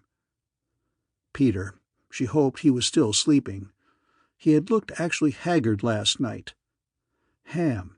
She'd give him a talking to about skipping off last night the way he did. Sidney. Her mind curled with distaste at the thought of him. Pasty-faced little coward. It finally occurred to her that she had 5 people besides herself to feed and care for, 4 of them men. She dragged herself out of bed and began dressing hurriedly. The kitchen was cold, the stove smoked again, and the oatmeal lay in a dark, sodden mass in the double boiler, like some jellied and nauseous sea creature. Wanda felt a bit ill, and was glad she had made such thorough preparations the night before. She squeezed the orange juice. They were lucky to have had half a box of these in the storeroom, and spread out 6 limp slices of bacon, all there was. 1 apiece, but it would have to do. Just enough to serve as an appetizer for the wheat cakes. There was a slight noise in the basement, and she opened the door and called down the dim stairway. "Anyone there?" She hardly expected an answer. It seemed impossible that any of the family would be up and in the basement at this hour. She had set her watch by the parlor clock, and it was now 7:30. "Yes, I'm here." It was Ham's voice, slightly muffled. "What in the world are you doing?" "Looking at the furnace. It seemed cold upstairs, and I thought it needed more coal." It was true. It had seemed cold in the kitchen, but it was unusual for Ham to bother with the furnace. Mr. Murray always had to do all of that. Perhaps Ham was bestirring himself this morning to make amends for his thoughtlessness last night. She went back to her work, her mind trying to line up the angry reproaches that had lain just behind her tongue all night. But somehow this morning she did not feel in the mood to quarrel. And his actions last night seemed insignificant after all. Perhaps she had been too tired and had let her anger and imagination run away with her. The next half hour brought a whirlwind of activity and a new respect for Lizzie. Wanda carried a tray up to her mother. She greeted her 4 men and arranged them around the dining-room table. She served them bowls of steaming cereal, coffee, and countless plates of golden brown cakes. Ham sat across the table from her, and once she remembered that, with a half-conscious portion of her mind, she had heard water splashing while he was in the basement earlier. It was on the tip of her tongue to ask him why, but Sidney sat across from her, his small eyes fastened on her face as if he were counting every movement of her jaws.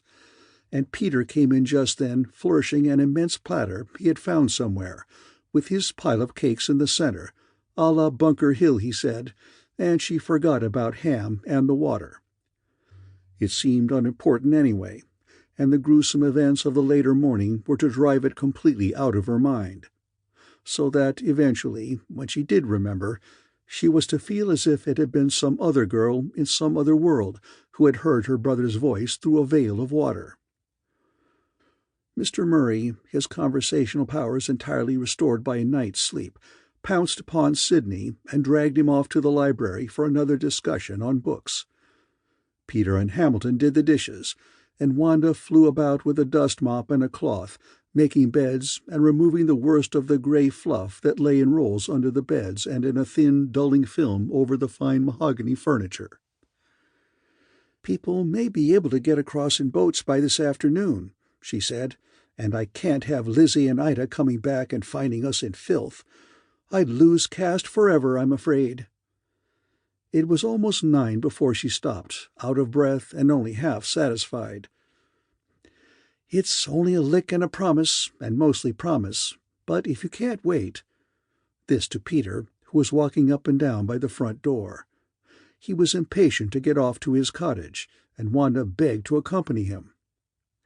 "I'll wear Dad's rubber boots and you can have Ham's," she said, "so that it can't possibly hurt us even if the water is still high. I need to get out in the air. My head feels heavy this morning, and I might be able to help straighten up your things. Bedding and linen should be hung up as soon as possible if it has been wet, and 1,000 other jobs done that a man would never think about." "I'll give you just 5 minutes to get into your old clothes," he answered, "and no extra time allowed for face fixing." They grinned at each other, and Wanda flew upstairs. Less than 5 minutes later, they were sloshing along the gravel road, both pairs of boots rustling in comradely shuffle over the fine stones. "George, look how that water has gone down," Peter said when they stood at the edge of the yellow pond and gazed off at the cottage, now tumbled half on end, its white paint glazed with mud. The cottage had been lifted by the flood and carried across a long garden and a longer meadow. The broken tops of 2 fair-sized trees showed where it had smashed directly over them, only to be dumped finally on a group of saplings, which still held one end of the house 4 feet off the ground on their bent and splintered stumps. The front door was on this raised end, and it now swung inward, giving the house an imbecilic look. Several windows had been broken, and most of the bricks in the chimney were gone. The back end of the house had been crushed a little by its impact with the trees, but fortunately the kitchen door was on the side that faced them on a level with the ground, and could be reached easily. It stood open slightly. "Funny, I thought I left that closed when I came out the other day," Peter said, gazing at the kitchen door doubtfully. Wanda was looking off to the right at the foundation, now almost out of water. Suddenly her eyes caught on a dark heap that lay up on the muddy ground some distance back from the water. "Look, Peter," she cried, "something must have washed out of your house." "Funny current that would sweep it back like that," he said. Nevertheless, he strolled over and prodded the pile with his toe. "Boots! Rubber boots!" Wanda cried, looking up into his face with startled eyes. "I didn't know you had any." "They aren't mine." His eyes were moving quickly over the frozen mud, finally shifting toward the thick woods to the west. "These may belong to the men I heard splashing through the swamp last night. But it seems strange that they would leave them here." He took one last glance over what had been his lawn only 2 days before, and then motioned for her to follow him. "Let's go look at the house. Perhaps the place has been ransacked." There was ice on the ground under the water, and the walking was difficult. When they reached the cottage, Wanda was surprised to find that only about 1.5 feet of her boots were wet, and part of that had been splashed up. The water, then, wasn't very deep, even at the house. "I think I'd better take a look at those trees under the front end," Peter suggested. "I'd hate to have them break suddenly under our weight and let the house crash down with us inside. A 4-foot fall would give us a nasty jolt." He splashed off along the side of the house and disappeared around the corner. Wanda stood where he had left her for a moment, and then put her foot over the sill and stepped cautiously into the kitchen. There was almost an inch of mud on the floor, fine black silt as slippery as oil. The half of the room that lay to the east of the door was still under water, and a jumble of loose articles, pans, stools, odds and ends of kitchen utensils lay there, half submerged and almost unrecognizable under the film of mud.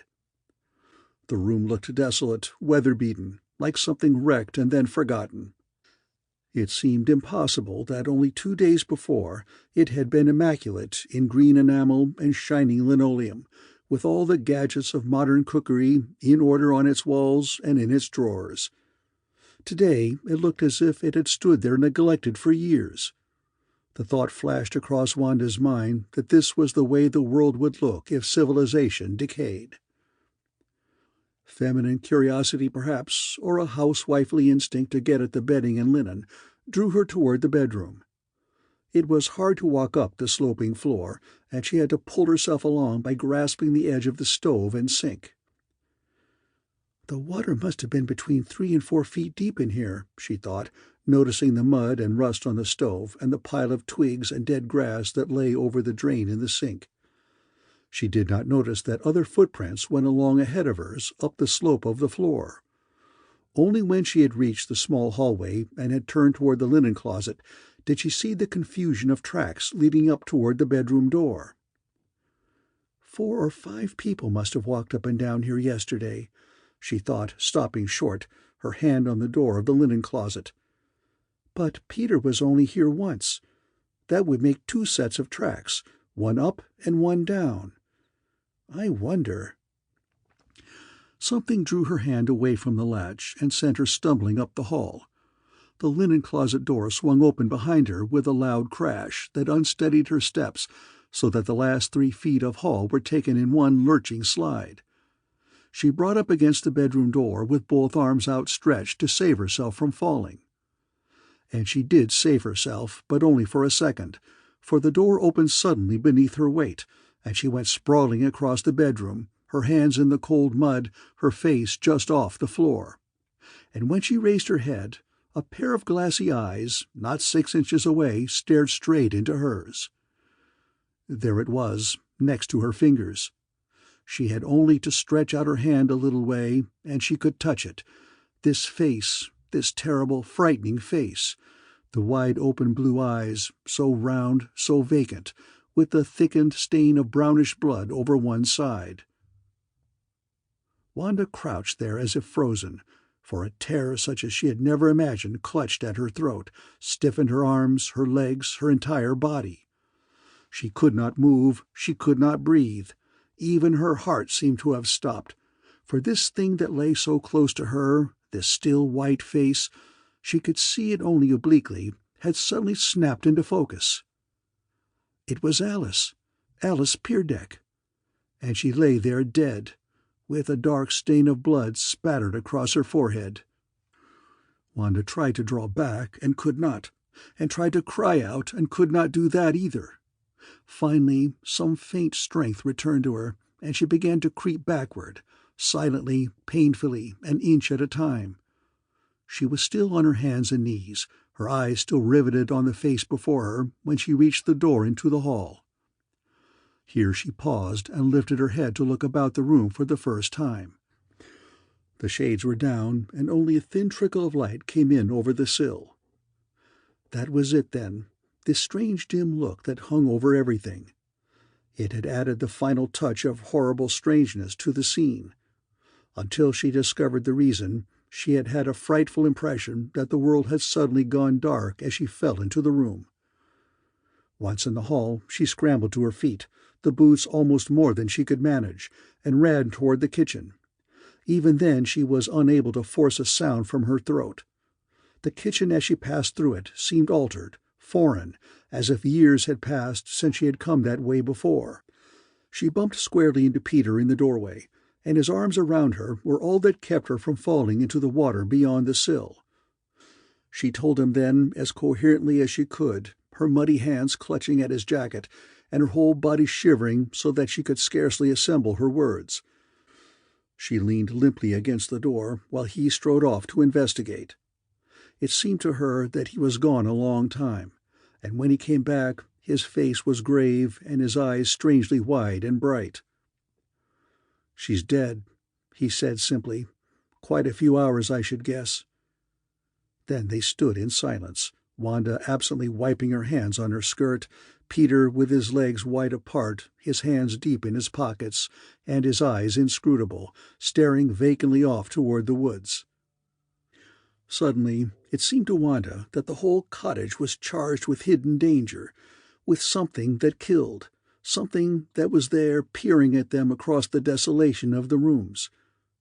She wanted to go, to run, any place as long as it was away. "Peter, I'm afraid. Let's go, let's go," she said in a voice that began on a loud cry and ended in a tiny choking sound. He took her arm with the air of having suddenly come back from a distance to find her there beside him, and locking the door, he piloted her swiftly through the water. Halfway to shore, he stopped and looked back at the cottage for a second, then hurried her on. "There were 4 or 5 sets of footprints," he said as if continuing a conversation. "But yours and mine are so mixed up with the others that it is difficult to tell whether 1 or 3 people came to kill Alice. I seem to have made a lot of unnecessary tracks yesterday, and apparently no one else went very far into the living room, although several people stepped just inside the door. And between us we've obliterated a good part of the tracks in the kitchen, for everyone seems to have taken the same path along the stove. And you," he looked down at her muddy clothes, "you wiped up a good quarter of the bedroom floor when you fell across it." Wanda looked down at herself. She was streaked with mud to the waist. Then she wearily brushed her hair from her forehead with the back of one hand and said, "But who could have wanted to kill Alice? Oh, she was frivolous, a nitwit, and 1,000 other things, but it doesn't seem—" "No, it doesn't seem possible, does it? But there are 1,001 preposterous reasons why someone might have wanted her out of the way," Peter mused.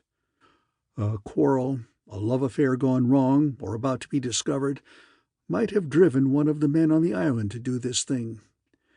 She was a flighty and romantic kid, and one naturally thinks of passion and sudden emotion rather than cold-blooded revenge back of her death. Jealousy might have motivated Tony and Marie. They were her stepsisters, weren't they? And Mrs. Peerdeck. But no. She was her real mother, and an unusually doting one, from reports. Now, if it had been one of the other girls who had been killed, I understand Mrs. Peerdeck has made their lives miserable these last few years, just petty nagging, and they suspect she has been stirring up their father against them. And Jim might have become involved in some affair with her and hired that fellow Hyle to put her out of the way. That's as good a reason as any for Hyle's presence on the island, and there's an odd look about Jim, and his wife acts jealous. I noticed that too, but something she said made me think it was Tony she suspected.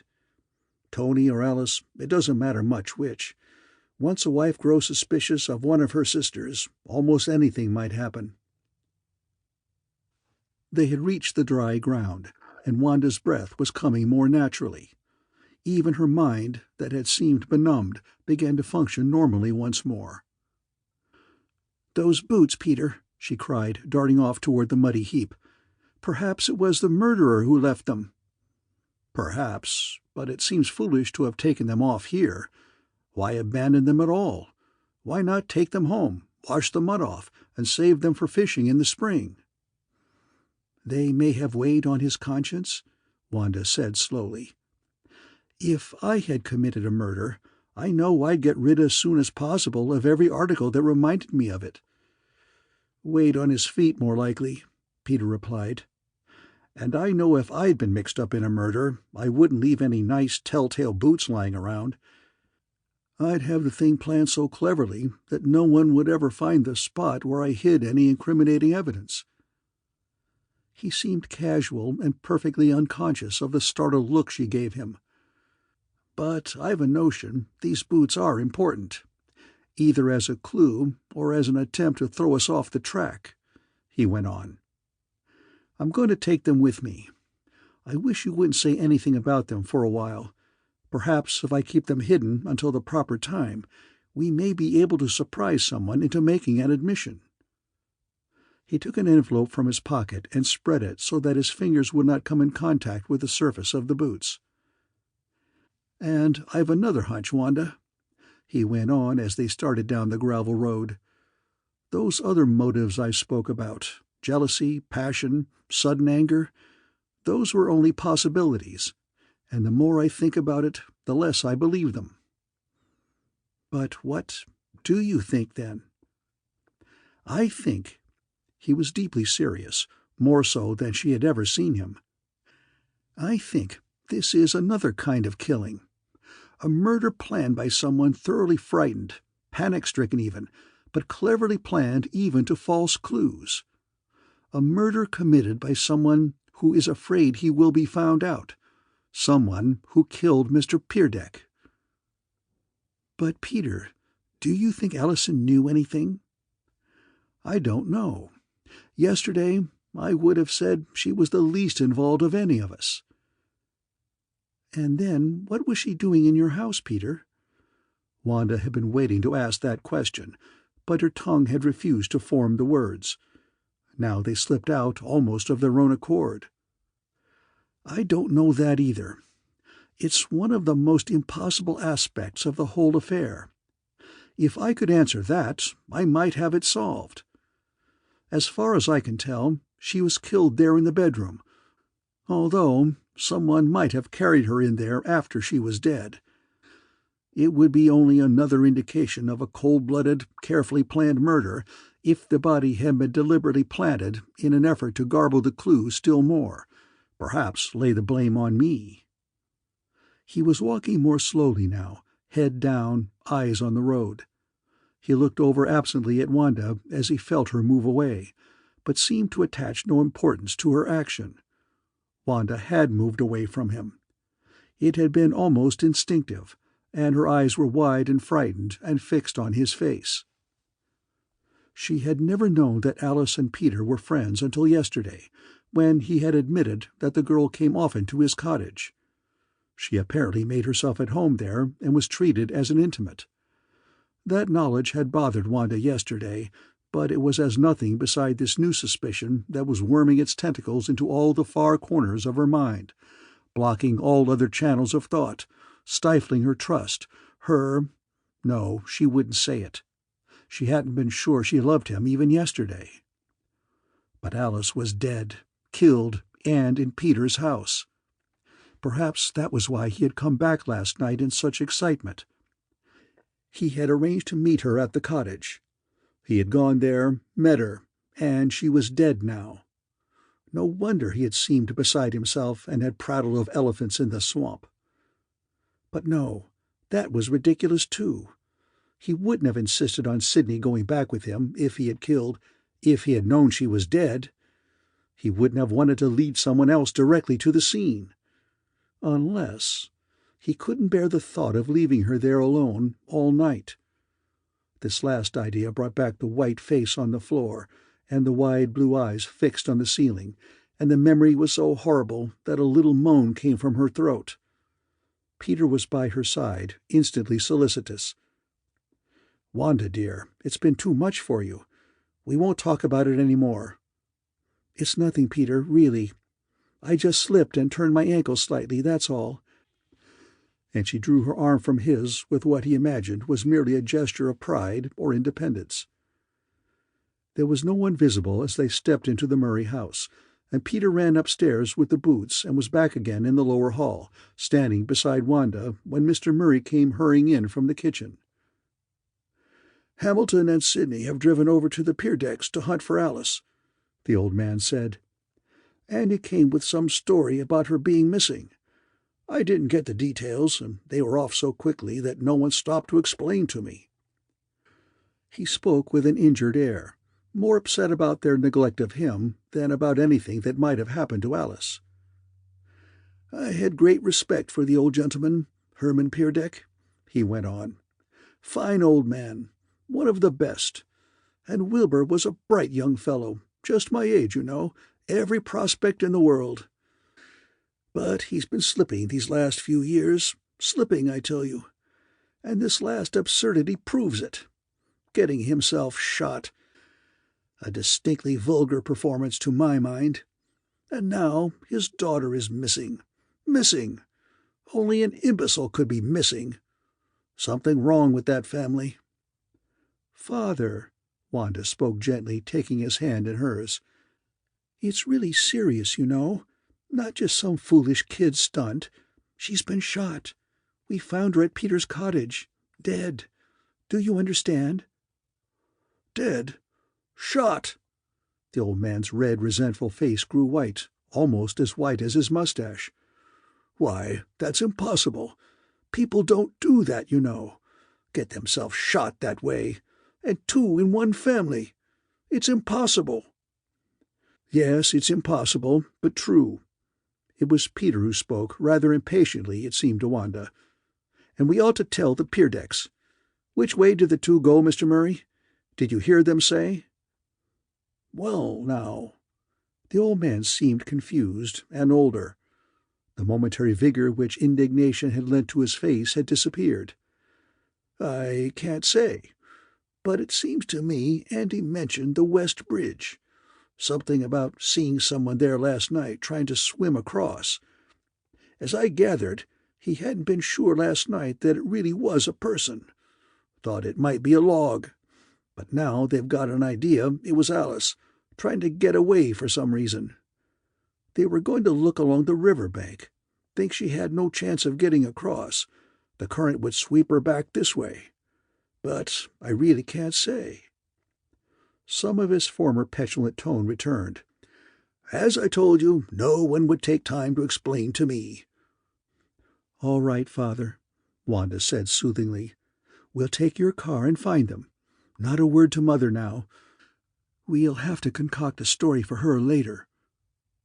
It was on their way to the garage that they discovered the gloves, thrown behind the spirea that bordered the porch, as if someone had walked there, across the frozen sod, and had tossed them carelessly behind the bushes.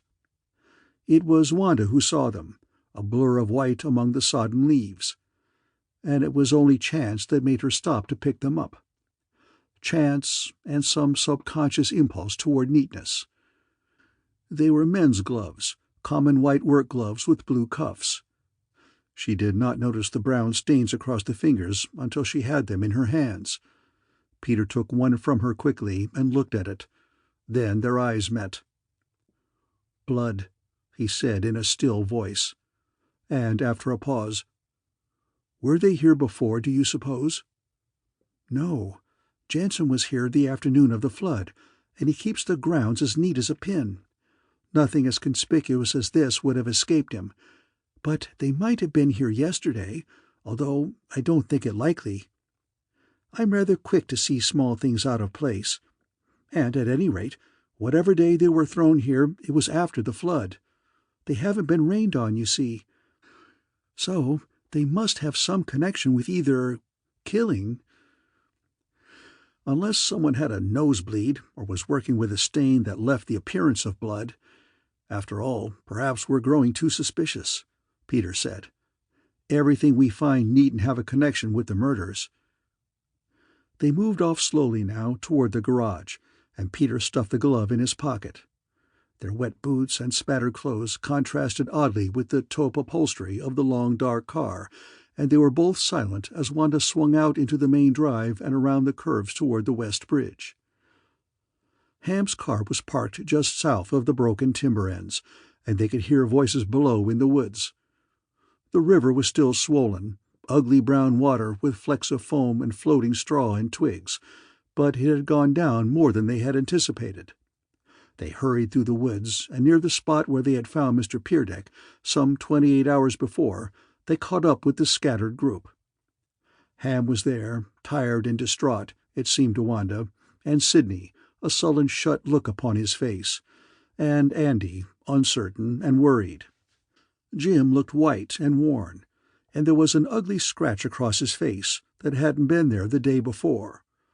Tony was ahead of the others, and it flashed through Wanda's mind that there was a little too much crashing of underbrush, too much unnecessary show of activity about her searching. Peter told them the news, curtly and with no mincing of words. Behind the startled horror that swept over the circle of faces as he talked, Wanda thought she caught glimpses of other emotions. A strange uneasiness in Ham's eyes, a thinly disguised relief in Sidney's, and a hollow simulation of sorrow on Tony's face. Jim kept his eyes down, but his face became more mask-like with every word of Peter's. Even Andy, who seemed almost staggered by the news, displayed more alarm than sorrow. It was the latent threat behind this second shooting that aroused him, not the fact that his sister was dead. But after all, why shouldn't they feel that way? Wanda thought. I don't imagine Alice was especially pleasant to live with, and there were the inevitable jealousies and accusations of favoritism that come between a stepmother with an only child and the other brothers and sisters. Perhaps no stepmother could have found the way to Tony's self-centered heart, but Marie and Andy had been normal, lovable children, and yet had felt discriminated against and had turned their dislike on Alice. Andy always seemed to have the least cause of all, for he was a mere baby at the time of his father's second marriage. He had never known his own mother, and his stepmother always appeared to feel a more than ordinary affection for him. But then I can remember that Alice made all their lives miserable with her tale-bearing and whining for the best of everything. Amid the babble of voices, questioning, exclaiming, Wanda caught a few words of Peter's talk, and her thoughts swung back quickly. What was this? He was telling them details that she had never heard before, and she had been the first to see, to know. Yes, there was a gun, he was saying in answer to someone. But I couldn't examine it without touching it, and I didn't want to do that. It was under the body. I wouldn't have thought of looking there for it, but I noticed marks in the mud as if something had been pushed under her shoulders. And when I lifted her slightly, there it was. Of course, that clinches it. No one could commit suicide and be found with a gun beneath them in that position. Another outburst of excited voices, and then Peter spoke again. There's something else you might be interested in. I found it by accident also, and I'll have to admit that I probably left some fingerprints on it. My mind stopped functioning under the excitement of the discovery, and I touched the thing before I thought. It was a ring, gold with a square-cut diamond, a man's ring. I caught just the glint of it among the folds of her dress when I lifted her to look for the gun. Perhaps one of you can tell me whose it is. It's rather an important clue and might explain a lot of things. Why she went there, for instance, whom she expected to meet. There was silence, a strangely taut and breathless silence. Then Andy spoke, his eyes fixed on Peter. I hate to say this, Kerrigan, but since it was your house, perhaps I'm not going too far to suggest that she went there to meet you. After all, there appeared to be some sort of odd friendship between you. She went there often, although what you saw in her I could never understand. Peter's eyes looked back steadily, but the muscles twitched along his jaw, and his voice was steely. Perhaps I saw what any kind-hearted, disinterested person would see. A girl who had been spoiled by too much coddling and hurt by too many rebuffs.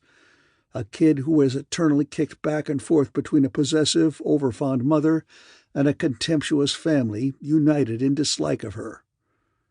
That's enough, Kerrigan. Andy's eyes were blazing.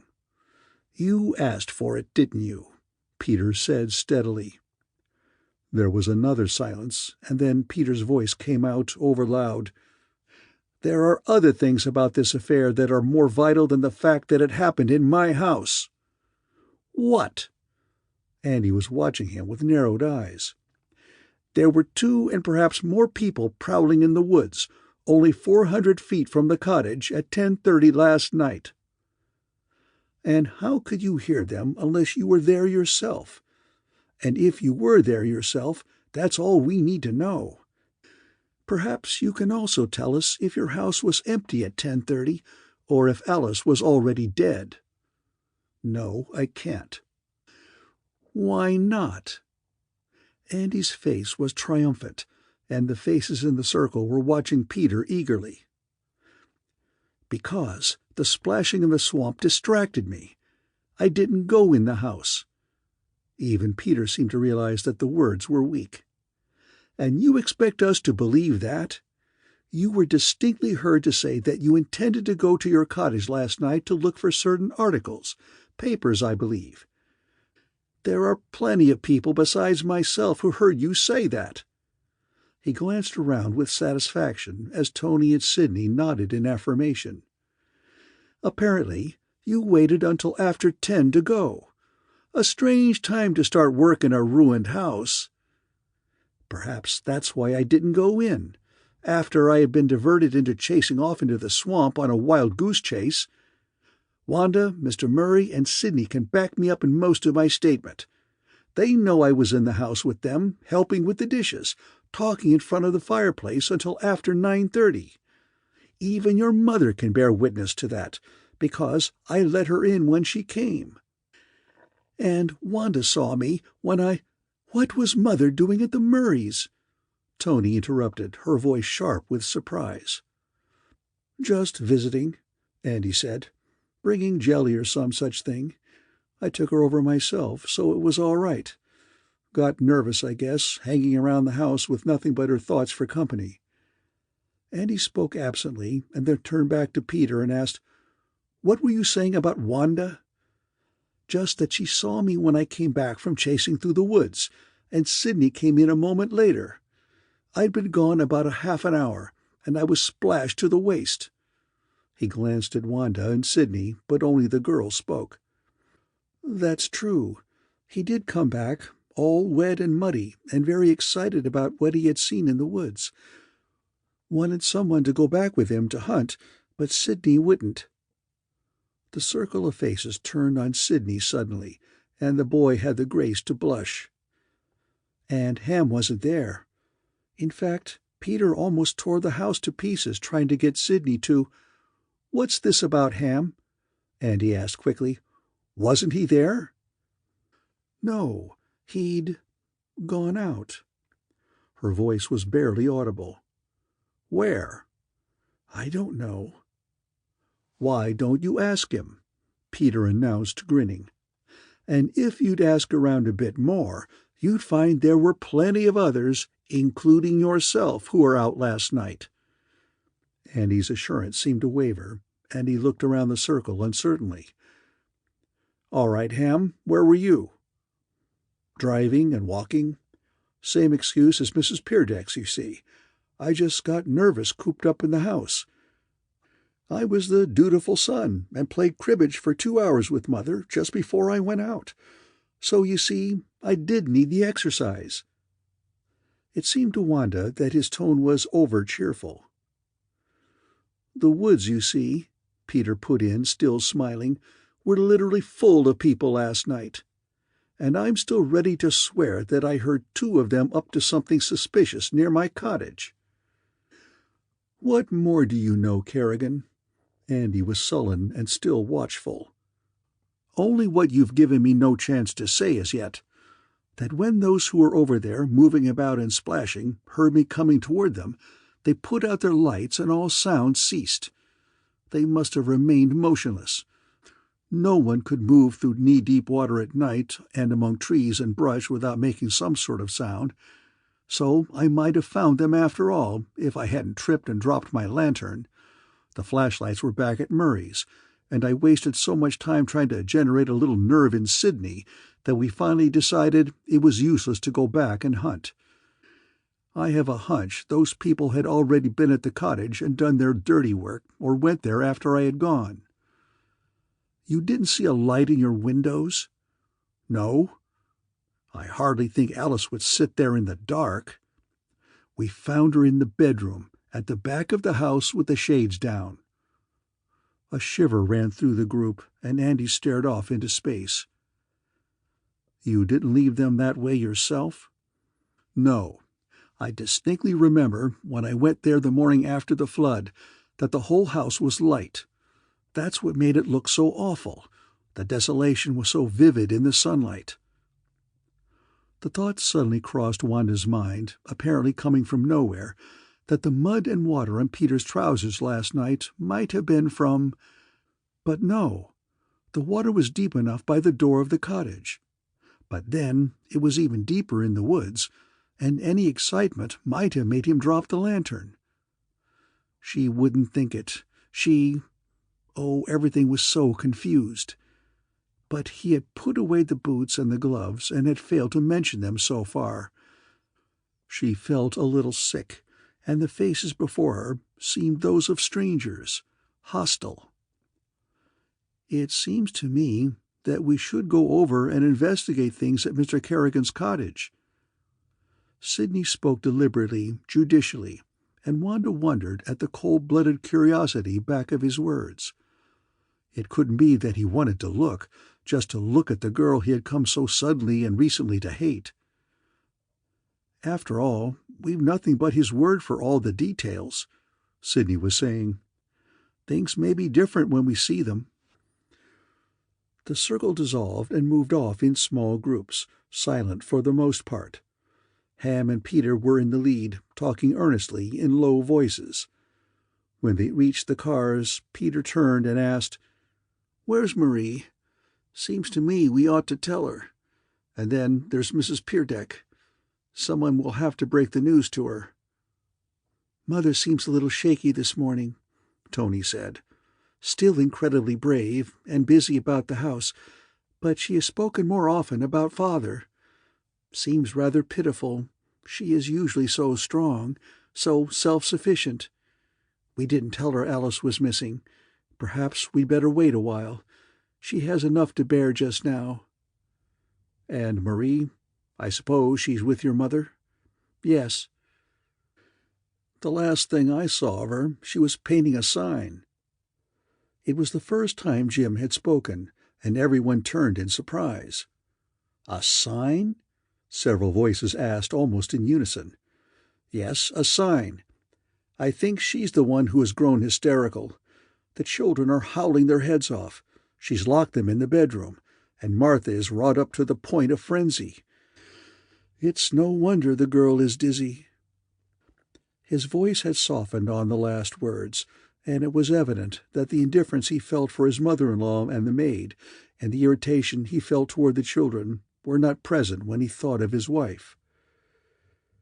"He is in love with her still," Wanda thought, and a queer irrational feeling of happiness crept in among the fears that filled her mind. "But the sign? Why a sign?" Peter insisted. "Oh, yes. Well, she's just desperate enough to do a thing like that. Alice's disappearance was the last straw, and she thinks we need help. She found a huge board in the basement. It used to be half an outside cellar door, and she's down by the lake painting letters on it. She figures they could get a power boat over from the mainland if they knew there was really trouble here. They'd have no fear of our starving these past few days. Everyone knows both families kept plenty of provisions, and they wouldn't risk a trip just to see how we were making out. But murder now. Let's go and see her. You say she's over by the East River with her sign?" Peter asked brusquely. "I think she meant to set it up where the East Bridge used to be.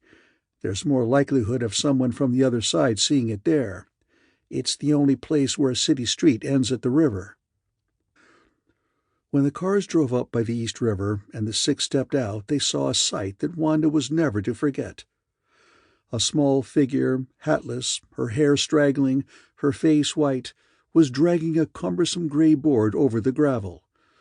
It was as tall as she was, and at least 7 feet wide, and across its surface, written in scrawling letters of red, were the words, "Murder, Police, Help." When she heard them behind her, the girl turned and let the board fall to the road with a crash. She lifted her hands to her head wearily to brush back her hair. It was then that they saw that her hands were red with paint, and that there was a red streak exactly across her throat that gave a strangely tortured look to her face. "Won't some of you help me set this up? I can't do much more." She looked exhausted, as if only the fires that flickered far back in her eyes had kept her body going. They set up the board in silence, propping it with broken ends of the bridge handrail. When they were through, Peter made a motion toward Tony and Jim. "You tell her," he said simply, walking off and looking down at the mass of wreckage that straggled down the bank and into the water. "They've found Alice," Tony said slowly, putting her arm around her sister. "Found her in Peter's cottage. Shot. Dead." "Found her?" Marie seemed not to have heard the rest. Her face lighted up. "Then perhaps we don't need my sign." "You don't understand. She's been killed, sometime last night. Peter and Wanda found her at 9 o'clock this morning." "Last night? Then she was away all night? You'll have to speak to her about that, Andy. Now that Father is gone and Mother is so upset, you'll have to take the responsibility. Man of the house, you know." And she actually smiled at her little joke. Jim, his shoulders back and his face more manly than Wanda had seen it in weeks, stepped forward quickly with a gesture to Tony. "We'll take you to the house now, and you can sleep. Everything will be all right. Andy and I will attend to Alice."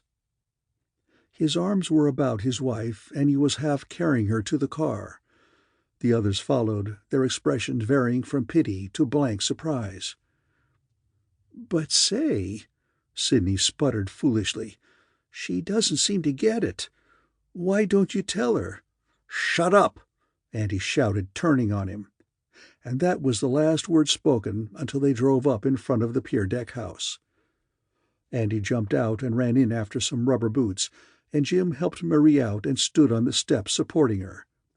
After some discussion, the others decided to leave Andy's and Hamilton's cars, and they all piled into Mr. Murray's larger one. "I'd like to go with you," Jim said, "but someone should stay here with Marie and the children. How about it, Tony?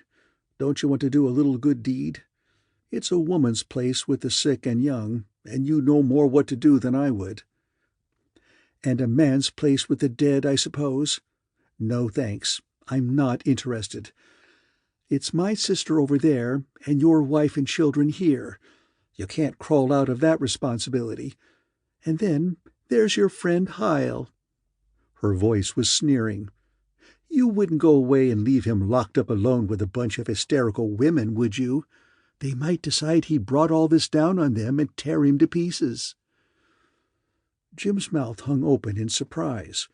Even Marie noticed the bitterness and the open dislike in Tony's words, and she glanced confusedly from her husband to her sister and back again.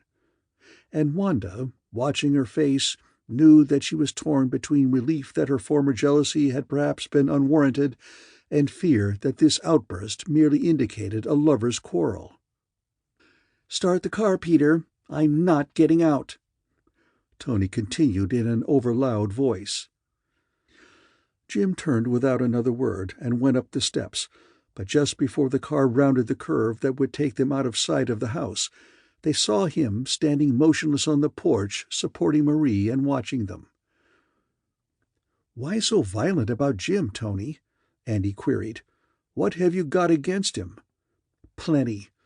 And if he weren't my brother-in-law, I'd tell." "I suspected you had more to tell," Peter said quietly. "Why not come out with it now? No wonder we can't make progress when half the important details are concealed." "Oh, it's not what you think it is." Her expression changed quickly. "Just something personal." Personal. Andy's face also changed. It was evident that he had heard Marie's story and had discounted her jealous fears until now. "All right, Tony, but I've a notion you'll be telling sooner than you expect." Peter kept his eyes on the road and spoke with irritating assurance. "I'd like to see you force anything out of me." "Peter won't need to. The police will be here soon if Marie's signal gets across," Andy put in. "No," Peter said, negotiating a sharp curve. "I won't need to do any forcing. You'll tell it yourself, and long before the police arrive." When they stopped again, Wanda was surprised to see that even in the short time they had been gone, the water had receded several feet across the brown grass. It was colder, too, and a sharp wind from the north had blown the fog away. A few tiny flakes of snow drifted about their heads. The surface of the water, wherever the currents were slack, had taken on the wrinkled black look of ice forming. If the weather kept up, this whole sheltered spot would be frozen over by night. "Only 3 pairs of boots," Andy said, looking at Sidney. "So you'll have to stay in the car unless you care to wade." "He can have these," Wanda said quickly. "They're Dad's and would fit him. I'm not interested in going again." Sidney sat huddled in a corner of the back seat, staring at them with his small, red-rimmed eyes. And when his voice came, it was thin, quavering, the very ghost of a voice. "I'm not going," he croaked. "Thought you were so anxious to investigate a while back," Andy said, looking up from where he sat on the running board, changing into the boots. "Better get out and walk around a little. You're going to be sick in a minute," she said with the same brusque kindness she had shown him before. Wanda was out of the car looking toward the cottage, and when the others started off through the water, she stood for a moment, glancing first at them and then at Sidney, uncertainly. Then she plodded off after the rest, only half conscious of what she was doing. Tiny splinters of ice, like thin-blown glass, circled about her boots, and she heard the grating noise as Peter unlocked the door. "We'll have to walk single file through the kitchen, and then step exactly in each other's tracks through the hall," Peter was saying. "The footprints, even in their marred condition, may be important clues for the police, if we can keep them from further trampling." By the time Wanda reached the cottage, the others had already disappeared, and she stood leaning against the door, listening to their voices from the bedroom. She did not have to be with them to see what they saw. The picture had been burned into her brain, and now, as the voices droned on, she could see it again, there before her. Those wide-open eyes, that chalky face, and the dark stain that spread across it. All the more horrible for the real background of black, slowly moving water that mingled with the vision. For a moment she saw Alice floating before her, half in air, half in water, her yellow hair spread as if she had drowned, and yet all the water in the river seemed not to have washed away the blood across that cheek. "Look out, Tony!" Peter's voice came sharply. "Don't destroy those marks!" Then he went on more calmly. "And this is the ring, here on her skirt. I'll just—" "Don't wipe off those finger marks, Kerrigan!" Andy's voice cracked like a pistol shot. "You might destroy more than your own, and the police may be interested to know you left any at all." "But it's Father's! Father's!" It was a choked cry from Tony, followed by a babble of voices. It was several seconds before Wanda understood that they were speaking of the ring. "Then whoever brought it here may have been the one who killed your father," Peter announced finally. "Perhaps Alice brought it herself," Andy said, and then added quickly, "Oh no, that would be—" and his voice trailed off. There was a silence so long that Wanda moved uneasily and started into the kitchen. "But you see what that would mean, Andy?" Peter asked gently. "Wanda and I thought of that too, but it would mean that Alice killed your father, and she seemed the one least implicated." Wanda stood in the bedroom door, her eyes everywhere but on the floor. The 4 were standing in a huddled group to the left of the door, and she knew, without looking, that their feet were carefully planted in the outline left by her body when she had fallen into the room. "You see, Andy, you were rather hasty in imagining the ring was mine," Peter said. "I didn't." But Andy's face grew faintly red. "Yes, you did. Over in the woods when I first told you about it. But I'll admit I never dreamed it would be what it is. I thought of Jim or Sidney or even Hyle." "Hyle?" Andy lifted incredulous eyes. Why, what in the world would Alice have been doing meeting Hyle here, getting a ring from him? It was plain that Andy still believed some romantic affair had brought about his sister's death. "Look here." Peter bent down suddenly, and Wanda's eyes involuntarily followed the movement. He lifted the body by the shoulder, turned it to the right, and exposed a gun half covered with mud. "Tell me whose you think this is." Andy's eyes looked fixedly at the steel thing, lying there so innocently in the impression of his sister's body. Then he glanced uncertainly at Peter and back again. "If you lean over," the latter prompted, "you'll be better able to identify it." "I don't need to lean over. It's Hyle's all right." His tone was almost sullen. Then he asked quickly, "If you knew that, why didn't you say so in the beginning?" "I wasn't positive, and I didn't want to involve the man with Jim standing there ready to jump on me. Besides, Hyle was supposedly locked in your front bedroom. Almost anyone else at your house might have taken the gun and come over here last night. I am supposing his gun wasn't given back to him when he was locked up." "You know very well it wasn't," Andy said. "You were there when we did it." "Admitted. But where did you put his gun? You'll remember I had nothing to do with that." "Why, I think—" Andy hesitated and shifted his weight from one foot to the other. "You're right, Kerrigan. We were careless about it, too. I gave it to Mother and told her to put it in the drawer in the library table. And I remember seeing it there an hour later. But we made no provision for its safe keeping. Everyone in the house knew where it was, and any one of us might have taken it out." "All right. I was out last night," Peter said pleasantly. "I admit it, and I've told my story. I hear you were out too, and have a story about being stuck in a ditch that is almost as incredible as mine. Ham was out, walking and driving, so he says, which means he might have been anywhere. Even Sidney was out, insisted on going up to your house after his hat and handkerchief. I thought I was humoring a child when I helped him get off last night to come up after his things, but I'm beginning to wonder about everyone." "He seems to hate her so," Wanda found herself saying. "He can't forgive her for inviting him over here and then staging the flood to catch him. Seems to feel he is forever disgraced by what has happened. I actually think she has become a sort of female Tarzan in his mind," Tony added, "a wild woman who called down the elements to capture a mate for her. His imprisonment on the island has compromised him in his own mind. Oh, it would be laughable if it weren't so serious," Wanda went on. "So serious to him, that is. You don't suppose the whole sequence of events has unbalanced him?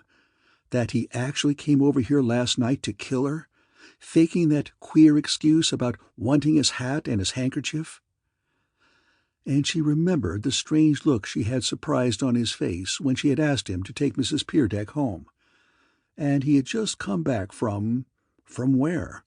Did they really know?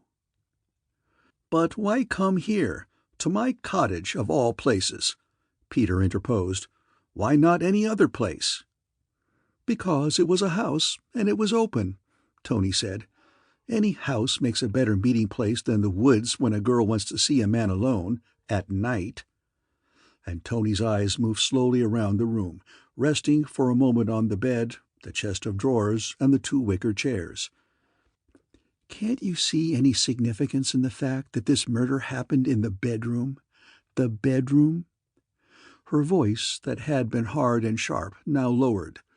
She seemed to have remembered just at the end that she was speaking about her sister, a girl of 17. "And someone said the shades were down, too," she finished rather lamely. And he stood looking at her, his face a strange mingling of horror and dawning suspicion. It was apparent that he half believed her accusations, and yet at the same time it shocked him beyond words that she would hint what she had about their sister. "And how did Sidney know that she was to be here?" Hamilton asked after a pause. It was his first remark since entering the cottage. And how does it happen that she was able to get him to come here to meet her when he apparently hates the sight of her? Probably tricked him into it, Tony snorted. Any girl, even a dumb one, can find 1,000 ways to get around a— But the word man that fairly hung on her lips was never uttered. It was the look on Ham's face that stopped her this time, and she had the grace to blush. She's ashamed, Wanda thought, and it has wiped away all the hardness and made her beautiful again. I still don't believe she is as cynical as she pretends. And she moved her eyes from Tony's face to Hamilton's to see what he had made of the incident. But his eyes were down and his jaw was set. It was plain that he had found nothing either soft or beautiful in Tony at the moment. He was too busy wondering just which time she had used her 1,000 ways to get around him. Oh, men, Wanda thought, always taking women at their face value. Tony's been hurt by something. All the suspicion pointed her way, probably, and she's on the defensive and striking back at someone, anyone, just to hurt someone else. And now Ham is all of a dither, thinking probably she really is the abandoned creature Dad has always described. "Did anyone see them talking together yesterday afternoon?" Peter asked. "Sidney and Alice, I mean." "I was in the kitchen questioning Jim and Tony after the rest had left, and when I was ready to go back to Murray's, I found Sidney waiting for me on the front porch, wandering about like a lost soul. What about Alice? Some of the rest of you must remember what she did with herself during that last hour or so." "I walked upstairs with her myself," Andy answered. "And to the best of my knowledge, she was up there with Mother and Martha the rest of the afternoon. I can't vouch for the 10 minutes while we were locking up Hyle, though. She wasn't with the rest of us then. Don't you remember, Peter? Mother was in charge, you and I were holding Hyle, Jim was trailing along glumly, and Marie and Tony were fixing the bedroom. But neither Alice nor Sidney was there." "Then she must have gone outside to meet him during that 10 minutes, Wanda suggested. "Made her arrangements to have him come down here during the evening. And he only consented because he hated her enough to—" "Hush! What's that?" Peter interrupted, motioning for silence. The group stood as if turned to stone, but there was nothing audible but the sound of water lapping softly against the floor of the house and the breathing of the 5 people in the small, still bedroom. And the 6th person made no sound at all, not even of breathing, but lay as they had found her, blue eyes staring at the ceiling. "What was it you heard?" Hamilton asked after a moment. "I don't know, really. Just a new sound. Different. As if someone were moving about in the kitchen. A sort of scraping noise." Andy stepped into the hall and glanced through the door into the kitchen. "Nothing there," he reported. "Must have been a piece of floating wood bumping against the house." "What were you saying, Wanda?" "Only that it must have been horrible for her, that last moment or two, when she realized how much he hated her. I think she fancied herself in love with him, and her heart must have broken even before the bullet found its mark. A life wiped out just because of a silly boy's hatred.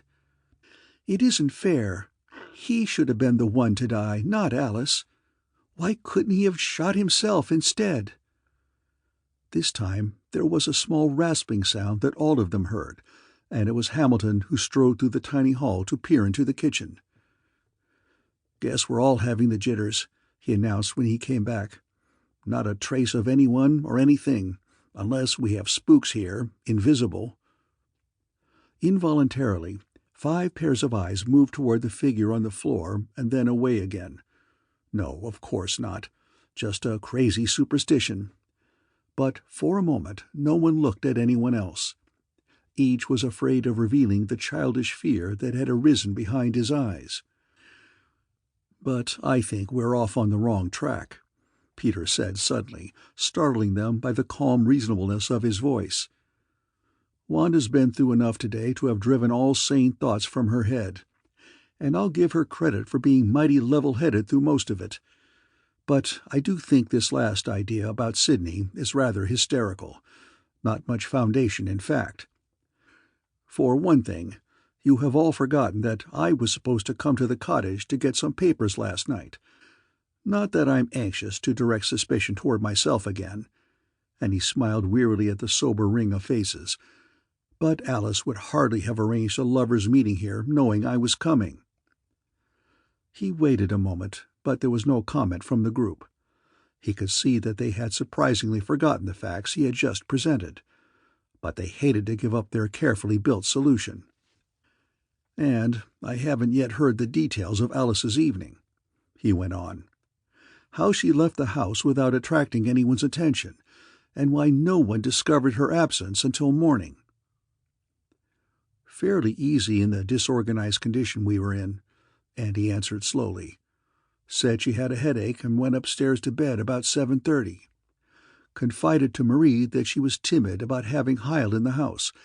Pretended to be still upset about seeing him in the kitchen. And Marie helped her find a key for her room. After that, it was easy. All she had to do was to wait until the coast was clear, come out and lock the door, slip down the back stairs and over the birch knoll path to this cottage. Of course, with her door shut and locked, no one thought of anything out of the way until this morning, when Tony tried to get her down to breakfast. I doubt if she'd have bothered ordinarily, but with Martha still in bed, Tony was chief cook and bottle washer for breakfast, and she wanted to get the dishes out of the way." "All right," Peter said briskly. "The thing simmers down to this. If Sidney shot her, he must have taken the gun out of the drawer at the pier decks and concealed it during the dinner at the Murrays, then carried it over here when he went out after his hat and handkerchief. It's a large gun, but it is possible that he may have concealed it somewhere on his person." "He's rather fat and bulgy anyway," Wanda added, "and an extra bump or two would never show." "Or else Alice brought the gun with her, and someone else used it on her," Peter continued. "Or Hyle got out of his homemade jail, hunted up his own gun, and came down here to do away with her, for some unknown reason. Or one of us, Jim or Ham or Andy or Peter Kerrigan, is involved in this thing. Anyone have anything pertinent to offer?" No one said anything. "If your minds are as void of ideas as mine," Peter said, "I suggest we go home and rest. I have a few things that might become fair-sized clues if I had a chance to mull over them in private." Wanda remembered the boots and the gloves and wondered if he referred to those. Suddenly there was a muffled cry, very faint and far away, but even across the distance it carried a note of terror. The group stumbled through the hall and the kitchen, forgetting the path through the mud they had been so careful to keep on their way in. Peter was out of the door first, with Wanda just behind him. She glanced over the water toward the car, but could see no sign of Sidney's huddled figure. Perhaps he had walked back to the house. Then she heard Peter calling excitedly, and felt Hamilton and Andy push past her and splash off toward the end of the house. "What is it?" she cried, glancing fearfully at Tony, who stood farther out from the house, the black water moving dizzily around her boots. And then Wanda's eyes followed where Tony was pointing. Far off to the left, where a fringe of willows half covered with water marked what had once been the edge of the island. There was a small dark object struggling in the water, floating swiftly toward the trees, toward the open current. And once Wanda thought it lifted a black arm out of the water, but she could not be sure. "It's Sidney!" Tony shouted hoarsely. "And he can't swim a stroke, so he isn't trying to escape. He must be drowning himself. That noise we heard in the cottage. He must have crept near enough to hear what we were saying. And when he knew that we had found him out, he just slipped away through the water until he found a place deep enough to let go."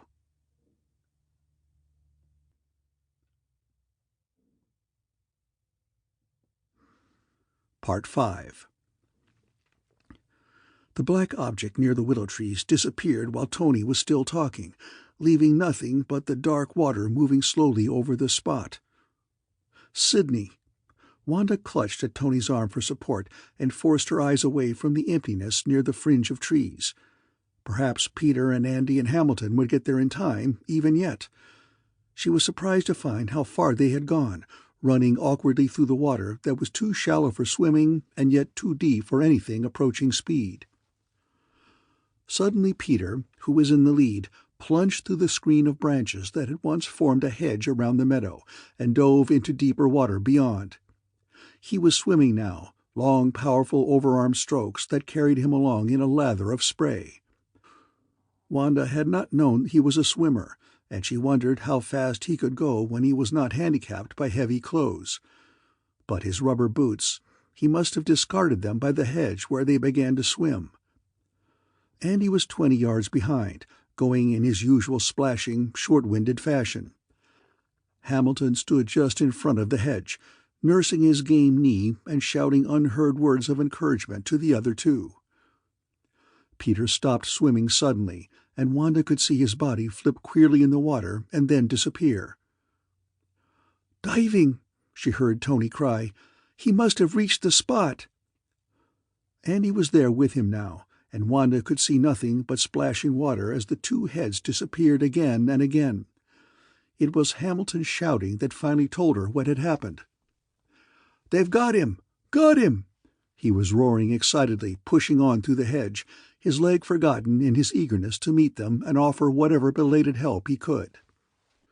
After that, everything moved slowly, so slowly that it seemed an eternity to Wanda before the turmoil of thrashing arms and churning water finally met Hamilton halfway to the hedge, and she was able to distinguish the dark blob that must be Sidney. The others were walking now, in water to their armpits, half carrying, half dragging him along. And Wanda discovered that she had unconsciously been moving forward, dragging Tony by the hand. There was something dreadfully limp and shapeless about Sidney as they lifted him over the hedge, and Wanda was surprised to hear Peter shouting to her, "Bring some dry blankets to the car." He must think there was hope then. Tony helped her with the blankets, 4 large gray ones that they found on the top shelf of the linen closet, and when they came out of the cottage with them, the 3 men had almost reached the car with their burden. "We can't wait to get to the Murrays," Peter said hurriedly when the girls came up. "Spread 1 blanket as fast as you can. It will keep the dirt out of his mouth. We haven't a moment to lose if we hope to get anywhere with artificial respiration. I'm not sure it isn't too late, but we'll try." He was kneeling over the prostrate form now, applying a rhythmic pressure and release against the sodden back. His own coat had been stripped off, and his wet shirt clung to his body, revealing the tensed muscles. His hair was wet, even his face still dripped water, a drop running off his chin and nose from time to time. And yet he was so intent upon his task that he seemed not to notice this, nor to feel the cold wind as it flapped his garments against his body. "Take the car and go to the house after dry clothes, Ham," Wanda said, her mind vitalized by the demand for action, freed from the benumbing cloud of horror that had hung over her all morning. "Change into dry things yourself, and bring back some for Andy and Peter. And a little whiskey might help if he comes around." "How about Sidney? Any clothes for him?" Hamilton asked, hesitating over the last, as if he thought the prospect rather slim. "No, we have these 3 other blankets," Wanda answered. "It will be quicker and warmer not to bother with clothes. We'll just wrap him up. But perhaps Andy had better go along with you. He could get into dry things faster that way, and I'll stay here to spell off Peter if he gets tired." "Not tired," Peter grunted. "Once you get into the swing of this thing, it is as easy as rocking in a rocking chair." But his face seemed drawn and worried, and his breath came a bit faster than seemed normal. They could see that the strain of the diving and swimming was beginning to tell on him. "I'll stay here," Andy said quietly. "Then you go with Ham, Tony. Break the news to Dad. Put as much water to heat as you can get on the kerosene stove, and fix that bed in the den. We'll bring him there." "That's really your job," Tony grumbled, but she trailed off after Hamilton, not entirely displeased.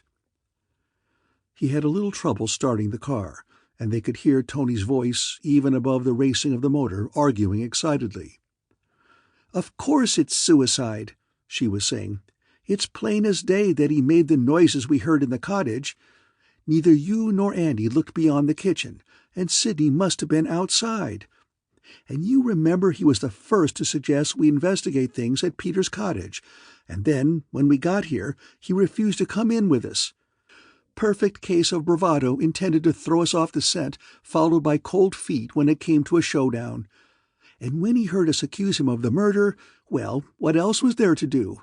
Of course it's suicide."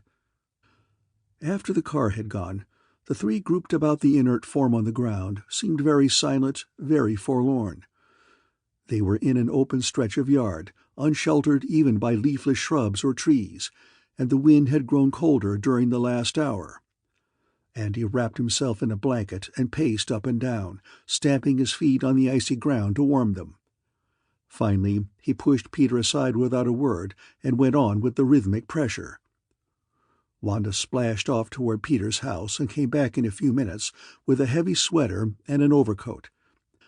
They had been on the closet shelf, the only dry garments in the house. "You had to go in there past Alice to get these, didn't you?"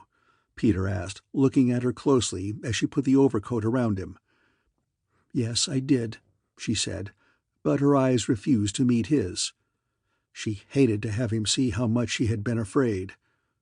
She tried to get him to let her wipe his head on the towel she had brought, but he went stamping off across the frozen grass, the overcoat looking very prim above his dripping trousers, and the bath towel flapping about his ears in an improvised turban.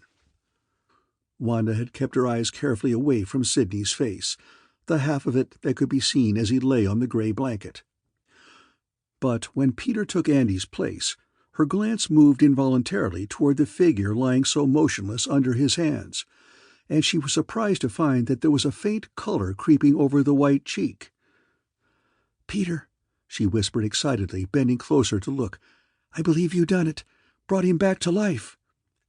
Even as she watched, she thought she saw a flicker of his eyelid and the faint ghost of a movement around his half-opened mouth. Peter bent close, but the smooth rhythm of his arms neither hurried nor grew slow. Only when he heard a thin groaning sigh and the body beneath his hands begin to move did he stop for a moment, watching closely. "He's breathing by himself, Wanda," Peter said, but there was only weariness in his voice, not triumph.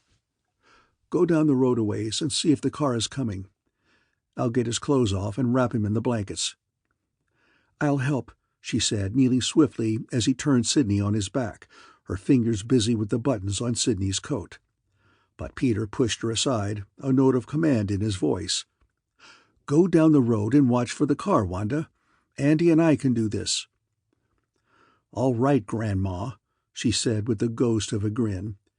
"But you forget that even a society girl gets nursing training these days if she belongs to the right service club. I'm perfectly capable of finishing that job and letting you and Andy go down the road to watch for cars." But she scrambled to her feet and walked obediently around the bend in the road. She was back in 3 minutes, riding on the running board of the car, talking excitedly to Tony and Hamilton. Their faces were incredulous. "And you really did it?" Hamilton said, bending over the roll of gray blankets as he helped lift it into the car.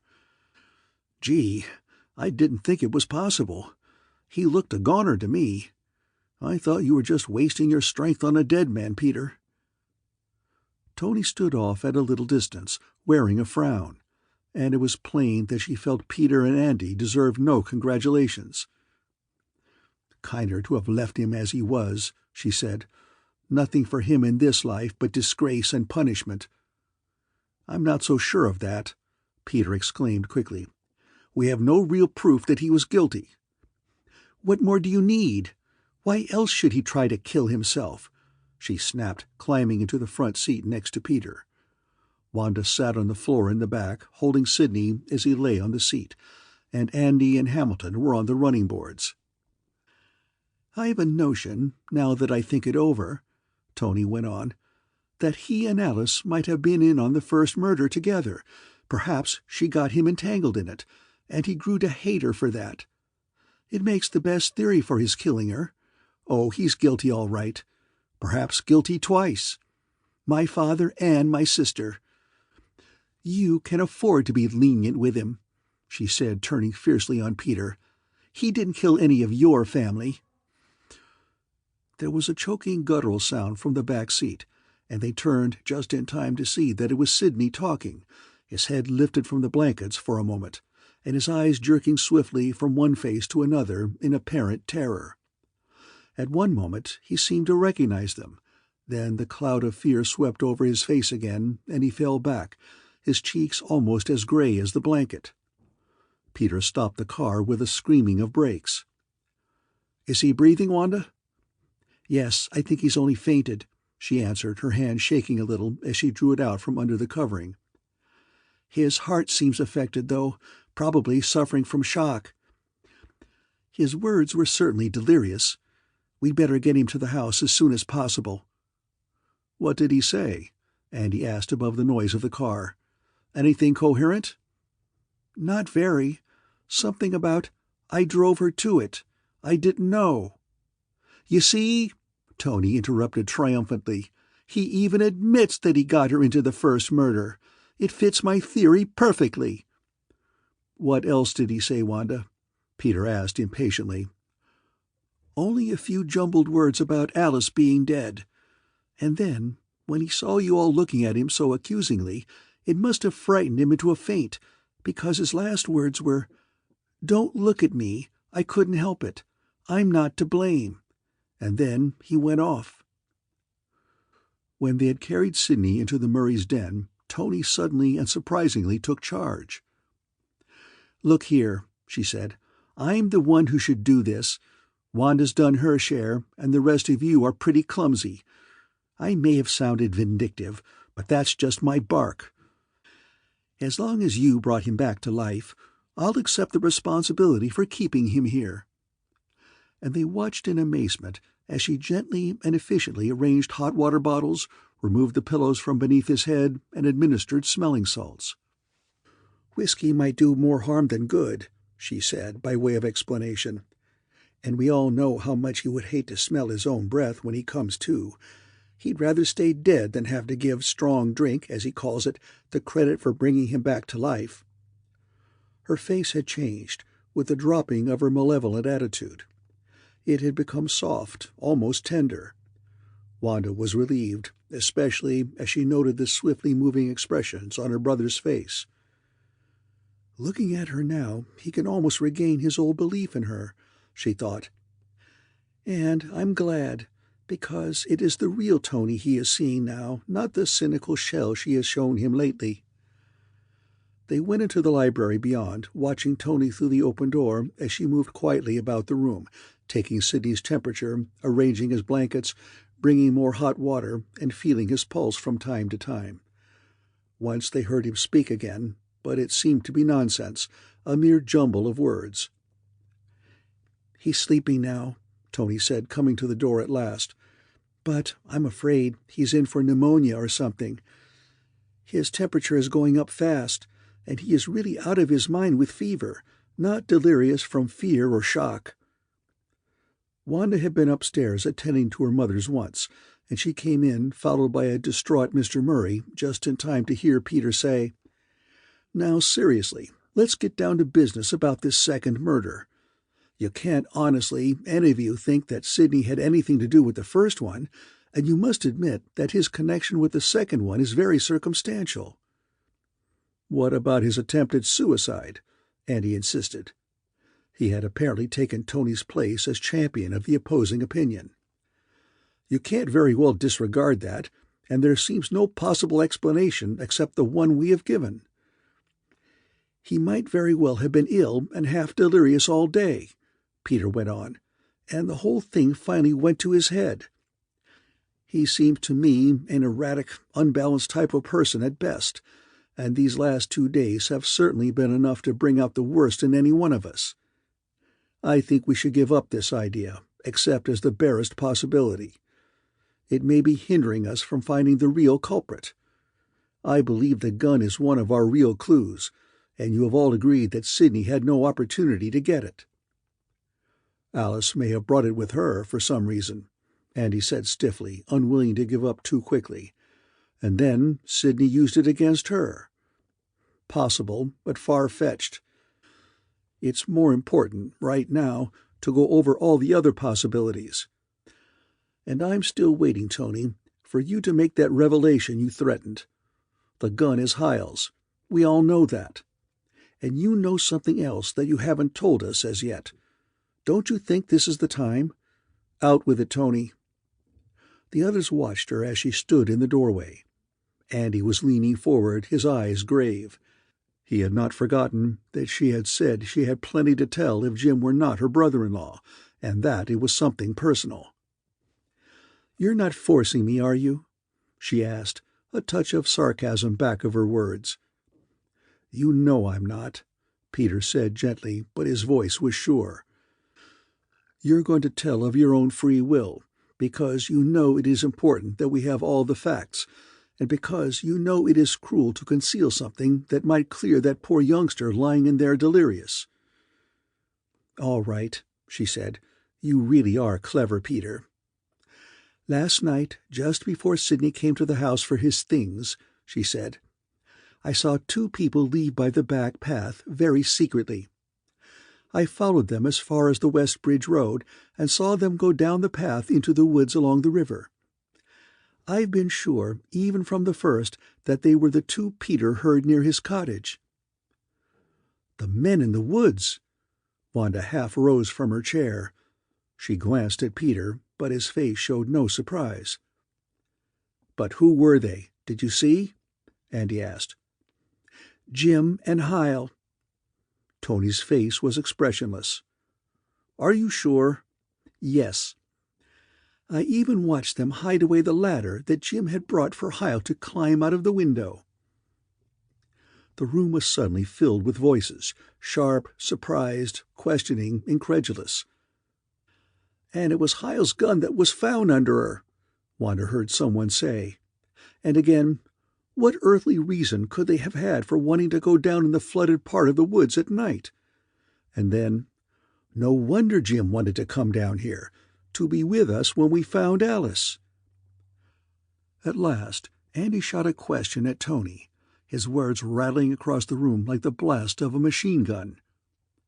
"And what sort of personal reason can you have for always pursuing Jim whenever he goes down that back path to the river?" he asked, and the silence that followed seemed fairly to come alive with unanswered questions. "That is still personal, thank you," Tony said calmly and slowly. "It has nothing whatever to do with this case or with anyone here." "Suppose you let us decide that." Andy stepped close to Tony as he spoke. "I make my own decisions in matters like these," she said, and Wanda thought she had never seemed so tall, so dignified, or so beautiful. "Let her alone, Andy," Peter said. "She'll tell that too before long, because she'll find, when she thinks it over, that everything remotely touching this case has some bearing. What she knows may be just the vital fact we need to clear up the whole affair." Tony merely looked at him and then went back into the den. They could see her, very busy again making Sidney comfortable. Mrs. Murray's bell rang just then, and Wanda ran upstairs to get her mother's order for lunch. When she came down, she found that Hamilton had driven Andy and Tony home. Her father and Peter were sitting rather self-consciously near the door of Sidney's room, looking in at him from time to time as they talked. "Tony suggested that we keep someone here all the time," Peter said. "He needs attention. And then she's afraid Sidney will try to do away with himself again if he is left alone." Wanda went out in the kitchen and attempted to gather some food together for lunch, but her mind was anywhere but on her work, and the meal, when it was finally assembled, was a strange mixture. 3 kinds of pickles from the basement, 2 kinds of vegetables out of cans, odds and ends from the icebox, including the last of the meat ground into hash, and hot biscuits and syrup. The latter had to serve both as bread and as dessert. It was when she went down in the basement after the pickles that she made her discovery, a row of garments hanging on the farther clotheslines. It was almost dark in that corner, and it was by the merest chance that she noticed them at all. At first, she had thought they must be something Lizzie had left, But when she went closer to examine them, she found they were Hamilton's clothes, a suit of underwear and the pair of trousers he had worn last night at dinner. And they were not only damp, but very wet, as if they had but recently been washed and clumsily wrung out. Then she remembered, was it that very morning, that she had heard a noise in the basement, and had called down only to have Hamilton's voice tell her that he was fixing the furnace. And it came to her, with an implication that she dared not face at first, that she had heard his voice above the sound of splashing water. So he had been washing his clothes at an hour at which he was usually still asleep, and he had not wanted her to know what he was doing. Why? Her mind groped vainly among the few reasons that presented themselves. Perhaps he had grown suddenly and unnaturally neat in his habits. Perhaps his supply of underwear had given out, or he had become strangely attached to this one suit of underwear and this one pair of trousers. Maybe he had been afraid it would be weeks before his garments could get to a dry cleaner's or a laundry, or he had decided to help with the housework. Perhaps he had spilled something on his clothes and had wanted to remove it without bothering her, but she knew that none of these reasons, with the possible exception of the last one, could be true. His habits would never become neat at this late day. His supply of underwear would last for weeks. He had never been known to realize that there was any housework at which he might help, and he was usually careless enough about his appearance not to care if his things ever went to the cleaners or not. But he had spilled something on his trousers and had wanted to remove it without bothering her, without letting her know. Something on his trousers last night while he was gone. So long, so long. And someone had gone to Peter's house during that time to meet Alice. And Alice was dead, with a dark brown stain across her face. Wanda peered more closely at the trousers and the underwear. It was dim in the corner, but even in that half-light she could see that Hamilton had not done a good job. She carried the garments into a lighter part of the basement. Yes, there were darker spots on the trousers, spots that had apparently been washed with soap and water and also cleaned with naphtha, from the smell. And the underwear was also faintly spotted, and its entire surface showed a yellowish tint that was much more than just the absence of bluing.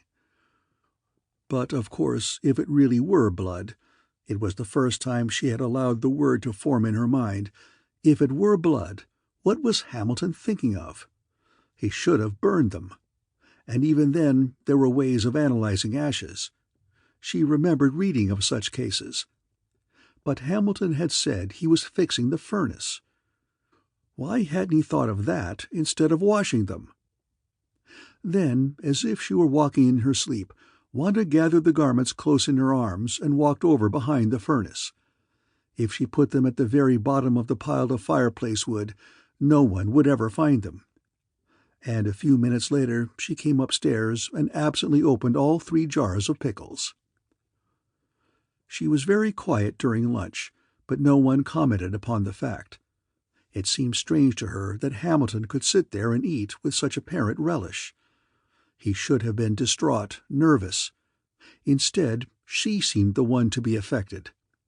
She tried to remember all the things he had said that day, the way his face had looked as he stood in Peter's bedroom looking down on Alice's body. Just some small expression would give her the clue, the certainty that she needed. Suddenly she said, in a voice that seemed rather thin and far away, "When did you get back to the house last night, Ham?" When? Was he fencing for time? Yes, what time? Why, 1:30, I guess.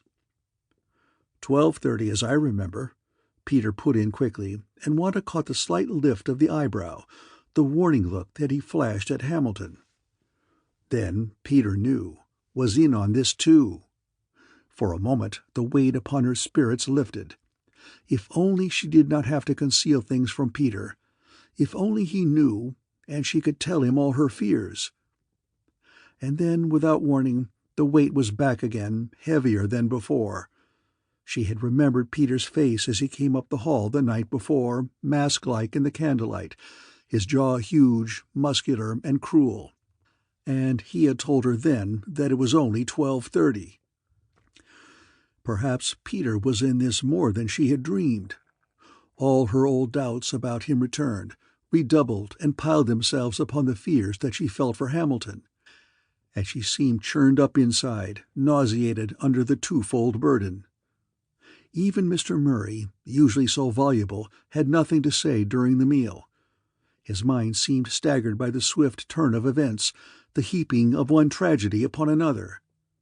He had no theories now, no tirade against Tony, no abuse of Mr. Peerdeck for disgracing the island by his death. He seemed older than Wanda had ever seen him, his face pinched, his figure shriveled. Watching him, she felt a welling of pity and a deep bond of sympathy. If Peter and Ham were, her father was all she had left now. They would have to see this thing through together. Peter offered to help her with the dishes, but she refused him, so curtly that he went off in mild amazement at the vagaries of women. A little later she heard the front door close, and her father, who had offered to sit with Sidney, told her that the two men had gone down by the East Bridge to see if there were any signs of a boat coming over from the city. From time to time as she worked, she went up to the front of the house and looked in on Mr. Murray and Sidney, a sad old man and a heavily breathing boy. They made a dismal picture there in the silent room, a life almost over, and a life that had been over but for a miracle. It depressed her terribly to see them, and it was a relief to her when she heard a car stop in front of the house and Hamilton calling excitedly, "A boat over from town, Wanda, and they've gone back after the pol—" He remembered his mother just in time. "After food and a doctor. Hurry if you want to come and see them when they return." "Andy and Peter went back with the boat," Hamilton said as they drove up and parked the car near Marie's sign. "There are all sorts of official things to see to, I suppose. Police, coroner, undertaker, and Peter insists on Andy getting in touch with their family lawyer. Seems to think it is important. Andy asked me to go up to the house and tell Marie and Tony. He was the only one with us at the river, so the others don't know a thing about it yet, but Peter gave me a high sign, wants to surprise Jim with the police or save the rest of the family the suspense, I don't know which. At any rate, I'm not going to tell them. I have a notion the authorities can get more information out of Jim if he isn't forewarned." "Who came over?" Wanda asked. "Oh, some kid with an old one-lunged launch. It would be that kind. Fisherman's kid. Lives in a shack down by the river and knows every current in the old stream like a book. All the big and powerful motorboats are still locked carefully in their boathouses and probably won't be out for a week. Afraid they might get a little paint knocked off the sides bumping against driftwood, I guess." "Did he come over because of the sign?" "Not exactly. Says you can't see any letters at all from the other side. I think he was just out for the fun of it and to see what he could pick up in the river. Had his boat loaded with all sorts of odd pieces of lumber and household articles that he had salvaged, and I think the sign looked strange to him, out of place, and he came over nearer just to find out what it was. Even when he was near enough to read it, he didn't think there was anything particularly exciting. Just some more of this here phony advertising to get you curious about nothing, he told us. But you should have seen his eyes stick out when we told him it was true. He'll be the 7 days' wonder along the waterfront now, with his tail," Wanda said. They sat in silence, watching the brown river swirl past the broken bridge end, squinting their eyes at the far shore to see if they could distinguish a boat coming toward them. Wanda sat very still, but her heart pounded in her breast until she wondered why Hamilton did not hear it. Everything was almost over now. All her fears would be cleared up one way or another. But which way? If she only knew. And she had no one to help her, no one to ask. The police would come with their endless questions, and all the things she had been concealing so long would slip out before she knew it. Things about Hamilton and Peter, about Tony and Jim and Sidney. Oh, it was intolerable to go on any longer as they had been, cut off from the world and in such terrible suspense, perhaps in real danger. 2 dead already, and another almost, but she was afraid of what was going to develop in the next few hours. A quick movement from Hamilton, and he was out of the car and running toward the bank.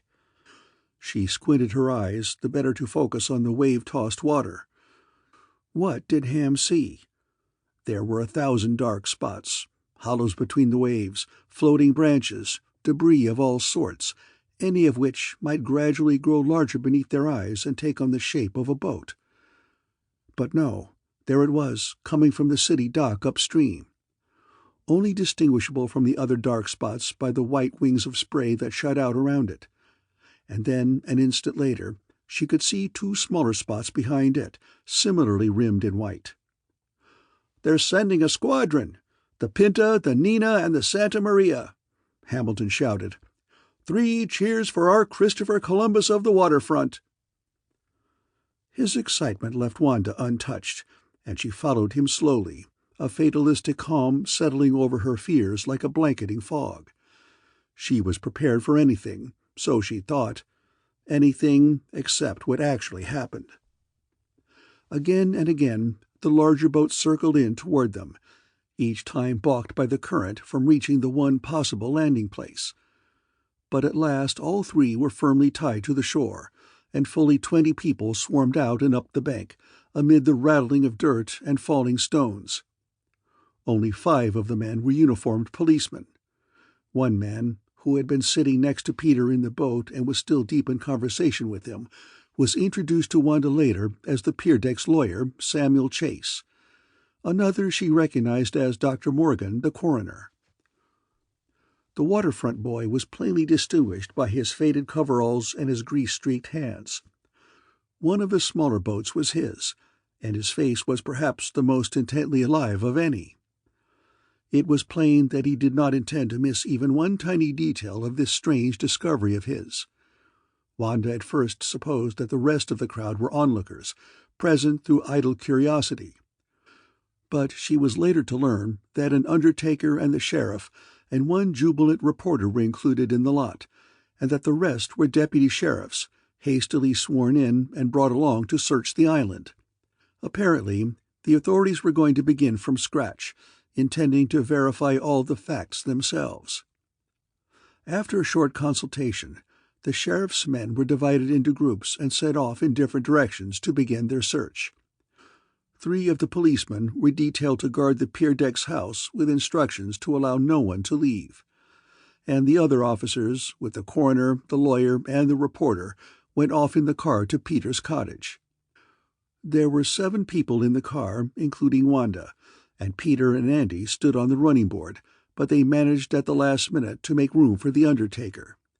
The boatboy was left behind, gazing after them dejectedly, apparently uncertain whether to attach himself to the sheriff's men or to follow the car on foot. "The same sort of gratitude that Columbus received," Hamilton said, looking back from behind the wheel as he turned the car off the main road toward the cottage. "The fellow who makes the discovery is usually left holding the bag while outsiders reap the benefits. Too bad we couldn't squeeze the kid in somewhere and give him a real thrill." His expression changed immediately, and he looked around at the sober faces in the car as if he realized that his word thrill had been worse than inappropriate. Wanda's heart grew heavy again as she saw one of the men in the rear seat throw a piercing look at the back of her brother's head and muttered to his companion, "Callous guy. One of these detective magazine fans, huh? Thrill murder, I suppose he'd call it." And she caught a glimpse, out of the corner of her eye, of the reporter hastily scribbling something, his paper folded across the back of the doctor and his elbow bent at an impossible angle in the jammed car.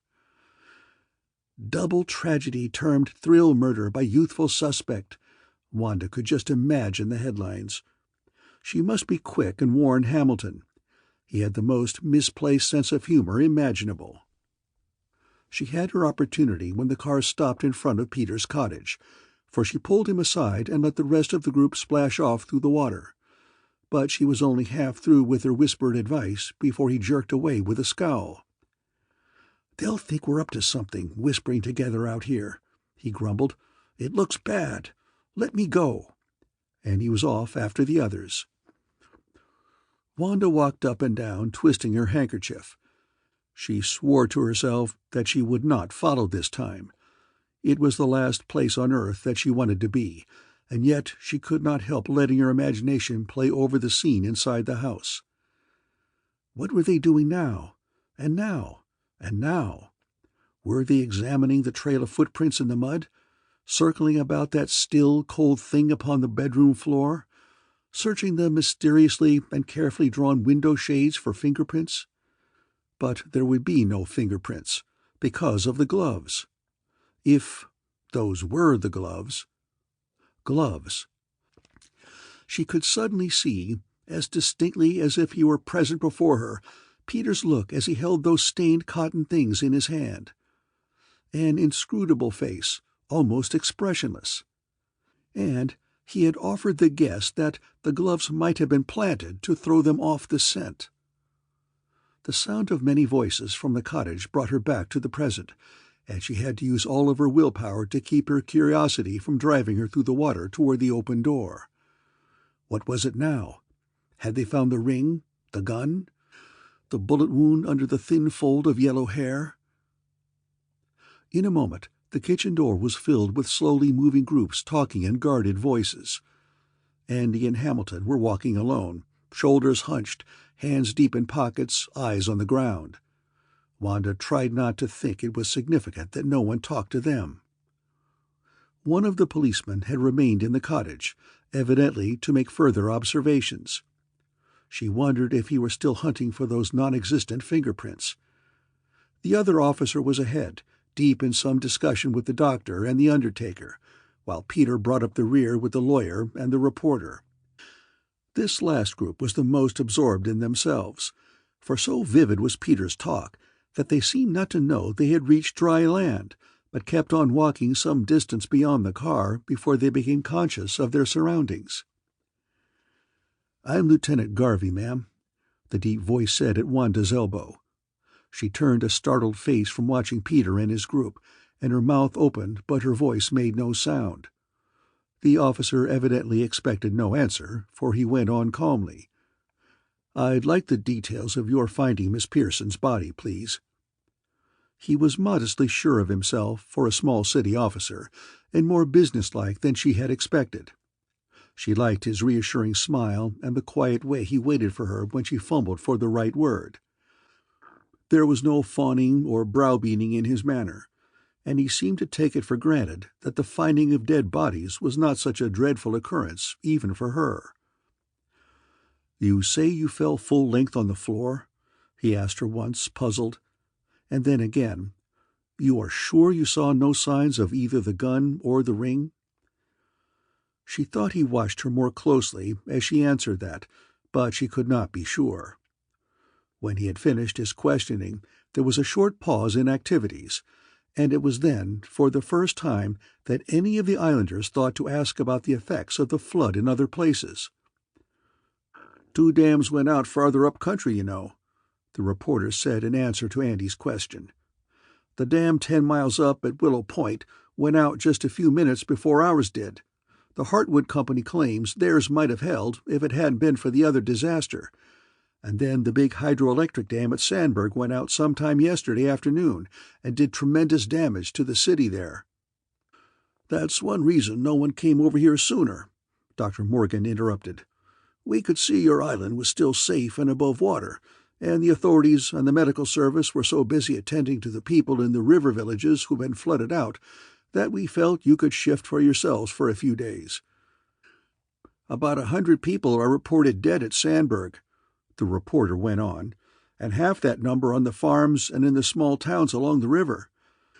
The Red Cross has set up a refugee camp on the hills back of Crossville, but it's been difficult getting in supplies, because the bridges are gone all the way up. Both railroads were damaged so badly that service won't be resumed for a week or two, and all the low country is under 3 feet of water. We're lucky Hartwood was built high, mostly up the side of the bluff. There wasn't much damage there. Even the boathouses along the riverfront are still intact, although half under water. The little harbor saved them from the full force of the water. But the squatters in Reed's Landing, just north of town, were completely washed out. 10 people killed and all the shacks destroyed. We had to tear down the front of the boathouse to get the police boat out, Lieutenant Garvey said. The doors were completely underwater and no use whatever. They drove off to the Murray's house a little later, leaving the other officers still busy with invisible duties inside the cottage.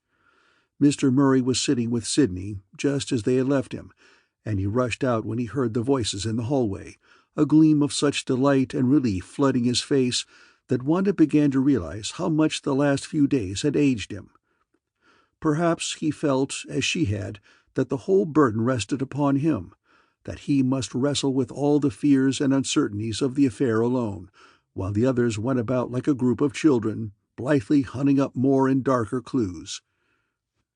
"He woke up once and seemed to know me," he said, motioning towards Sidney's bed. But the next minute his words were delirious. There is something serious on his mind, for he has muttered and groaned almost continually this last half-hour, and twice he has shrieked as if in terror. The doctor and Lieutenant Garvey stepped into the room and made a brief examination. "He won't be any help to us for a day or so, I'm afraid," the lieutenant said as he stepped out. "Dr. Morgan says his temperature is up, and that he has a serious shock, besides the danger of pneumonia. We'll try to question him later. Overweight, underexercised, and probably suffering from some heart trouble for years," the doctor said a moment later. "It completes the picture you gave me of a self-centered, spoiled boy. Not exactly the type who would kill in the heat of sudden passion, but anything is possible from a person as nervously unstable as he apparently is."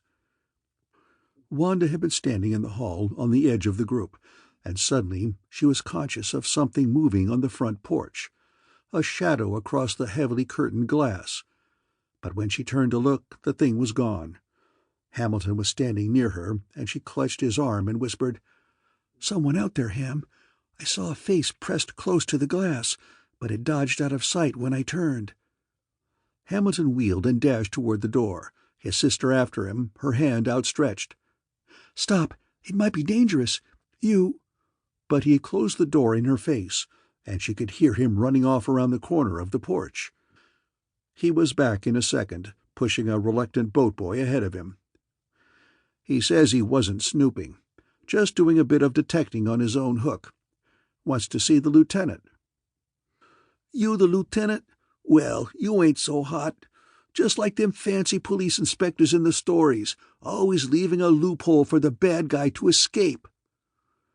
The look of amusement on the faces of the group in the hall quickly changed to consternation and then to excitement as the breathless words poured from the mouth of the boy. "I thought it was kind of funny you going off and leaving 3 nice easy-running boats tied up down there, just as if you wanted some guy to make his getaway on purpose. So I hung around to see what I could do, unofficial-like. And I done it. I got him for you." "Who?" At least 5 voices asked the question. "The fellow who done the murder. Who else would be trying to get away?" "Where is he now?" It was Lieutenant Garvey, his voice like steel. "Down by the boats. I got him tied up with rope, and 2 of the deputies is a-watching down there. I ain't going to take no chances of his pal coming and loading him in one of the boats and both getting away while I'm up here." "Good boy," Hamilton said in a low voice, his arm around the bony shoulders as he and the boy followed Lieutenant Garvey out to the car. During the 5 minutes that they were gone, it seemed to Wanda that her mind ceased to function, beyond thinking over and over again, "Then Peter and Ham can't have anything to do with it. They can't. And if it's a man, it can't be Tony. Perhaps it is someone else who has been in hiding all this time." With this thought uppermost in her mind, she was totally unprepared for what she saw when the car drove up to the steps again. Hamilton and Lieutenant Garvey were sitting in the front seat, and in the back was a strange, dark-faced man, and Jim and the boat boy. But when they got out, it was Jim who was tied, a thick boat rope twisted awkwardly about his arms and hands. and he broke loose from the two who held him and dashed up the steps toward Peter, his face distorted with anger. "So, you didn't even have the common decency to let the Peerdecks know that help had come. I suppose you think that appeasing the mental anguish of 3 women and 2 children is as nothing compared to your own personal glory. You wanted to keep things in your own hands as long as possible, eh?" "But Ham was supposed to go up there and tell them," Andy said, puzzled. "No one went. This fellow," pointing to the dark-faced deputy, "told me they had orders to search the island but not to get too near the house or make their presence known there. Said they wanted to surprise those people up there. Kerrigan's idea, probably. He's pushed himself into this thing from the beginning." Peter made no motion to reply, and just then there was a crunch of gravel from the driveway, and the other policeman came walking up. He handed a small package to Lieutenant Garvey, and they heard him say something about no fingerprints. "Young Murray here will drive you and the deputy back to the boats," the lieutenant said. "Relieve the other deputy who was set to guard them. The 2 can go back and join the hunt again. And when the other police boat comes over, send the men up here. You won't mind staying down here and waiting for them, will you?" turning toward Hamilton. "No, sir. Not if you'll appoint me official chauffeur," the irrepressible Hamilton shot back as he went out the door. The others slowly moved back into the living room, where Jim, Lieutenant Garvey, and Andy made an incongruous group against the soft green velvet of the davenport. Jim's story was simple, too simple. He had found the boats and thought he would use one of them to go for help. For the police, he said. He had thought they belonged to some curiosity seekers who had come over to view the wreckage of the bridge.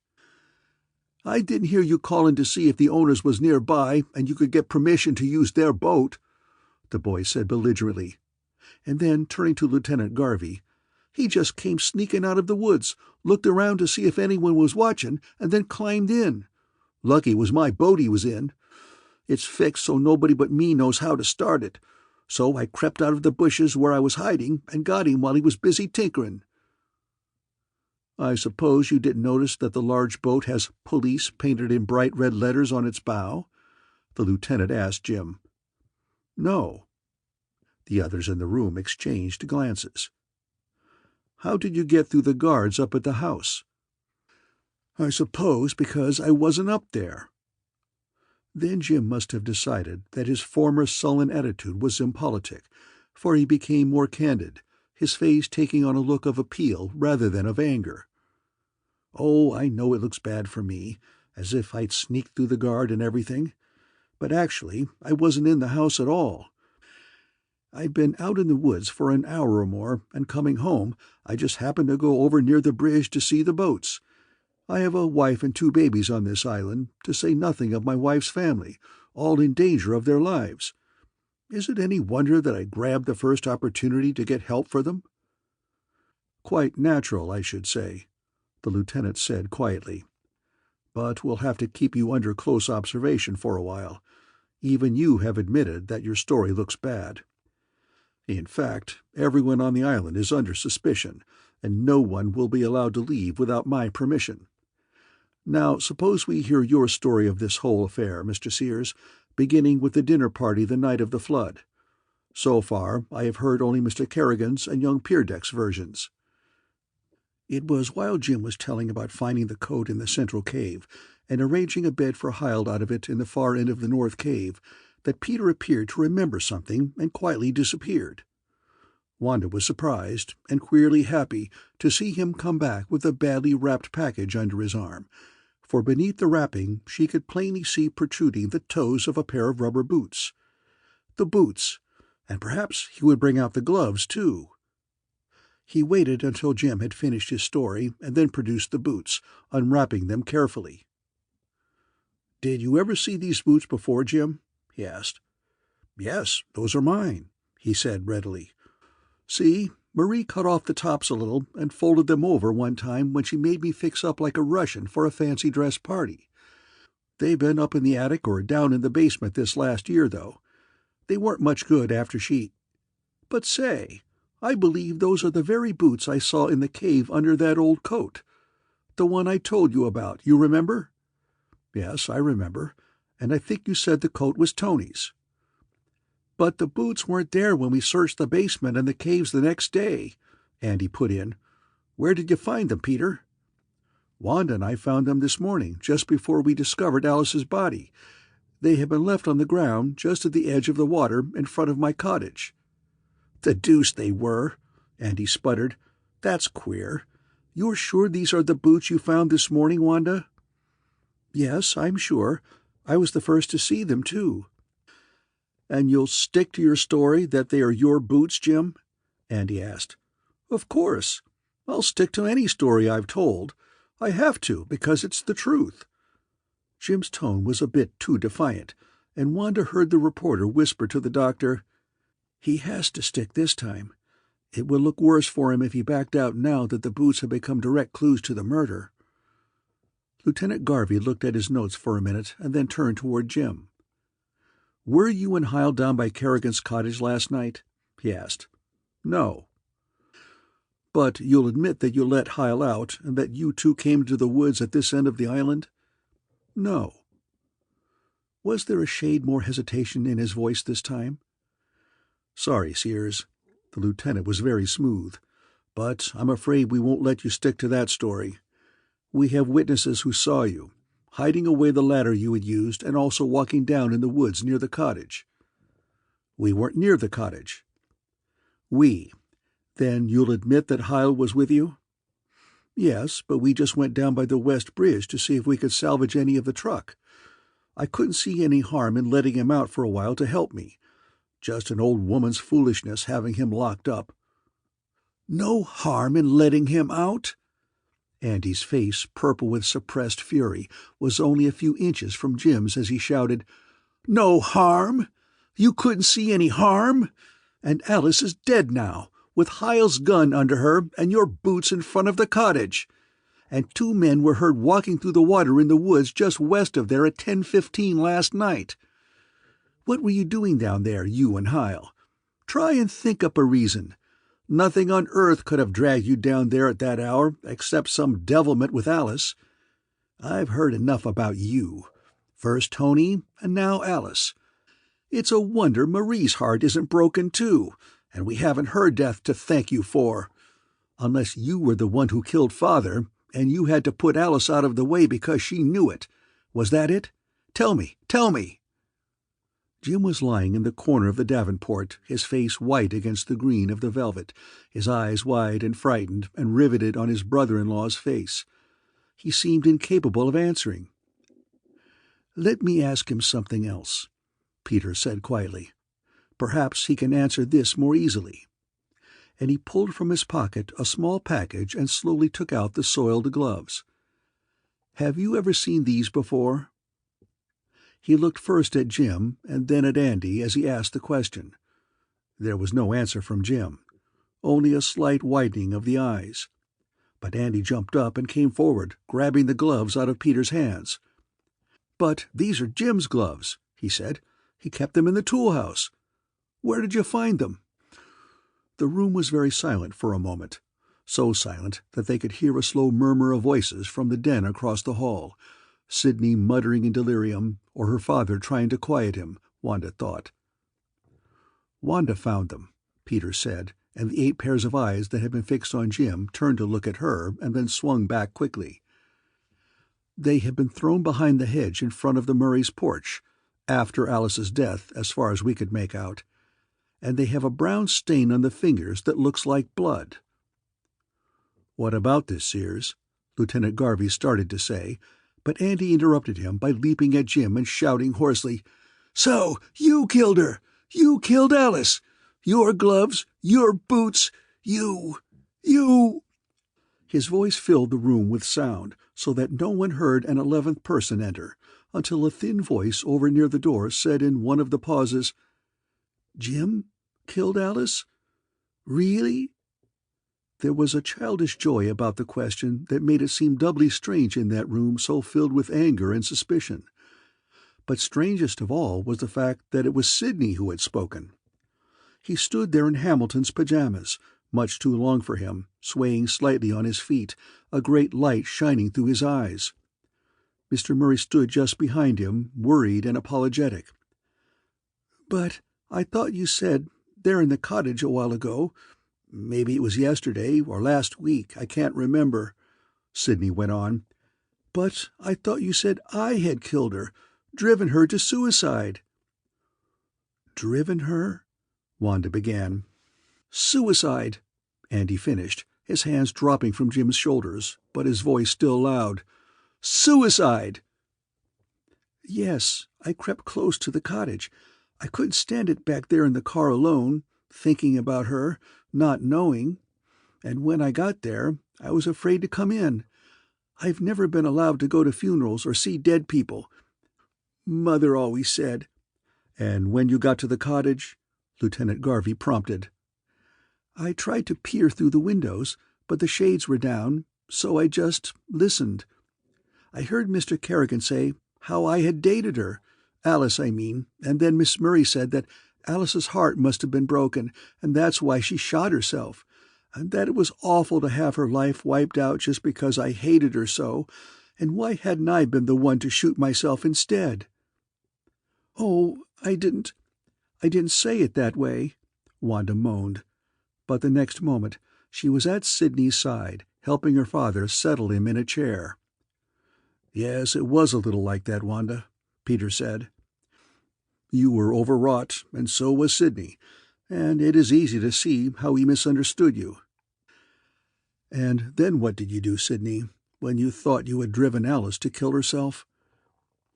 "I just wanted to die too, I guess. I don't remember about that part, or anything more until just a little while ago. It seemed to me I should have been the one to die. Miss Murray said why couldn't I have been the one to shoot myself, but I couldn't do that. I couldn't stand blood, or guns, or the noise. I don't remember what I did then." The boy's face seemed drawn, and the light had gone out of his eyes. He looked vaguely around at the group in the room, as if he wondered what they were doing there.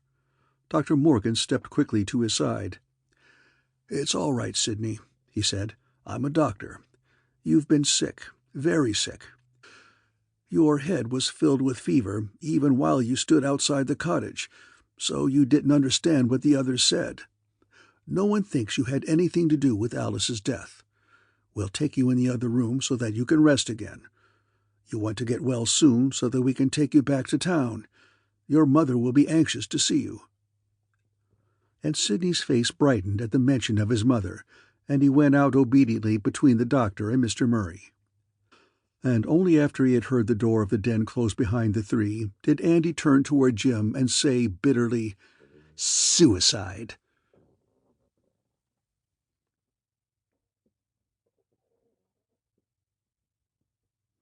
Part 6. The room was filled with the sound of voices, low, serious, purposeful voices, as the men divided into groups. Wanda felt weak and unable to rise. A dreadful feeling of responsibility for Sidney's near death spread slowly through her body like a poison, until her head grew dizzy and the room reeled before her eyes. It couldn't be that what she had said, innocent little words, or had they been innocent? Just what had she said, after all? That Sidney's bitter hatred had broken Alice's heart, that he should have been the one to die, that, but she could remember no actual mention of suicide. Was it her fault if he had twisted her words? But down in her heart had been the thought that it would have been better if Sidney had taken his own life, and he had grasped this meaning even if he had misunderstood the words. It was the knowledge that she had actually held in her mind the ugly wish for the death of a human being that sent her thoughts scurrying here and there, for a possible excuse. But there was no excuse, unless she was willing to admit to herself that she hadn't been quite sane that morning. That was it, of course. She knew that it would be months before she would be able to forget that first awful moment when she lay in the mud on Peter's bedroom floor and looked down into those wide, staring eyes, only a few inches from hers, so blue, so horribly unlike Alice's usual half-closed, sophisticated glance. Slowly, very slowly, the outlines of Peter's bedroom faded before her eyes, and the din of voices became louder in her ears. Someone was speaking to her gently, and she felt an expert hand along her wrist. Suddenly those wide blue eyes of Alice's were replaced by shrewd brown ones, peering at her from under a pair of shaggy brows, and she was conscious of Dr. Morgan's face bending over her. "Drink this, Miss Murray," he was saying kindly, and something strong and burning slipped down her throat and stung her into full awareness of her surroundings. "Feel better now?" She nodded and tried to smile. "We're through here for the time being," Lieutenant Garvey was saying from the doorway. "We have secured all possible information from Mr. Murray and Sidney, and the doctor has arranged for them to stay here and look after each other. I'll have to ask the rest of you to come with me to the other house."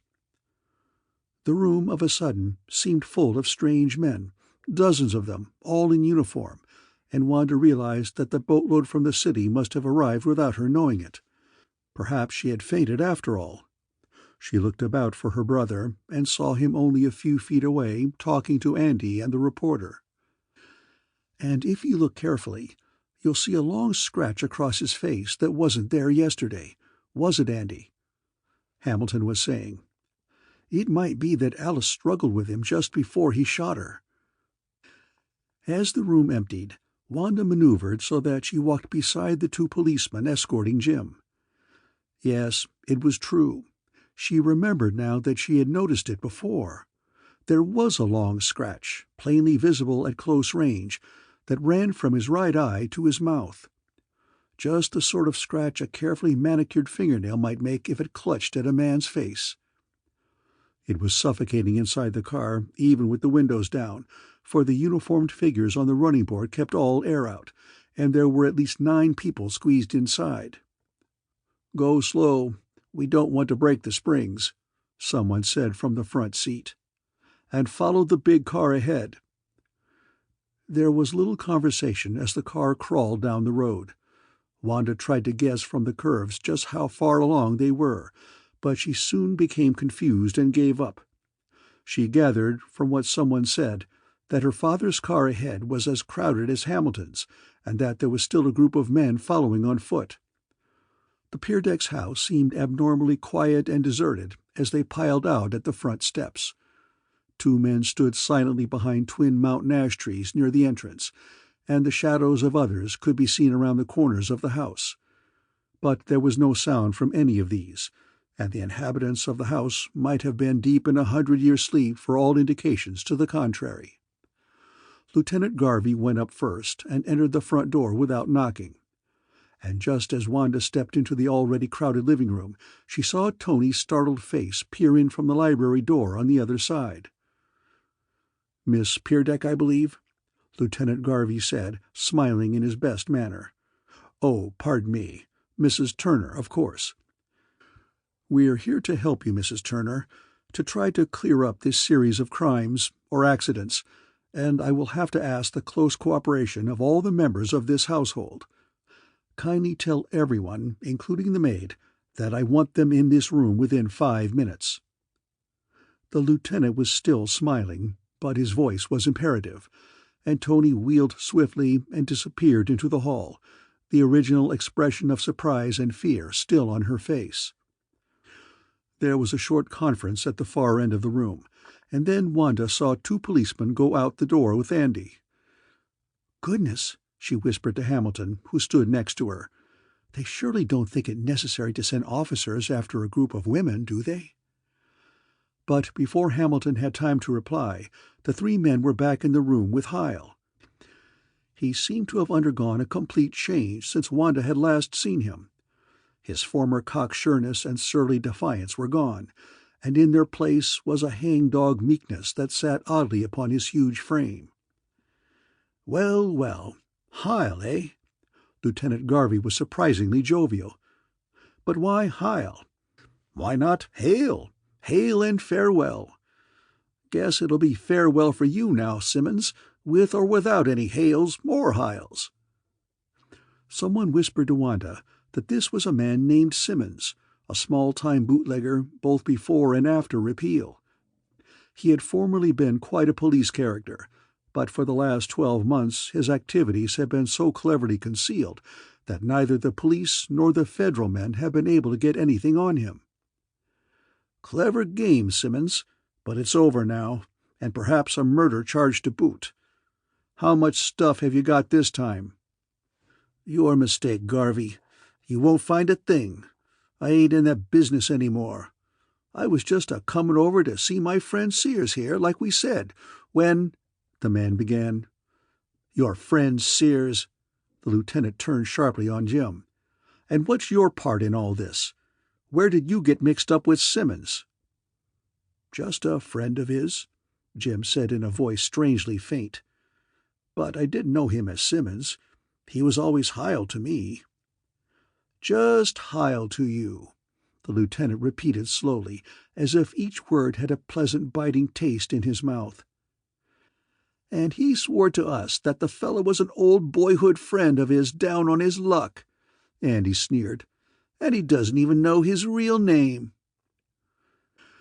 There was a moment's interruption as the ladies filed into the room, Mrs. Peerdeck first, sweeping in with as much grace as a queen about to grant an audience. Tony looked at no one as she came in and flopped down into a chair, half hidden behind her mother. Old Martha followed, clutching a faded robe about her huge and quivering form, her face as terror-stricken as if she had but recently heard the wail of 100 banshees straight from the old sod. And during the next half-hour, whenever there was a moment's silence, those near her could hear the mutter of words from her white lips. "Lord, have mercy on us. Christ, have mercy on us. Lord, have—" Marie came in last, a child on each hip. It occurred to Wanda that this was the first time in all these terrible days that she had seen the children. "I won't leave them. They won't bother you," Marie cried fiercely to Lieutenant Garvey as he came forward to remonstrate. "Too much has happened. There can so easily be more. Kidnapping, child murder. If you want me, you'll have to have them, too." "I have no objection to the children," he said gravely. "I only thought they might be more comfortable somewhere else. But let's forget about that for a moment, Mrs. Sears. There are many things you can help me with. For instance, what do you know about your husband's friendship with this man who calls himself Hyle?" "Nothing." Marie's grasp on the children had loosened a bit under the lieutenant's pleasant reasonableness. "Then you didn't know this man was really an ex-convict named Simmons, who has served time for robbery and attempted murder, and whose only means of support during the last 8 years has been rum-running?" "Let her alone, Garvey," Jim cried, stepping into the center of the room. "She isn't in on this. She never saw him before. And I can swear to you I didn't know anything about the prison terms or that his name was Simmons. He was just And then, from behind the figures of the lawyer and Mrs. Peerdeck, who were whispering together, came Tony's drawl. "Tell the rest, Jim. Don't keep harping on that imbecile friend business. Not even the family was ever fooled by that. Tell the rest, or I will." "You will? Then you're in with this rum-runner too?" Andy shouted, and Mrs. Peerdeck's face for a moment took on a look of complacency as she nodded knowingly at Marie and at Mr. Chase the lawyer. "I don't know what rest you mean. I... Jim began, but Tony interrupted him. She was standing now, her dark eyes blazing, her head high. "In with a rum-runner too? The idea! It's time I told. I can see that. I'm tired of trying to protect my brother-in-law when all the thanks I get is the jealousy of my sister and the slurs and suspicions of the rest of the family. I'll tell the rest. It isn't long. Simply that Jim has been picking up a measly little cash on the side by bootlegging alcohol with this fellow Hyle. I've known it for at least 6 months, and it had been going on for quite some time before I came into the picture. They kept the stuff back in the warehouses. It was an ideal place. No one would ever suspect this island. No wonder the revenue men haven't been able to get anything on this Simmons. They always entered the island by roundabout roads. That's why they used the west bridge, not the east one nearer the city. And, of course, with Jim to arrange things so that the family would never find out, the plan was perfect." "You managed to play into their hands yourself, Mrs. Turner," the lieutenant said quickly. "You kept their secret for a long time. 6 months, did you say?" "I felt sorry for Jim. Anyone would, out of a job, with a wife and 2 children, and needing money desperately. And it wasn't always so pleasant living in our house. He had Andy thrown at him 100 times a day. Andy still had a job. Andy wasn't among the down and out. Andy would have been able to get a new job if he had lost his old one. Andy had more brains, more initiative, more ability. It speaks well of Jim that he has been able to keep any friendly feeling at all toward Andy and the rest of us. Oh, I know how it is living in our house," she went on passionately. "I've had my exploits and shortcomings and even the pranks of my dead husband dinned into my ears for years. But it has been worse lately. Perhaps the whole situation has been getting under Marie's skin, too, because I can't imagine her, in the old days, growing jealous of me. And that's what's been happening lately. Every time I followed Jim to warn him, to find out if he really was doing what I suspected, to plead with him on the side so that none of the family would find out, to beg him to put a stop to this business before he broke Marie's heart by getting into serious trouble, every single time someone seemed to know I had talked to him or seen him, and the thing was reported to Marie. I can't believe she really thought I wanted her husband, or that he would even look at me, but that's the general impression I gathered from her accusing looks and the quarrels I overheard her have with Jim." "That explains the truck the night of the flood," Andy interrupted in excitement. "And that strange clean spot we found in the warehouse the second time we searched," Peter added. "You had some stuff in there that we failed to notice in our anxiety to find Mr. Peerdeck, but you moved it, didn't you, Jim, before that second search?" "Right. Where?"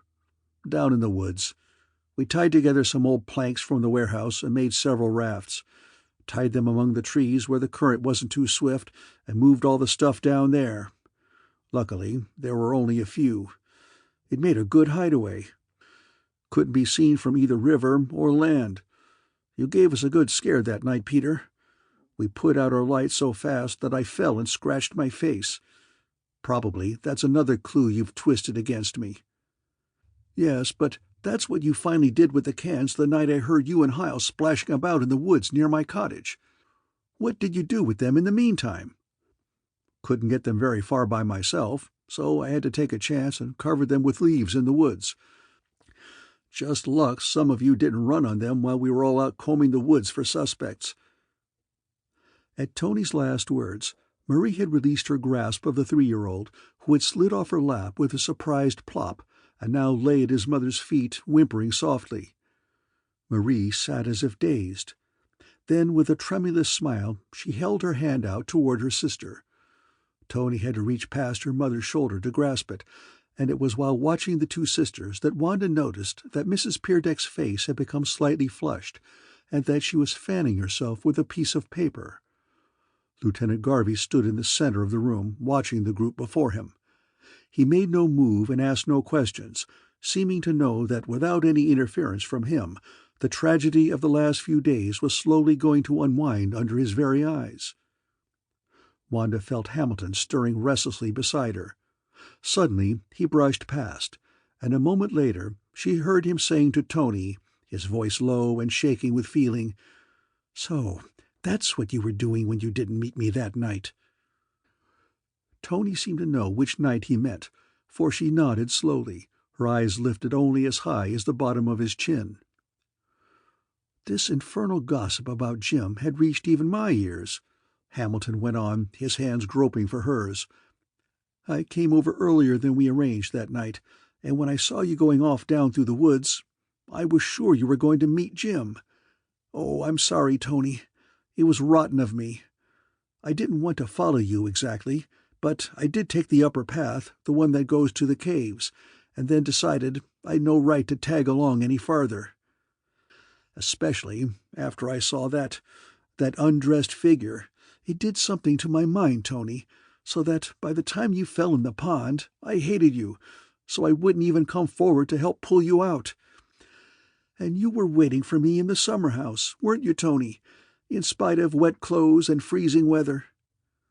Hamilton looked up suddenly and flushed to see a ring of curious faces watching him. Then everyone seemed to speak at once. "Then Tony really was meeting Hamilton the night of the flood. Remember how she kept looking out of the window until Andy teased her about it? It's the only sensible explanation we've heard yet for that strange wait in the summer house." And the next moment the room was electrified by Hamilton's voice announcing, "And there's something else I've been concealing, something I should have told long ago, but I didn't think it had any bearing on the murder because I thought it was somebody else, someone I knew. Oh, I was insane all right, and I'm mixing this up a lot, but anyway, what I wanted to say was that this dark man in underwear, this fellow 6 feet tall that I saw in the woods, was just an invention of mine. What I really saw was a woman, nude and of average height, with her head covered with something dark so that I could hardly see it, and she ran off plopping through the mud just as I told you the man did." "What?" from someone who could not credit his hearing. "But you can't mean—" in incredulous surprise. "But why?"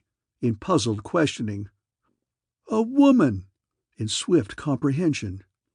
It was Peter who made the last remark, and Wanda saw his eyes light with a new gleam and his jaw harden. "But what's this about that nude woman, doing something to his mind?" Andy boomed out above the others. "I'll bet— Why, you crazy idiot! I'll bet you thought that was Tony streaking off to meet some other—" He choked on his words, stopped in the middle of a breath, and looked about to find everyone gazing at him in mingled horror and amusement. But those who caught a glimpse of Hamilton's face saw it flush again and knew that blunt, tactless, excitable Andy had hit upon the truth, the reason why Hamilton had never told the real facts before. The tension was broken by Lieutenant Garvey, who stepped into the group demanding information. But Hamilton had told all he knew. It had been a person of average height. He would almost swear it was a woman, and it had certainly appeared to be entirely unclothed. And the head was covered with something dark so that he had been able to distinguish no head at all. It had given him a double fright at first by this headless appearance. "What do you think about all this?" the lieutenant asked, turning toward Peter. "How does it fit into your theories?" "I think that we are getting somewhere for the first time, and I'm convinced that when we discover the identity of this nude person, we will have found the murderer." "The one who committed both crimes?" the lieutenant asked, his eyes narrowing. Peter's answer was clear and unhesitating. "Yes, both crimes." And then he made a barely perceptible motion with his hand, which seemed to convey some meaning to Lieutenant Garvey, for the two walked out into the hall talking earnestly.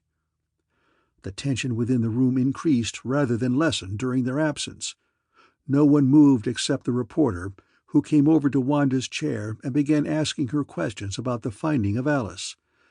What were her first emotions? The exact appearance of the room? Her theories about the gun and the ring? Had she been frightened, screamed, run away? Wanda made a motion through the air as if she were brushing away some buzzing insect, and smiled at him absently, not bothering to reply. She couldn't talk about that now, when there were so many more important things to think about. Alice was dead. That was over, done with. But someone still very much alive, someone in this very room, had been the one to kill her. And Peter had said that both crimes would be cleared, and that the same person had done them both. He seemed so sure, but how could he be? What did he know that the rest of them didn't? What did he hope was going to come out during the next few minutes, few hours? There was no sound in the room but the low voices of Hamilton and Tony over in a corner and the prayers of old Martha. Everyone seemed to be watching someone else, waiting for someone else to speak, to incriminate himself, to be discovered guilty. Mrs. Peerdeck no longer talked to her lawyer. She sat silent, staring at the door, her face expressionless. Jim and Hyle, each with 2 policemen on guard, stared moodily across at each other, both faces dark and scowling. But it was noticeable that Hyle was the more nervous, shifting from one foot to the other, moving his hands in and out of his pockets, rubbing his chin. Dr. Morgan stood with his hand on Andy's shoulder, watching Jim. Mr. Chase was staring at Andy, and Andy in turn was glancing in a puzzled way now at Tony, now at Marie, and now at Mrs. Peerdeck.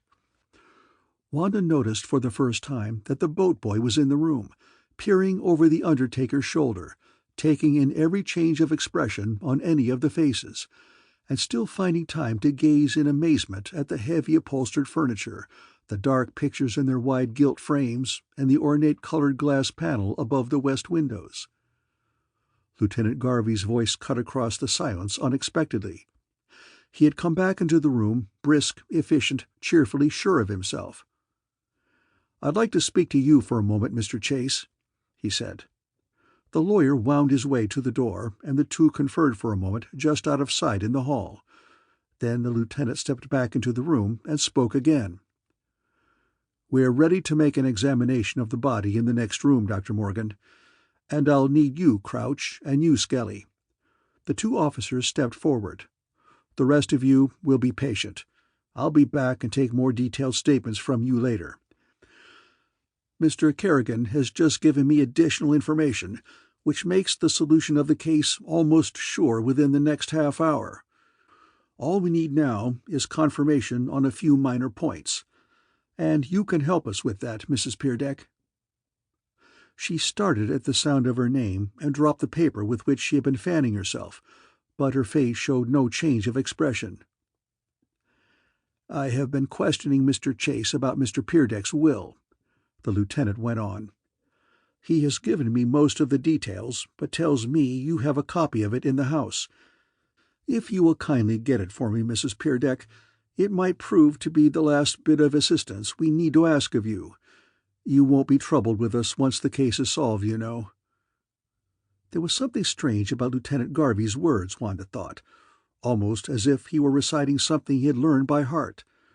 But she noticed nothing strange in Mrs. Peerdeck's erect carriage as she moved across the room, nor in the fact that the lady's only words bore no reference to the lieutenant's request nor to the will.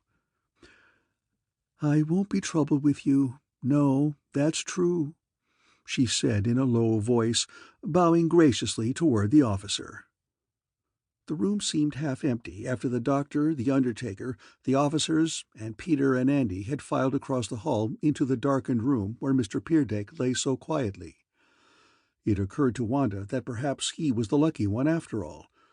There had been no terror clutching at his heart these last few days, no suspicion pointing its ugly finger at him, above all, no suspense.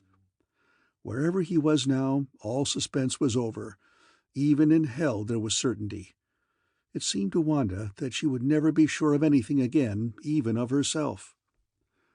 Marie moved over beside Jim and spoke to him earnestly, her face a strange mixture of apprehension and happiness. He took one baby, and she held the other, and the 2 officers, who stood silent but firm just behind Jim's shoulders, offered the only jarring note in the picture of a reunited family. Lieutenant Garvey came back after a while, followed by the others, and the long, slow process of question and answer began again. He moved quietly about the room, accompanied by an officer with a notebook. Sometimes the proceedings were carried on in such low voices that even those nearby did not hear what was being asked or the answer that followed. Sometimes the conversation in the room was general, 4 or 5 people offering the lieutenant their versions of an incident, refreshing one another's memories, contradicting, recalling forgotten details. It was while the lieutenant was questioning Andy, asking him about the family's discovery that Alice was missing, that the first new information, new to Wanda that is, came out. "You say you were all down below the West Bridge hunting for her when Mr. Kerrigan and Miss Murray came to tell you they had found her body?" Lieutenant Garvey had asked. "But what made you think she was down there?" "Because I saw someone out in the water there the night before. I'd been driving around after I left my mother at the Murrays," Andy answered, "and when I stopped my car near where the bridge had been, I was sure I saw someone trying to swim the river. It was dark, of course, and it might easily have been a log tossing in the water, but as I watched, it seemed to make definite headway against the current, and then the river swept it around a bend and out of my sight. I was thoroughly convinced it was a person that I had seen, and equally convinced that no one could beat the river that night. But by the time I climbed down the path and around the bend, there was nothing in sight and no answer to my call. So, you see, when we discovered Alice was gone that next morning, I was almost sure that she had been the one I had seen in the water. "Anyone want to admit having gone for a swim that night?" the lieutenant asked. His tone was light, almost humorous, but it suddenly occurred to Wanda that he was looking rather pointedly at her brother. There was no answer to his question, and for a half-minute the room was silent. "How about it, Murray?" Lieutenant Garvey asked finally. "Weren't you the log tossing in the current?" Wanda watched Hamilton's mouth fall open and his face grow red. "How did you know?" was all he said, but it was enough. "My men searched your house from attic to cellar, and they found those telltale garments of yours stuffed under the pile of wood in the basement. We thought at first they were Kerrigan's, but your father identified them as yours, and anyone with half an eye could see that they had been wet and muddy and then had been rather clumsily washed." "But I didn't leave them under any woodpile." Hamilton's face was more astonished than guilty. "Then someone else did, trying to shield you. Who else knew about your activities?" There was another silence that seemed to Wanda to last for minutes, and then came the question that she'd been praying would not be asked. "Miss Murray, did you hide your brother's clothes under that woodpile?" What could she answer? Say yes and admit that she had suspected her own brother? Say no and— But the lieutenant's eyes seemed horribly sharp and knowing, as if he could penetrate beyond her stiffened face and read the turmoil of her thoughts behind. And besides, her father had probably already denied any knowledge of the garments, and that left no one but herself who could have. "Yes, I did. I—" Her voice seems to have been pressed flat by the weight of her emotions and came out as thin and colorless as a blade of grass that has lain for days under a heavy plank. "What for?" "It looked funny for him to be washing his own clothes. I've always been the one to look after him, so I—" She looked appealingly at the lieutenant. It was impossible to explain. "Look after me. I guess that's right." Hamilton's face was grim, older than she had ever seen it. He was 28 years old, but he had always seemed a boy until that moment. "It's time I took things in my own hands. But you see, Lieutenant, I really was trying to swim the river that night, and not what Wanda seems to think. It was a crazy thing to try, with my game leg, but things looked desperate here. I guess it was pride that drove me to it mostly. I'd taken a back seat in this affair so far, and I wanted to prove myself. Well, it seemed to me we needed help, and quickly, too. I knew Jim had tried it on the east side, so I thought I'd have a go at the west branch. I had the currents figured wrong. Thought they'd sweep me over to the other shore without much swimming, or I'd have known there was no hope in my condition. They actually swept me around the bend, just as Andy says. It's a frightening sensation to see the shore whizzing past at the speed of an express train and to know that you are almost helpless in the water. By the time I got back to land, I was far down near the foot of the island and pretty well exhausted. I got plenty of mud on my clothes stumbling through the swamp, and washed them the next morning just to keep Wanda from worrying about where I had been. I didn't get back to the house that night until nearly 3 o'clock. Peter was waiting for me in the kitchen. He can tell you about that part." Wanda didn't hear any more. She had a sudden vision of Peter's mask-like face coming up the hall with the candlelight on it. He had told her that it was only 12:30, and that Hamilton had just come in. The attention seemed to have shifted suddenly, for when Wanda looked about the room again, Peter and a group of officers were standing near Marie, with Jim's unhappy face peering over their shoulders. "Think hard, Marie. Peter was saying. "Isn't there something peculiar, something just a little bit out of the ordinary, that you can remember about that half hour while your mother was upstairs and taking her bath?" Marie was shaking her head. "Just some trivial little thing that doesn't quite fit in with her usual habits?" "Let me review it for you. She started the water, then stopped it again to call through the door asking for a piece of soap. After Andy brought it, she turned on the water again and was in there perhaps 15 minutes, you say. Wasn't that longer than she usually took for a shower bath?" "Yes, it was." Marie seemed faintly puzzled at the turn the questions had taken. "But she didn't usually take a shower bath. In fact, I've often heard her refer to them as the lazy man's cleaning." "And then, the next time you saw her, she was out in the hall going toward the bathroom, still in her bathing cap, and her kimono was slightly damp. She told you water from the shower had splashed on it?" "Yes." Suddenly, her face brightened. "There really was one funny thing about that part. She seemed to be through with her bath. She didn't tell me so, but I judged she had finished and gone into her bedroom and then came back after something. And yet the water in the shower was still running. I remember that now. I hardly thought about it at the time, but now I—" Peter had broken from the group and was half running toward the door. And just before he reached the hallway, he stopped for a second to call back, "I'm going for Mrs. Peerdeck." Peter's words were almost incoherent with excitement, and as he disappeared, Lieutenant Garvey spoke sharply to the men nearest him, and 3 officers dashed out after Peter. The others in the room were on their feet, moving confusedly toward the door. "Step back, everyone in his place," the lieutenant commanded, and after the shuffling of feet had stopped, those in the living room could hear from upstairs the sound of men running and the banging of many doors. In a moment Peter burst into the room, followed by 2 of the policemen. His face was white and drawn, but strangely triumphant. "You're wanted upstairs, Doctor," he announced breathlessly, and then, at a cry from Marie, he said more softly, "No, it's no use. She's gone now, I think. Poison. The doctor will send for you if he feels there is anything you can do."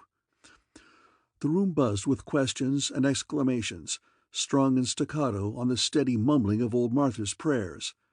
In answer, Peter merely waved in their faces the 2 papers he held in his hand and pushed his way through toward Lieutenant Garvey. "The will is here, just as Mr. Chase told us," he said, handing over the papers.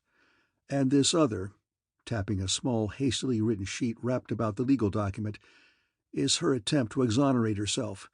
Explanation, confession, whatever you wish to call it. It's rather sketchy, but I think I can fill in whatever is lacking." The lieutenant unfolded the papers quickly and glanced over them, his face, on all other occasions kept so carefully devoid of expression, now running the gamut from surprise to horror and back again to excitement. "Mr. Kerrigan said he suspected her, wanted me to ask her to get the will," he said, wiping his forehead.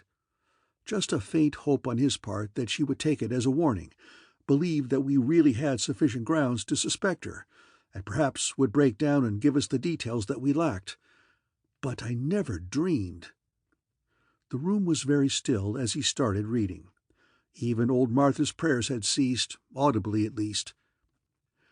"Yes, I did it, Peter Kerrigan, and I've known almost from the first that you suspected me.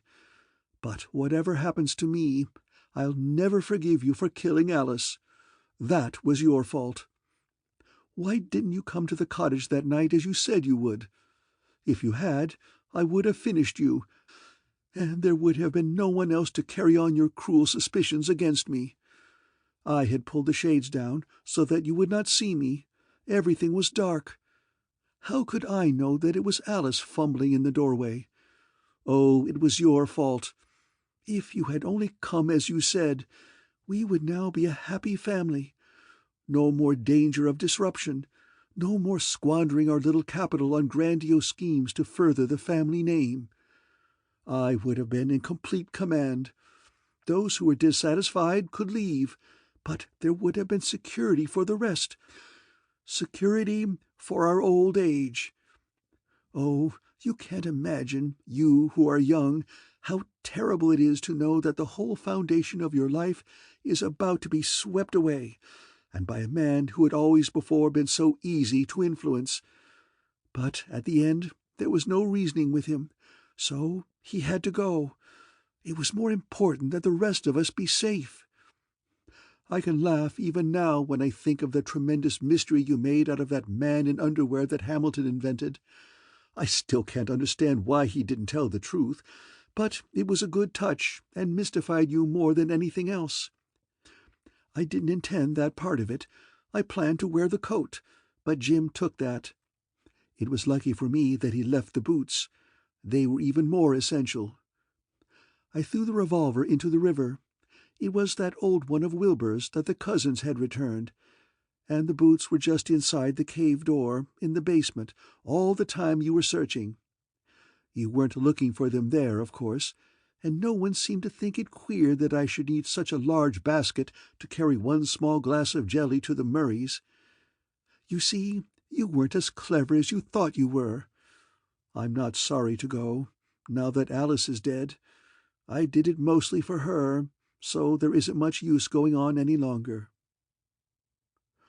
The lieutenant wiped his forehead again and slowly folded the paper. "But I can't understand," Andy gulped. "What made her want to do that to Dad?" "You were one of the reasons. Innocent, of course," Peter answered. "Your father's will had always left his entire property in trust to his wife, with a provision that it be divided among the children in a certain way at her death. But in the last few months he had been making plans to change this and leave the major share to you. I suspect that Mrs. Peerdeck kept up a continual and secret propaganda for the major share for Alice, but that she had gone too far, and in poisoning his mind against Tony and Marie, she had driven him to suspect and dislike all his daughters. At any rate, he had become obsessed with the idea of leaving his wealth, or what was left of it, to the only male member of the family. And Mr. Chase had intimated to him that the girls might find ways of breaking the will if he left them with too small a share. So he had made other plans. He must have spoken to you about them, and Mr. Chase has given me a good summary of those he knew. Yes, he had been very keen lately on reviving the old brewery, in making the Peerdeck name stand for something again. He used to talk a lot to me about it, seemed to resent the fact that Mother had persuaded him to give up active business years ago. Told me once that he had sold his soul and wanted me to get it back for him. Said he was planning for me to open the brewery this year. I didn't pay much attention to it. Thought it was merely the wishful plans of an old man. And then, too, I knew his investments had shrunk tremendously these last few years. I really didn't believe he had enough money to swing the thing. "That's just it," Peter interrupted in excitement. "Can't you see that your mother knew there wouldn't be anything left if he went ahead with his plans? Wouldn't be anything left for her or her own daughter, to say nothing of the other two girls, no matter what kind of a will he made. And his investments were such that he could sell them without her approval. Mr. Peerdeck was cleverly intending to cut off all the female members of his family by actually spending or turning over during his lifetime all his money to his only son. Perhaps he didn't actually reason things out that way, but that's what was subconsciously back of his plans. And that's why Mrs. Peerdeck was in such a desperate hurry. She had to do away with him while the old will was still in force, and before he had had time to squander, as she called it, his little capital on grandiose plans to further the family name. "Remember that sleeve-burning episode at the dinner?" Wanda cried suddenly, her voice squeaking with excitement. "She must have done that on purpose, to prevent Mr. Peerdeck from finishing his toast to Andy, from giving away his plans. She must have been planning the murder even then. Probably arranged the whole dinner for the express purpose of providing a lot of witnesses to her innocence." "And having Andy go for the soap," Peter added. "She did that on purpose in order to be sure her alibi was airtight, to be sure he and Marie knew she was taking a bath." And those stories of criminals hiding on the island, Tony put in. How well they would have worked if it hadn't been for the flood. We would have been sure they had shot and robbed Dad and then made their getaway to the mainland. I must have been in the north cave arranging the coat for Hyle's bed just as she came through the center cave, Jim said, his face miraculously cleared of anxiety. It must have been a nasty shock to her to have to run out into the night with nothing on but boots and a bathing cap. She had to have the boots to keep her legs from looking scratched and muddy under her kimono when she came back upstairs. It must have made her look like a headless, legless thing in the dark. No wonder Ham was startled. And if I'd only remembered earlier about the water running while she was out of the bathroom, Marie said from where she stood with her hand on Jim's shoulder. Maybe Mother and Alice might both still be alive. That's what really gave you the final clue, wasn't it? Yes, I couldn't quite get the picture until then, Peter replied. It seemed so absurd to suspect her, so preposterous to imagine that a man could be murdered by a woman who was known to be taking a bath in a distant house at the time, that I never dared voice my crazy ideas. But when you look at the arrangement of the house, you can see it is possible. There are 3 doors in that northwest corner of the rear hall, the bathroom door, the one leading down to the kitchen, and the one into her room. And the shower. That's the most important of all. She had to have the water running to impress it clearly on their minds that she was taking a bath, and to cover any noise she made going up or down stairs. She must have been coming up from the caves just as Marie met her in the hall. No wonder her kimono was spotted with water. Her skin must have been wet from the raindrops on the bushes, and I imagine the doctor will find scratches on her body. That path is narrow, and the branches would be stiff against tender skin. And the shortness of breath Marie thought was due to a cold shower? Well, anyone would be short of breath after such a deed and such a run. But no one has yet offered a reason for Alice's presence in your cottage, Lieutenant Garvey commented after a short pause. Why should a young girl have gone there alone at night, unless it was to meet someone? We may never know the real answer, Peter replied, looking steadily at Wanda. But I'll have to confess that I suspect I was the reason. She was lonely and fancied herself misunderstood at home. She may even have been piqued at Sidney's sudden dislike of her, and decided to use me to help make him jealous. I had been kind to her, and she had developed a silly romantic attachment for me. I tried to be brusque with her lately, to put a stop to it, but I'm afraid I hadn't succeeded very well. I've a notion she thought it would be romantic to meet me there after dark. Everyone seemed to have heard me say I was planning to go to the cottage that night, and she knew I couldn't send her away in the night alone. I just have to take her home. She'd been angling for a long time to be alone with me. I'm sorry now that I wasn't more stern with her, but nothing short of downright brutality seemed able to shake her infatuation. You don't need to tell us that, Andy muttered. She was like that in everything. And Mother was already hiding in there when Alice came into the room. Tony shuddered. How horrible! And Mother must have found out who it was afterwards. You remember those burnt matches we found on the floor? She took Hyle's gun from the library drawer, and she already had Dad's ring, Andy added. She must have intended to put that in Peter's pocket after she killed him, to make it look as if he had been the one to murder Dad, or at least knew who had done it.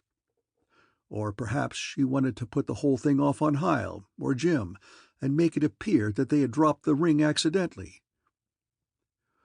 You see, she had the second crime planned rather perfectly, Peter explained. She left the house with the gun, the boots, the ring, and the jelly all covered in her basket. She had Andy drive her around for a while, so that it would be impossible for him to time her arrival at the Murrays if it should later occur to him to do so. Wanda heard some sort of a noise while we sat before the fire. That must have been when Andy let her out at the driveway. But it was 15 minutes later before she finally knocked at the door. That 15 minutes gave her ample time to walk down the road, put on her boots and wade to the cottage, and then get back after she was through. She had me drive around past the cottage just before we stopped at the Murrays, Andy remembered. Said she wanted to see the damage there, too.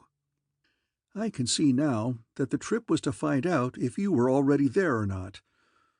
She must have figured that you would go over between 8:30 and 9. You would be having dinner earlier than that, and any later would be too late for you to do much work. And those gloves, you know, Jim said quickly. Don't forget those. She must have taken them out of the tool shed earlier in the day and worn them to keep fingerprints off the gun. I've got to have the gloves explained. Can't have any such damaging evidence out against my name any longer than I can help. Then it was Alice's blood on the gloves, Wanda said slowly. It makes a terrible picture. She stopped, unable to go on. No one spoke after that. Everyone seemed worn with emotion, limp after the ebbing of the suspense that had sustained them through so many days. Lieutenant Garvey and his men moved in and out of the room, conversing quietly with the doctor or the undertaker, arranging for the double inquest, laying down the smooth and orderly paths of the law. The stupid part of it is, Peter said a little later, that even after we discovered the connection between the caves and the house, it never occurred to any of us that she might have known about it. Might have used that way for a quick trip down to the riverbank and back. But, of course, that bath alibi, and the fact that Ham invented a 6-foot man in underwear, those put us off. Who could have guessed those facts were vitally related? I always thought it was funny that Tony kept backing Jim up in his assertions that the caves were all locked. Andy ruminated. But I can see it now. I suppose she thought he had some of his stuff in there and didn't want the rest of us to find out about it. And then, after a pause, and you remember we thought Dad's pockets had been searched? All his papers were gone, you know. I've just figured it out, that he must have been carrying his plans for the brewery, and of course she had to destroy those. And she must have been in such a hurry that she grabbed everything in his pocket. Probably had them under her kimono when she met Marie in the hall going back to the bathroom. The room began to empty gradually. Jim took one of the children from Marie and followed her out of the door. Hamilton and Tony came out of their trance only after Lieutenant Garvey had reminded the former that he was still official chauffeur. Peter drove Wanda back home, and then he and Andy and Hamilton spent the next hour carrying various officials back and forth from the boat landing to the scenes of the crimes. But at last the island grew quiet. Sydney was moved to the Hartwood Hospital, and Simmons was taken to the mainland on one of the first boats. Dr. Morgan made a call on Mrs. Murray just before he left, and he reported her in excellent spirits, a little disturbed about the rest of her family, as usual, but no other troubles. All of the sheriff's men departed, and only 3 policemen were left on guard. Lizzie and Ida had been brought over on one of the boat trips, and they came bringing a large basket of food, but even this inducement failed to lure Hamilton home for supper. "He's lost to you forever," Peter told Wanda. "Now that the elder Peerdecks are gone, he feels quite at home up there. Wants to stay, even if Martha is still in bed and Tony will have to do the cooking. The two are going around in a daze, beaming at each other. I hope he appreciates the fact that she spent that 20 minutes in the summer house worrying about him, wondering why he hadn't come to meet her as he had promised, and thinking perhaps someone had mistaken him for a prowler and taken that shot at him by mistake. She told me about that just before I left. And that's real devotion, to sit outdoors in dripping garments in March just to meet a man you were crazy about." "You wouldn't do that, I suppose?" he asked, his eyes searching her face eagerly. "Well, I might." And she laughed, but rather shakily. "And you remember," she said quickly, "how funny we thought it was that Mrs. Peerdeck should be the one to urge Alice and Sidney to go to the show that night in the storm? She must have wanted Alice out of the way, so that if her story about a criminal on the island killing Mr. Peerdeck did not take hold, there could be no possible chance of Alice's being suspected. She didn't care about the others, even pointed suspicion their way. She had Tony's coat and Jim's boots, you remember. She was an obsessed woman. Wanda felt tired and a little shaky even now, but it was good to sit here in her own house and talk calmly with Peter, good to be able to forget forever the distorted, nightmarish fears that had clouded her feeling for Peter, for Hamilton, these last few days. There was one worry left. "How will we tell Mother about all this?" she asked. "I tried to give the job to Dr. Morgan, but he said it was too much for him. We'll have to think of something, and the worst of all will be the shock when she learns that she sat and talked for almost half an hour with a woman who had just killed someone." "About Jim's trying to get away in the boat," Peter said. He finally confessed to Lieutenant Garvey that his only idea was to take it up the shore, hide it, and then get Hyle out of the house in some way and take him over to the mainland. Jim wasn't even thinking about getting away himself. All he wanted to do was to remove the thing that he felt was the most damaging against him. He really felt very guilty about his illegal alcohol business. Hoped he could prevent any of us from ever finding out about it. Last thing I heard, Andy was suggesting they go in partnership and build up the brewery. He jokingly told Jim that he was now experienced, having been in the liquor business almost a year, and that his help was needed. If they succeed, it will make a nice memorial to Mr. Peerdeck. Neither one spoke for a long minute. "Now that I think it over," Peter said finally, "I believe we will have to give your father a great deal of credit for settling this case. You remember his insisting that Hamilton's man in underwear must have been a woman, that no man would do a thing so inane and immodest? That really gave me my first hunch, the first suspicion that it might have been Mrs. Peerdeck. But even then there seemed no motive, and her alibi looked perfect. In the future, I'll have an added respect for your father's ideas, no matter how strange they may seem." "In the future?" "Yes. Don't you want there to be one?" "What kind of a future?" Her hands trembled slightly in his. "Don't pretend any more," he answered in a voice so low that Mr. Murray, going past the living-room door just then, thought they must have quarreled, they seemed so silent. "You know very well what kind of a future I mean, and want." The End of Death Below the Dam by Esther Haven Fonseca.